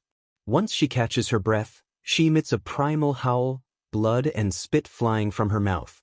Before she can finish her howl, the fog thickens around her, and in an instant, she disappears, the echoes of her howl lingering over the sea. The man stands up from where he was kneeling, and the very air begins to tremble as he turns to me and Innsmouth. "Was it you who nearly harmed my dear friend?" His presence looms over us as he approaches the restrained villain who struggles to break free. In his hand, he holds what resembles a grim reaper's scythe. "No, I don't think the mercy of death would quell the rage you have ignited within me," he hisses. Letting the scythe drop into the fog, he extends his hand, and the captured villain appears alongside two others who resemble her. As he speaks, his voice resonates through the air. "To those who have crossed a great one who ended the eternal hunt, I awaken the hunter's nightmare. A distant clock tower lights up and begins to chime slowly, each ring causing the air to tremble. I hereby mark you all to wander the nightmare, to be hunted by cursed creatures and bloodthirsty hunters. As he says this, he waves his hand before the villains, who cry out as marks begin to burn on their foreheads. You shall never know peace nor the solace of death. With that, a cane appears in his right hand. With a loud bang against the deck, coinciding with the final chime of the clock tower, the villains and their cries vanish into the fog. The man stares at the glowing clock tower for a moment before sighing and turning to me. As he approaches, the clock tower fades like a mirage, and with a final thump he stands before me. You were supposed to protect her, he hisses, striking his cane against the deck again. Suddenly, the captain and the rest of the crew appear beside me as the fog restrains us. I struggle to break free, but I hear whispers coming from the fog, though I cannot understand them. All of you were responsible for keeping Froppy safe, guiding her on the path of heroism. We all try to defend ourselves, to explain what happened, but our voices are drowned out by the fog. I am not interested in your excuses. Once this is over, you will report to UA. You will beg her family for forgiveness for every day she is away from them. If she becomes lost and never sees them again, I swear I will curse your bloodlines to never know peace at sea, he declares, and lightning flashes in the distance. In that flash, a figure that resembles an appealing woman mixed with a mollusk appears, only to vanish moments later. The imposing figure glares at us before walking into the fog and disappearing. Moonside Lake. When I arrive at the lake, I see Tsu stomping on one of Rom's children from above, howling as she leaps at another. I try to get her attention, but her bloodlust blinds her, and she continues attacking everything, even me if I get too close. Eventually, I have Rom take her children away and attempt to reach Tsu, but I end up receiving a roundhouse kick to the head. This distraction allows Tsu to escape from the lake into the forbidden woods. I lie in the shallow waters, contemplating my next move. Kazum, I say aloud as I sit up, why was your child in my world? I imagine he wandered from the nightmare into your world through that portal you created. He seems to be searching for me, Kos replies, her voice soft and sorrowful, like the gentle flow of water. Well, your child's wandering caused the messenger watching over Tsu to flee in fear, I say, holding my aching head as I pop a blood vial. I am sorry, young one. Kazum apologizes awkwardly. It's fine, I guess. I really don't want to fight him again. The last time was a nightmare, I admit, earning a chuckle from the great ones. I would consider it a great favor if you could help me retrieve my son, Kos begins, but trails off as I look into the water incredulously. You don't have to defeat him, just hold him in place long enough for me to open a way between our worlds. Oh, sure, like that's going to be easier than defeating him the first time. The only advantage is he won't have your support, I reply with a sigh, rubbing my face as I stand up. I then step through a door of mist into Principal Nisa's office, startling him. After explaining everything that has transpired with Tsu, my threats to her crew, and the daunting task Kazum assigned me, he calls Tsu's family while I prepare to face the orphan once more. Though I have grown since our last encounter, I still dread the showdown ahead. I decided to recruit All Might and Mirko to support me in my upcoming endeavor, strategizing on how to capture a formidable foe. When I found Toshi, I explained what I needed from him, and I could see him growing paler as I described the monster we were about to face. Mirko was excited at the prospect of helping take down a creature that had defeated me countless times before I finally managed to overcome it. Despite the gravity of the situation, we prepared ourselves for the battle ahead, knowing that hit-and-run tactics would be essential since even a glancing blow could be fatal. We stood before a wall of fog, All Might fidgeting slightly and Mirko barely containing her excitement. With a deep sigh, I tightened my grip on my weapons and stepped forward. As we entered the fog, I spotted the creature that had caused me so much grief in the past. I took a deep breath, igniting my fully upgraded boom hammer as I charged ahead. The monster turned, howling as it swung a grotesque appendage at me, and our attacks collided, creating a shockwave of force and fire. All Might attempted one of his powerful strikes, but the creature barely budged. I noticed the surprise on his face as the infant Great One began to swing at him with alarming speed. Using my Kos parasite, I managed to grab his ankle and pull him out of harm's way just in time. Mirko seized the opportunity to deliver a powerful kick to the creature's leg, forcing it to kneel. The monster howled in anger and swiped at her, but she evaded just in time as I struck it with the tonitrus. The creature retaliated, trying to slam its weapon down on me while bolts of energy arced around it. I dodged backward, watching as debris flew through the air. Mirko skillfully navigated the chaos, but All Might took some damage before he began to dodge as well. Once the dust settled, the creature turned its attention to the two slower fighters, and I discarded my weapons, launching the Kos parasite to ensnare it just as it was about to attack them. With all my strength, I pulled the creature toward the ocean beside us. "Kos, open the way!" I shouted, hoping this risky move would allow me to return to my world. A whirlpool formed beneath us as the creature struggled violently in my grasp. As we sank into the water, it managed to shake off the tendrils, binding it and grabbed onto them, sending me crashing against the walls of the portal. I pushed against the creature, driving my feet into its body as we emerged from the portal over a vast ocean, a lone island in sight. The creature struck me, sending me hurtling toward the island. Upon crashing into it, I felt the ground tremble as the sky rushed by. Regaining my bearings, I looked around, noticing the island seemed to drift in the ocean from my impact. In the distance, I saw the original island rising from the water, splitting off another landmass. As I prepared to continue the fight, the water around where the creature had landed began to freeze. Suddenly, a voice echoed, "Thank you for returning my son to me, young one." Exhausted, I collapsed onto the island's mountain, breathing heavily as I gazed at the clear sky. "I'm never doing that again, that was incredibly stressful," I muttered, hearing gentle laughter around me.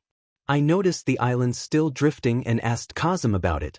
"There are massive jellyfish-like creatures attached to the bottom of that landmass, keeping it afloat even after your crash," Kos explained as the original island faded into the horizon.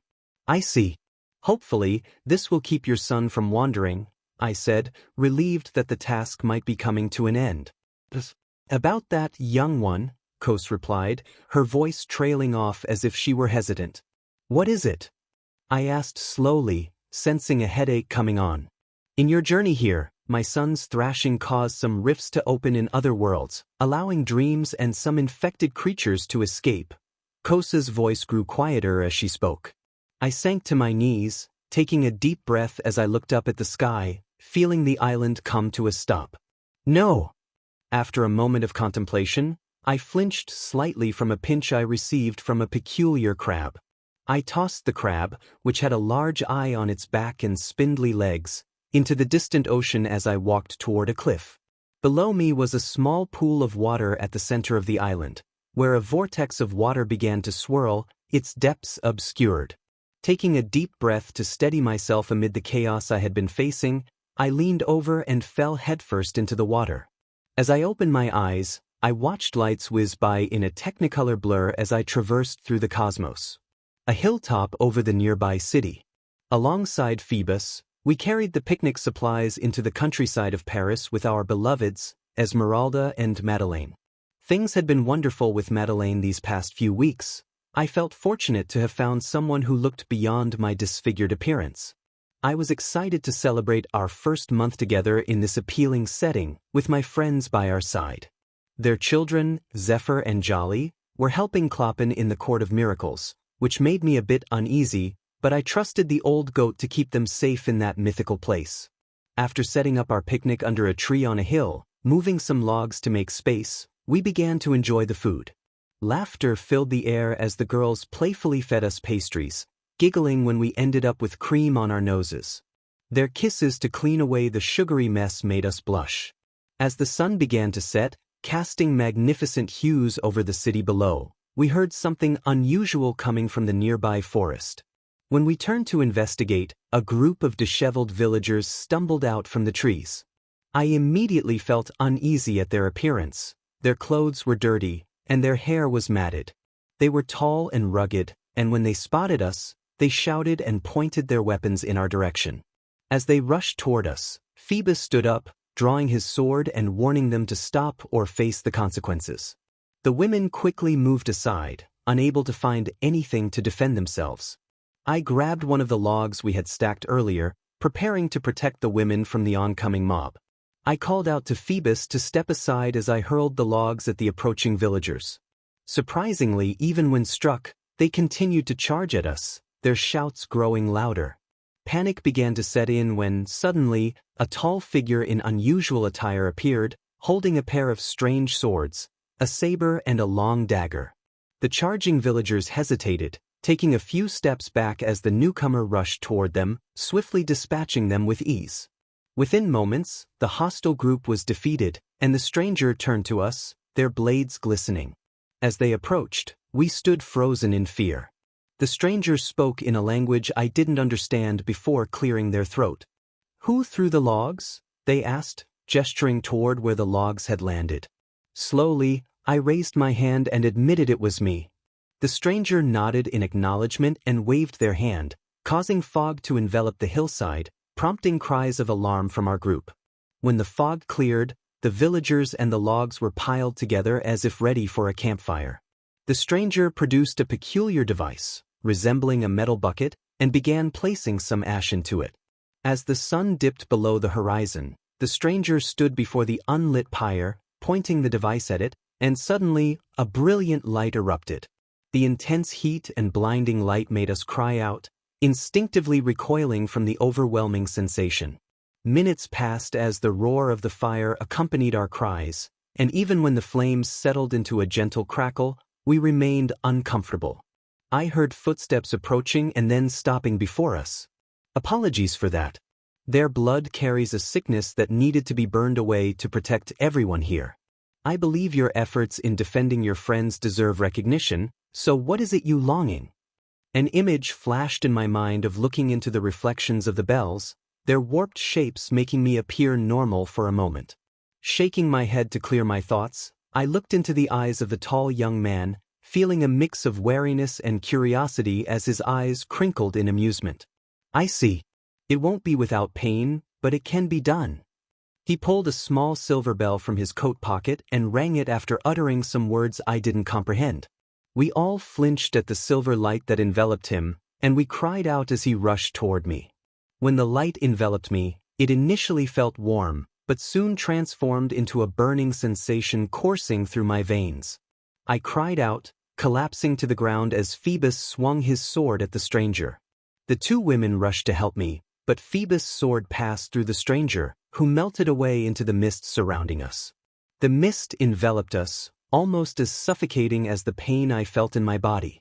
My friends' cries faded into the mist as darkness pulled me under.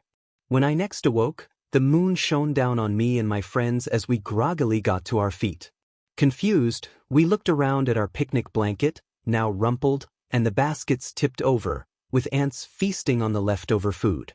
We laughed at having lost track of time and falling asleep during our outing, then packed up and left the food for the insects. As we walked along the riverside back into town, I glanced at my reflection in the water. I noticed my tall form matching Phoebus, but I was more muscular due to my years of bell ringing. My reddish-brown hair was cut short, with one bang hanging in front of my face. Yet, staring at my reflection, something felt off. It was me, the same me I had always known, but it didn't seem right.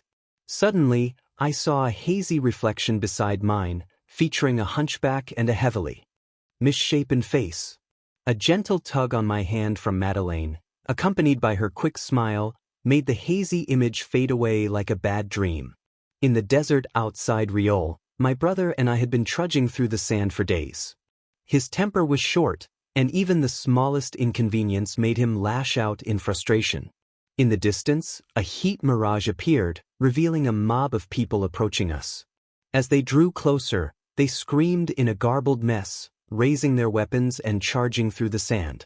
My brother and I prepared to face the oncoming crowd, with him complaining about being attacked without reason. As the group neared, a gust of sand revealed a tall man in a green coat standing with his back to us. In an instant, he launched himself at the mob with incredible speed, and we could only hear the chaos of battle as blood splattered around. When the sand settled, the villagers lay lifeless on the ground, and the stranger turned to us. Before we could react, he was in front of my brother, tearing his red coat from his body. After a brief glance at my brother, the stranger pushed him against me. As I caught my brother from stumbling, I noticed the villagers were now piled together, resembling a campfire setup. Confused, I wondered how the stranger had moved them so quickly. My brother yelled at the stranger to return his coat, preparing to fight with his alchemy skills. The stranger waved his hand, and mist enveloped us, holding us in place. As we struggled against the mist, we watched the stranger toss my brother's coat onto the pile of bodies. He then produced a strange metal can, similar to a watering can, and opened it to pour in what looked like ash. My brother threatened the stranger, but we both recoiled at what happened next. It was as if the sun itself had fallen from the sky, turning the corpses to ash and the sand into glass. My brother's coat was reduced to ash as well, and his shock was evident as he slumped to the ground after the mist cleared. However, his anger flared again, and he jumped up, attempting to rush the stranger. The stranger easily caught him by his automail arm, examining it curiously. Eventually, he released my brother and bowed slightly, placing a hand on his chest. "Apologies for the disturbance. I had to burn your coat because it was contaminated with blood from the infected. I needed to dispose of it before it could harm you." He waved his hand again, and the bubbling glass created by the fireball vanished along with the mist. Before my brother or I could ask questions, or, in my brother's case, continue to fight, a large door appeared behind the stranger. I felt a sense of familiarity about the door, but my brother stood frozen, as if he had seen a ghost. "Ah, I see I can't talk with you too if your world's great one is calling me away so soon. It wouldn't matter anyway, as I would have the dream muffle your memories of this," the stranger said, walking through the door adorned with alchemy symbols as the mist overtook us. When my brother and I awoke in the desert, we were dazed and confused. I dug myself out of the sand, while my brother adjusted his coat. We tried to piece together what had happened, noticing a large divot in the sand nearby, as if something massive had taken a scoop of it. However, we found no other clues or missing belongings, so we continued our journey to Riol.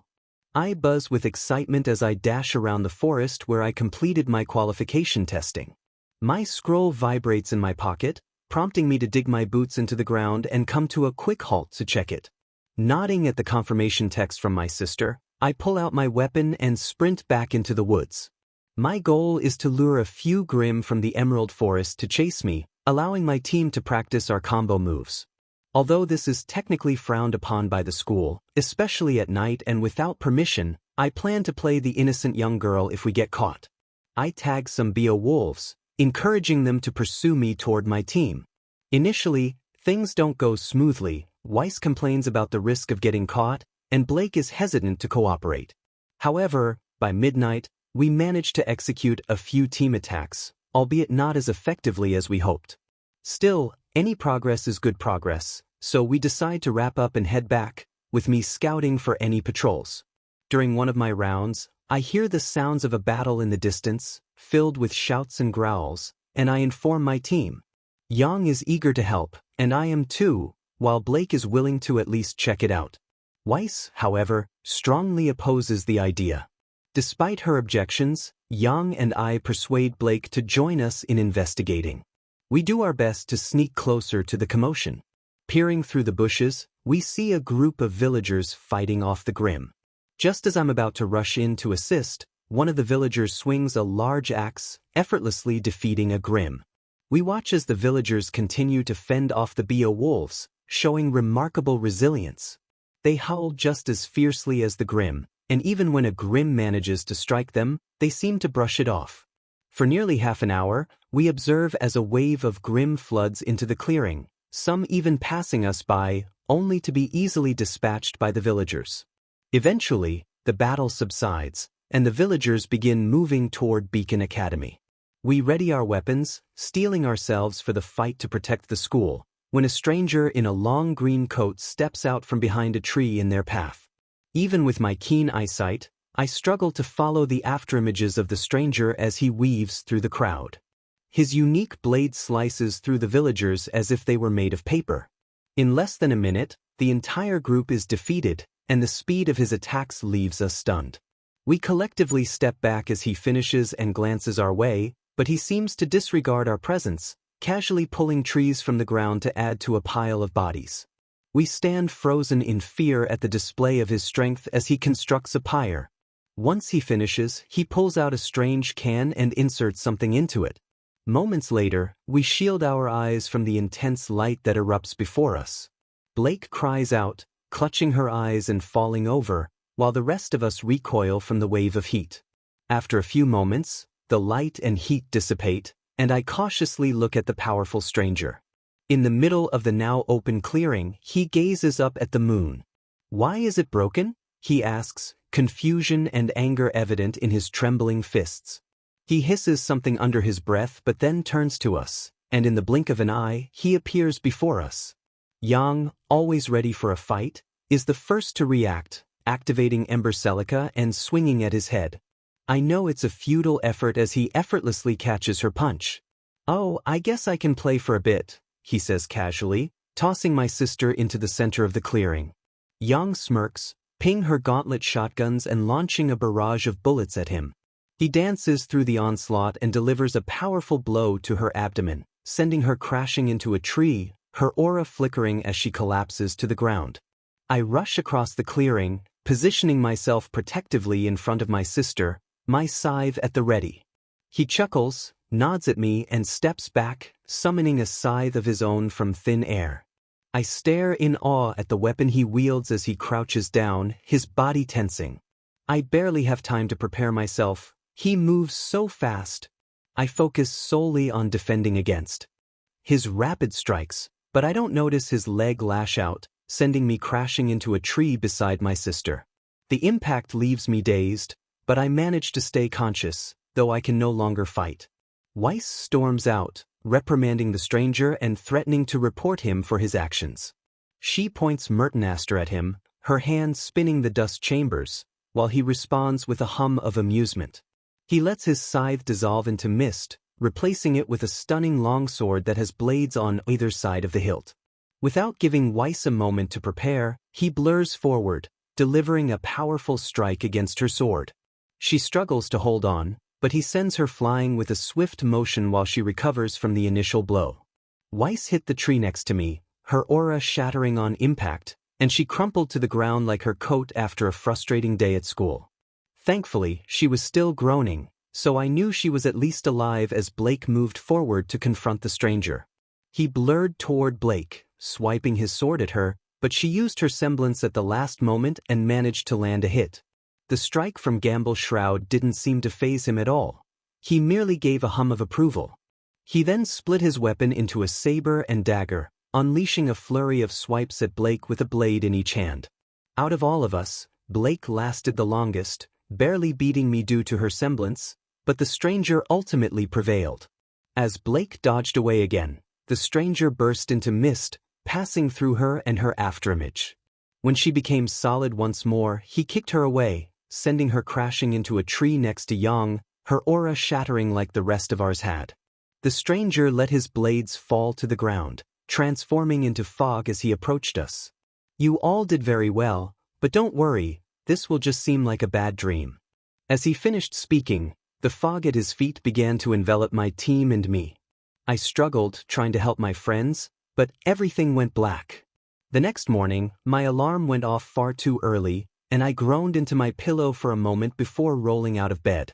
As I stumbled to the bathroom, I blearily recalled the somewhat successful training session we had the night before.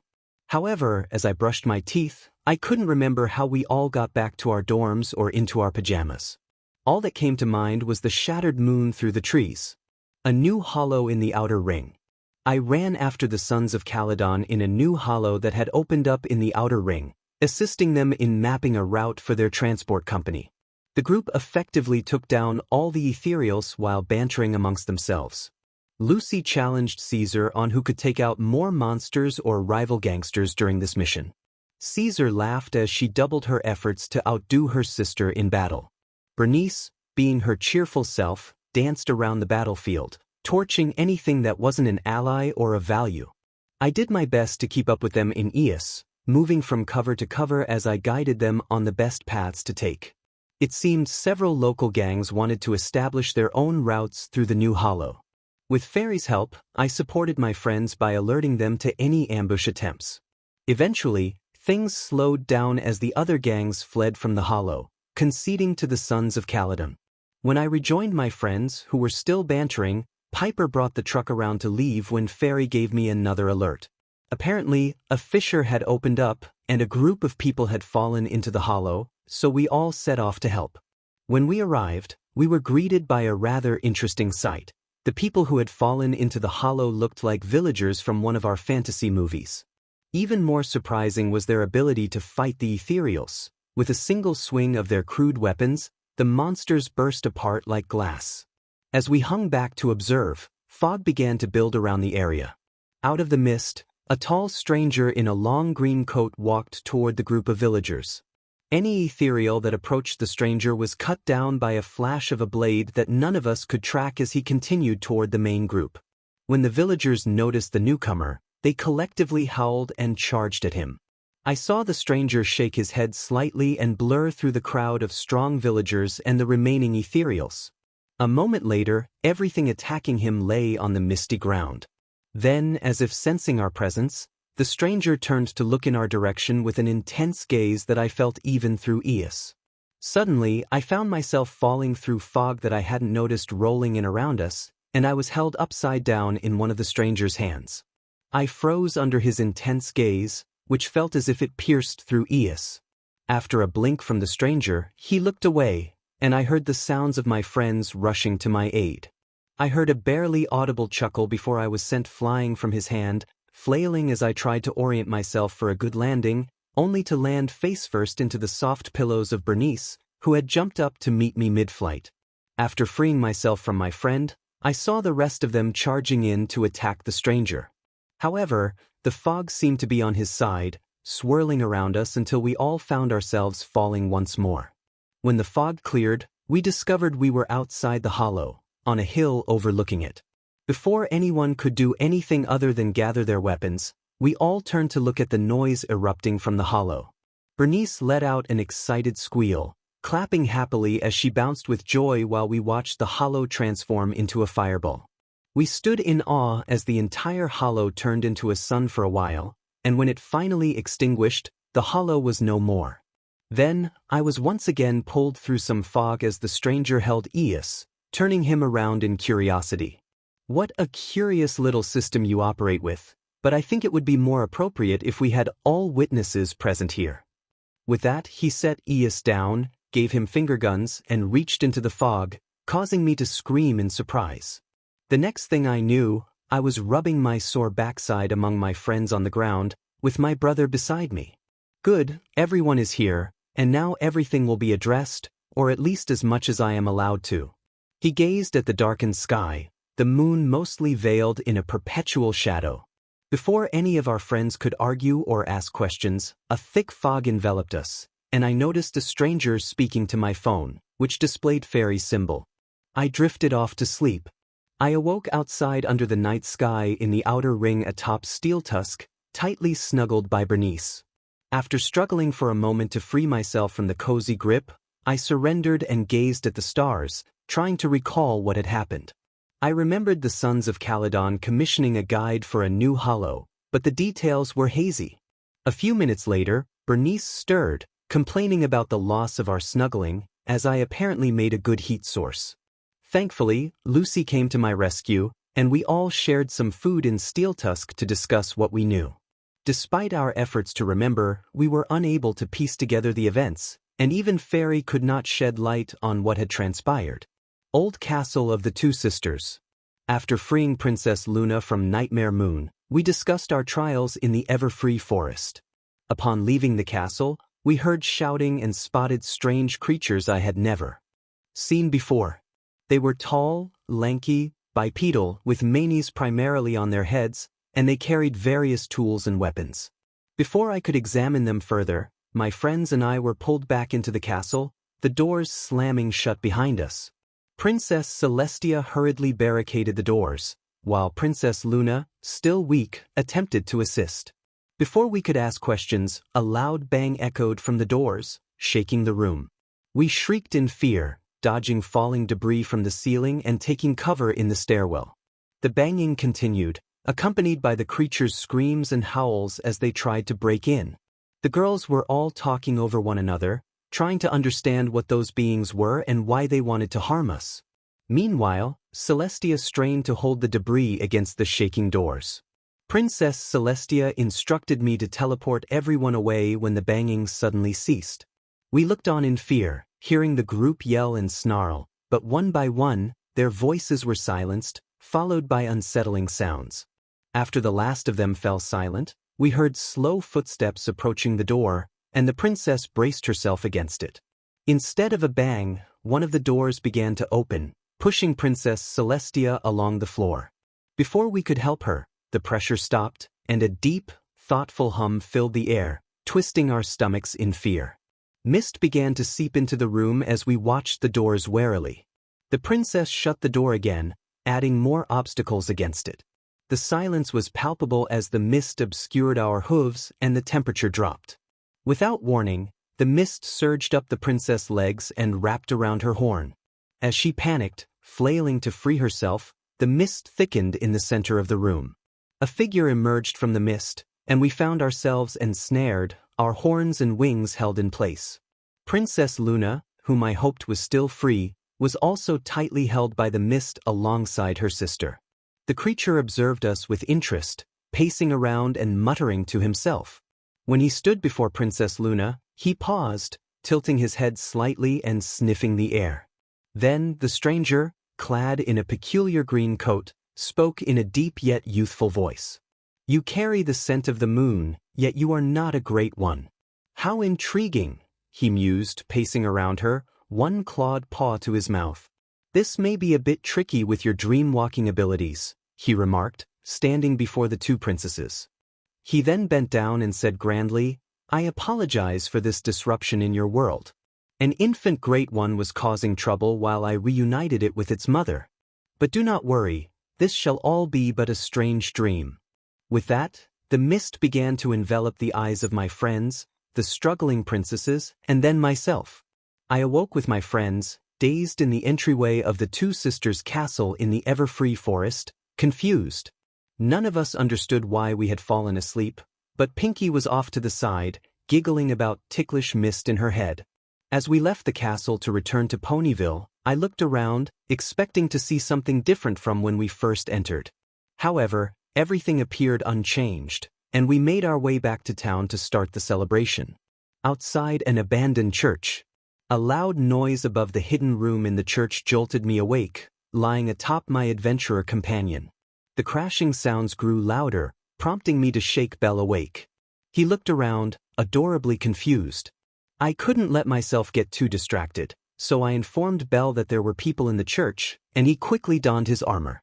Although Belle told me to stay put for safety, my curiosity got the better of me, and I followed him as we sneaked from the hidden room to the main area of the church. When we entered the main room, we saw a group of people who appeared to be from a remote village. They moved about, pushing benches aside or using their tools to break them apart. Our attention was drawn to the entrance, where a new figure stood. He was tall, wearing a green coat, and his face was mostly hidden, except for his eyes. What captivated me most was the powerful aura emanating from him, as if a divine energy flowed through his every action. Before I could fully grasp the situation, the newcomers swiftly dealt with the villagers who were causing chaos. It was both awe-inspiring and unsettling to witness his efficiency. After the last villager uttered a final word of defiance, the stranger began to do something unusual. He waved his hand, and small creatures emerged from the floor, zipping around as he moved heavy objects. They gathered everything in the center of the room, and as I leaned in for a better look, I accidentally stumbled into the open space. In my scramble to hide, I found myself face to face with the stranger, feeling his intense gaze on me. I looked up into his eyes, which held depths reminiscent of deities of wisdom. He slowly extended his hand, and I took it, still entranced by his gaze. When he glanced to my side, I noticed Bell standing there, holding his gilt dagger, uncertain of what to do. The stranger chuckled softly, releasing my hand and stepping back with his hands raised. "It seems this is your home, so I will be cautious in how I cleanse the area," he said, his tone serious as the small creatures began to gather around the pile of debris. He produced a strange canister and filled it with a peculiar white ash before directing it toward the pile. Suddenly, a brilliant light filled the room, and I cried out in alarm alongside Belle. The roar of the flames was overwhelming, and the heat made me sweat through my nightgown. Then, just as suddenly, the light vanished, followed by the sound of the fire. A chill swept through the church, making me shiver. When I looked at the spot where the fire had been, I had to blink several times to clear my vision. Eventually, I saw a hole in the floor where the fire had consumed the stone. Before I could confront the stranger about the destruction of my cherished space with Belle, the small creatures began to pull stonework from the mist and drag the broken pews back into place. Belle appeared astonished as the creatures repaired the church bit by bit. "They are my little helpers," the stranger explained. "I apologize for the disturbance. An infant great one caused this chaos." Belle looked confused, but I watched as the small creatures cleared away the remnants of the destruction. The stranger turned his gaze toward me, and I felt a shiver run down my spine as he studied me closely. "You seem to be akin to a great one," he remarked, almost as if asking a question but ultimately stating it as fact. Belle, ever brave, positioned himself protectively in front of me, and I couldn't help but admire his determination. However, I felt compelled to ask, "Shouldn't you be banished for using your powers like this?" My voice held a mix of awe and concern. The stranger chuckled again. "I believe those in this world made an agreement regarding the use of their powers. However, the one I served before was reborn and made no such vow," he replied, and before we could react, a fog enveloped Belle and me. Morning arrived, and I sleepily nestled into Belle, feeling his steady breathing beneath me. I dozed off again, but later I felt him wake up and I instinctively cuddled closer. I smiled internally when he suddenly became tense. Moments later, he flipped us over and began preparing for his day, offering me a quiet farewell as he left. "Belle, you silly," I yawned, adjusting on the couch to catch a little more sleep. The interims. After dealing with the group of infected individuals on the hilltop, I decided to reward a poor fellow who resembled a brick troll. Using the choir bell and a bit of my arcane talent, I altered his appearance to match his true self. This way, he could lead a normal life even if he decided to have children someday. After learning about his past, I was tempted to erase his memories, but I chose instead to help him blend into the world without confusion about his new appearance. While addressing the group in the desert, I was unexpectedly halted by a great one. As I walked through the doors, I noticed the whispers and shadows darting around me. Upon stepping through the passageway, I encountered a figure resembling my own. The truth of that world inquired about my purpose there, and I explained the situation involving Cosm's child. I offered my sincere apologies and proposed to repair the damage caused, acknowledging my role in the incident. However, it declined my assistance, stating it preferred to oversee its world alone. My duel in the forest with those girls was a welcome reprieve during my task of hunting down the escaped infected. The shattered moon was a sad sight, but I pushed through as I snuck into the girls' room. I had the messengers place the girls into their own beds while I examined their remarkable weapons, each resembling trick weapons with built-in firearm capabilities for long-range attacks. When I ventured into that strange world with its warped reality, it was shocking how volatile the air became when I burned the infected. The entire area of that warped zone erupted in flames, but thankfully, I hadn't harmed anyone by accident. I had to find various rough-looking groups that had witnessed the fireball, but they should safely be locked in dreams. One group I encountered was particularly interesting, especially the girl with blue hair controlling a bunny robot. However, another member of the group kept complaining about the cold, so I placed the blue-haired girl next to her for comfort. After dealing with the group in front of the old castle, I sensed more creatures behind the large wooden doors. When I restrained them, I was intrigued to see mythological beings present, including two larger equine creatures. It was challenging to confront a dream walker, as my usual method of using dreams to suppress memories wouldn't work as expected. After some experimentation, I decided to utilize the ever-changing labyrinths to assist in memory suppression. Even if she wandered through them, she would be expelled, and the memory of the experience would be erased. When I met the lesser great one in the church, it was fascinating to stumble upon a world where beings had chosen to live like humans, experiencing life in its rawest form. It was inspiring, but I sensed the meddling of dark forces and felt that more oversight was needed.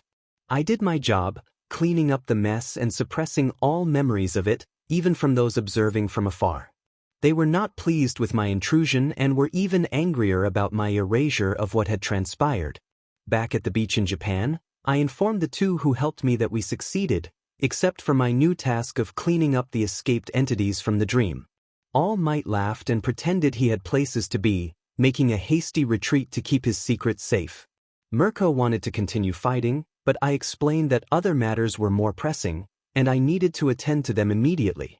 She offered to help, but I declined, not wanting to worry about her safety while trying to save my friend. I left my mentor for the week, disappointed, and headed to the Forbidden Woods next to Moonside Lake, where the little ones said Tsu was. I attempted to reason with her or restrain her, but my blood had caused her quirk to mutate drastically.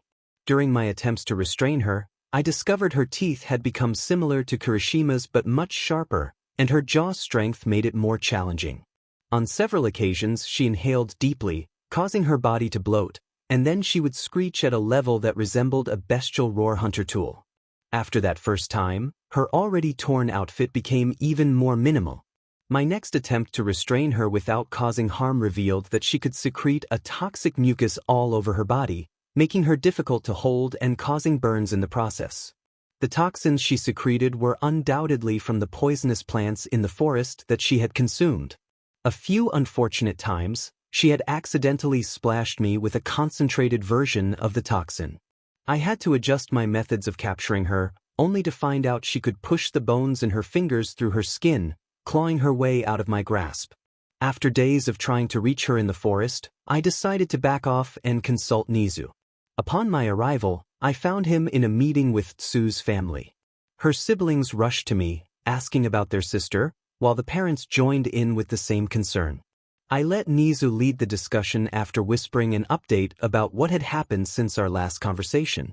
After some discussion, we decided that once I captured and restrained Tsu, I would bring her family through to try to reach her. Nizu discreetly contacted the support department to arrange a replacement for Tsu's hero costume while I gathered some of her clothes. Once I had the clothes needed to make her presentable for her family, I placed them in the dream as I met with them again. We reviewed the plan. Once I captured Tsu, I would open the way for them to enter. They were to come through and try to connect with her without touching her due to her quirk mutations. I warned the family that they would be stepping into a shallow lake, which would give me the space I needed. With that, I stepped into the dream once more, walking into the Forbidden Woods to track down Tsu's now camouflaged form. It took many attempts, and I had to return to her room after she tore a few pairs of her clothes. It took triple the attempts after that to get her properly into her hero outfit, and at one point, I accidentally put it on her backward. Throughout all of this, I did my best to avoid looking at her vulnerable areas, but it was challenging when the other party was fighting so violently. Eventually, I managed to get Tsu to the lake and properly restrained her so she wouldn't be able to lash out at her family. With that, I opened the way to Nizu's office, and her family tentatively walked through the foggy gate. Tsu, her mother said, doing her best to hold it together as she approached her daughter, who was struggling harder in my hold. "You'll be okay, sis," her little sister reassured her as she walked towards her, with her brother nodding alongside her. Her father stepped up beside her mother and wrapped an arm around her, offering a supportive nod. Tsu fought even harder against my grip, desperately trying to reach out for her family. Frustrated, I let her family fade back into the fog, returning to Nizu's office. Tsu broke free from my hold and used my tendrils to push me into the shallow waters. I coughed out water, trying to regain my breath when I suddenly started crying.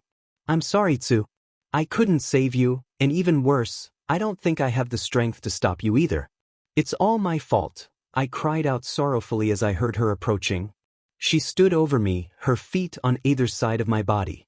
I looked into her eyes, which had been so drastically changed. Her breathing was heavy, and her fingers dripped with both our blood into the water that settled around us once more. Slowly, she sat on my stomach, gripping my coat tightly. Then she leaned closer, her mouth opening wide, and I felt the heat of her breath. I'm not sure if I would come back if you hurt me, but I don't think I even deserve it after what I've done to you. With those final words, her teeth grazed my throat.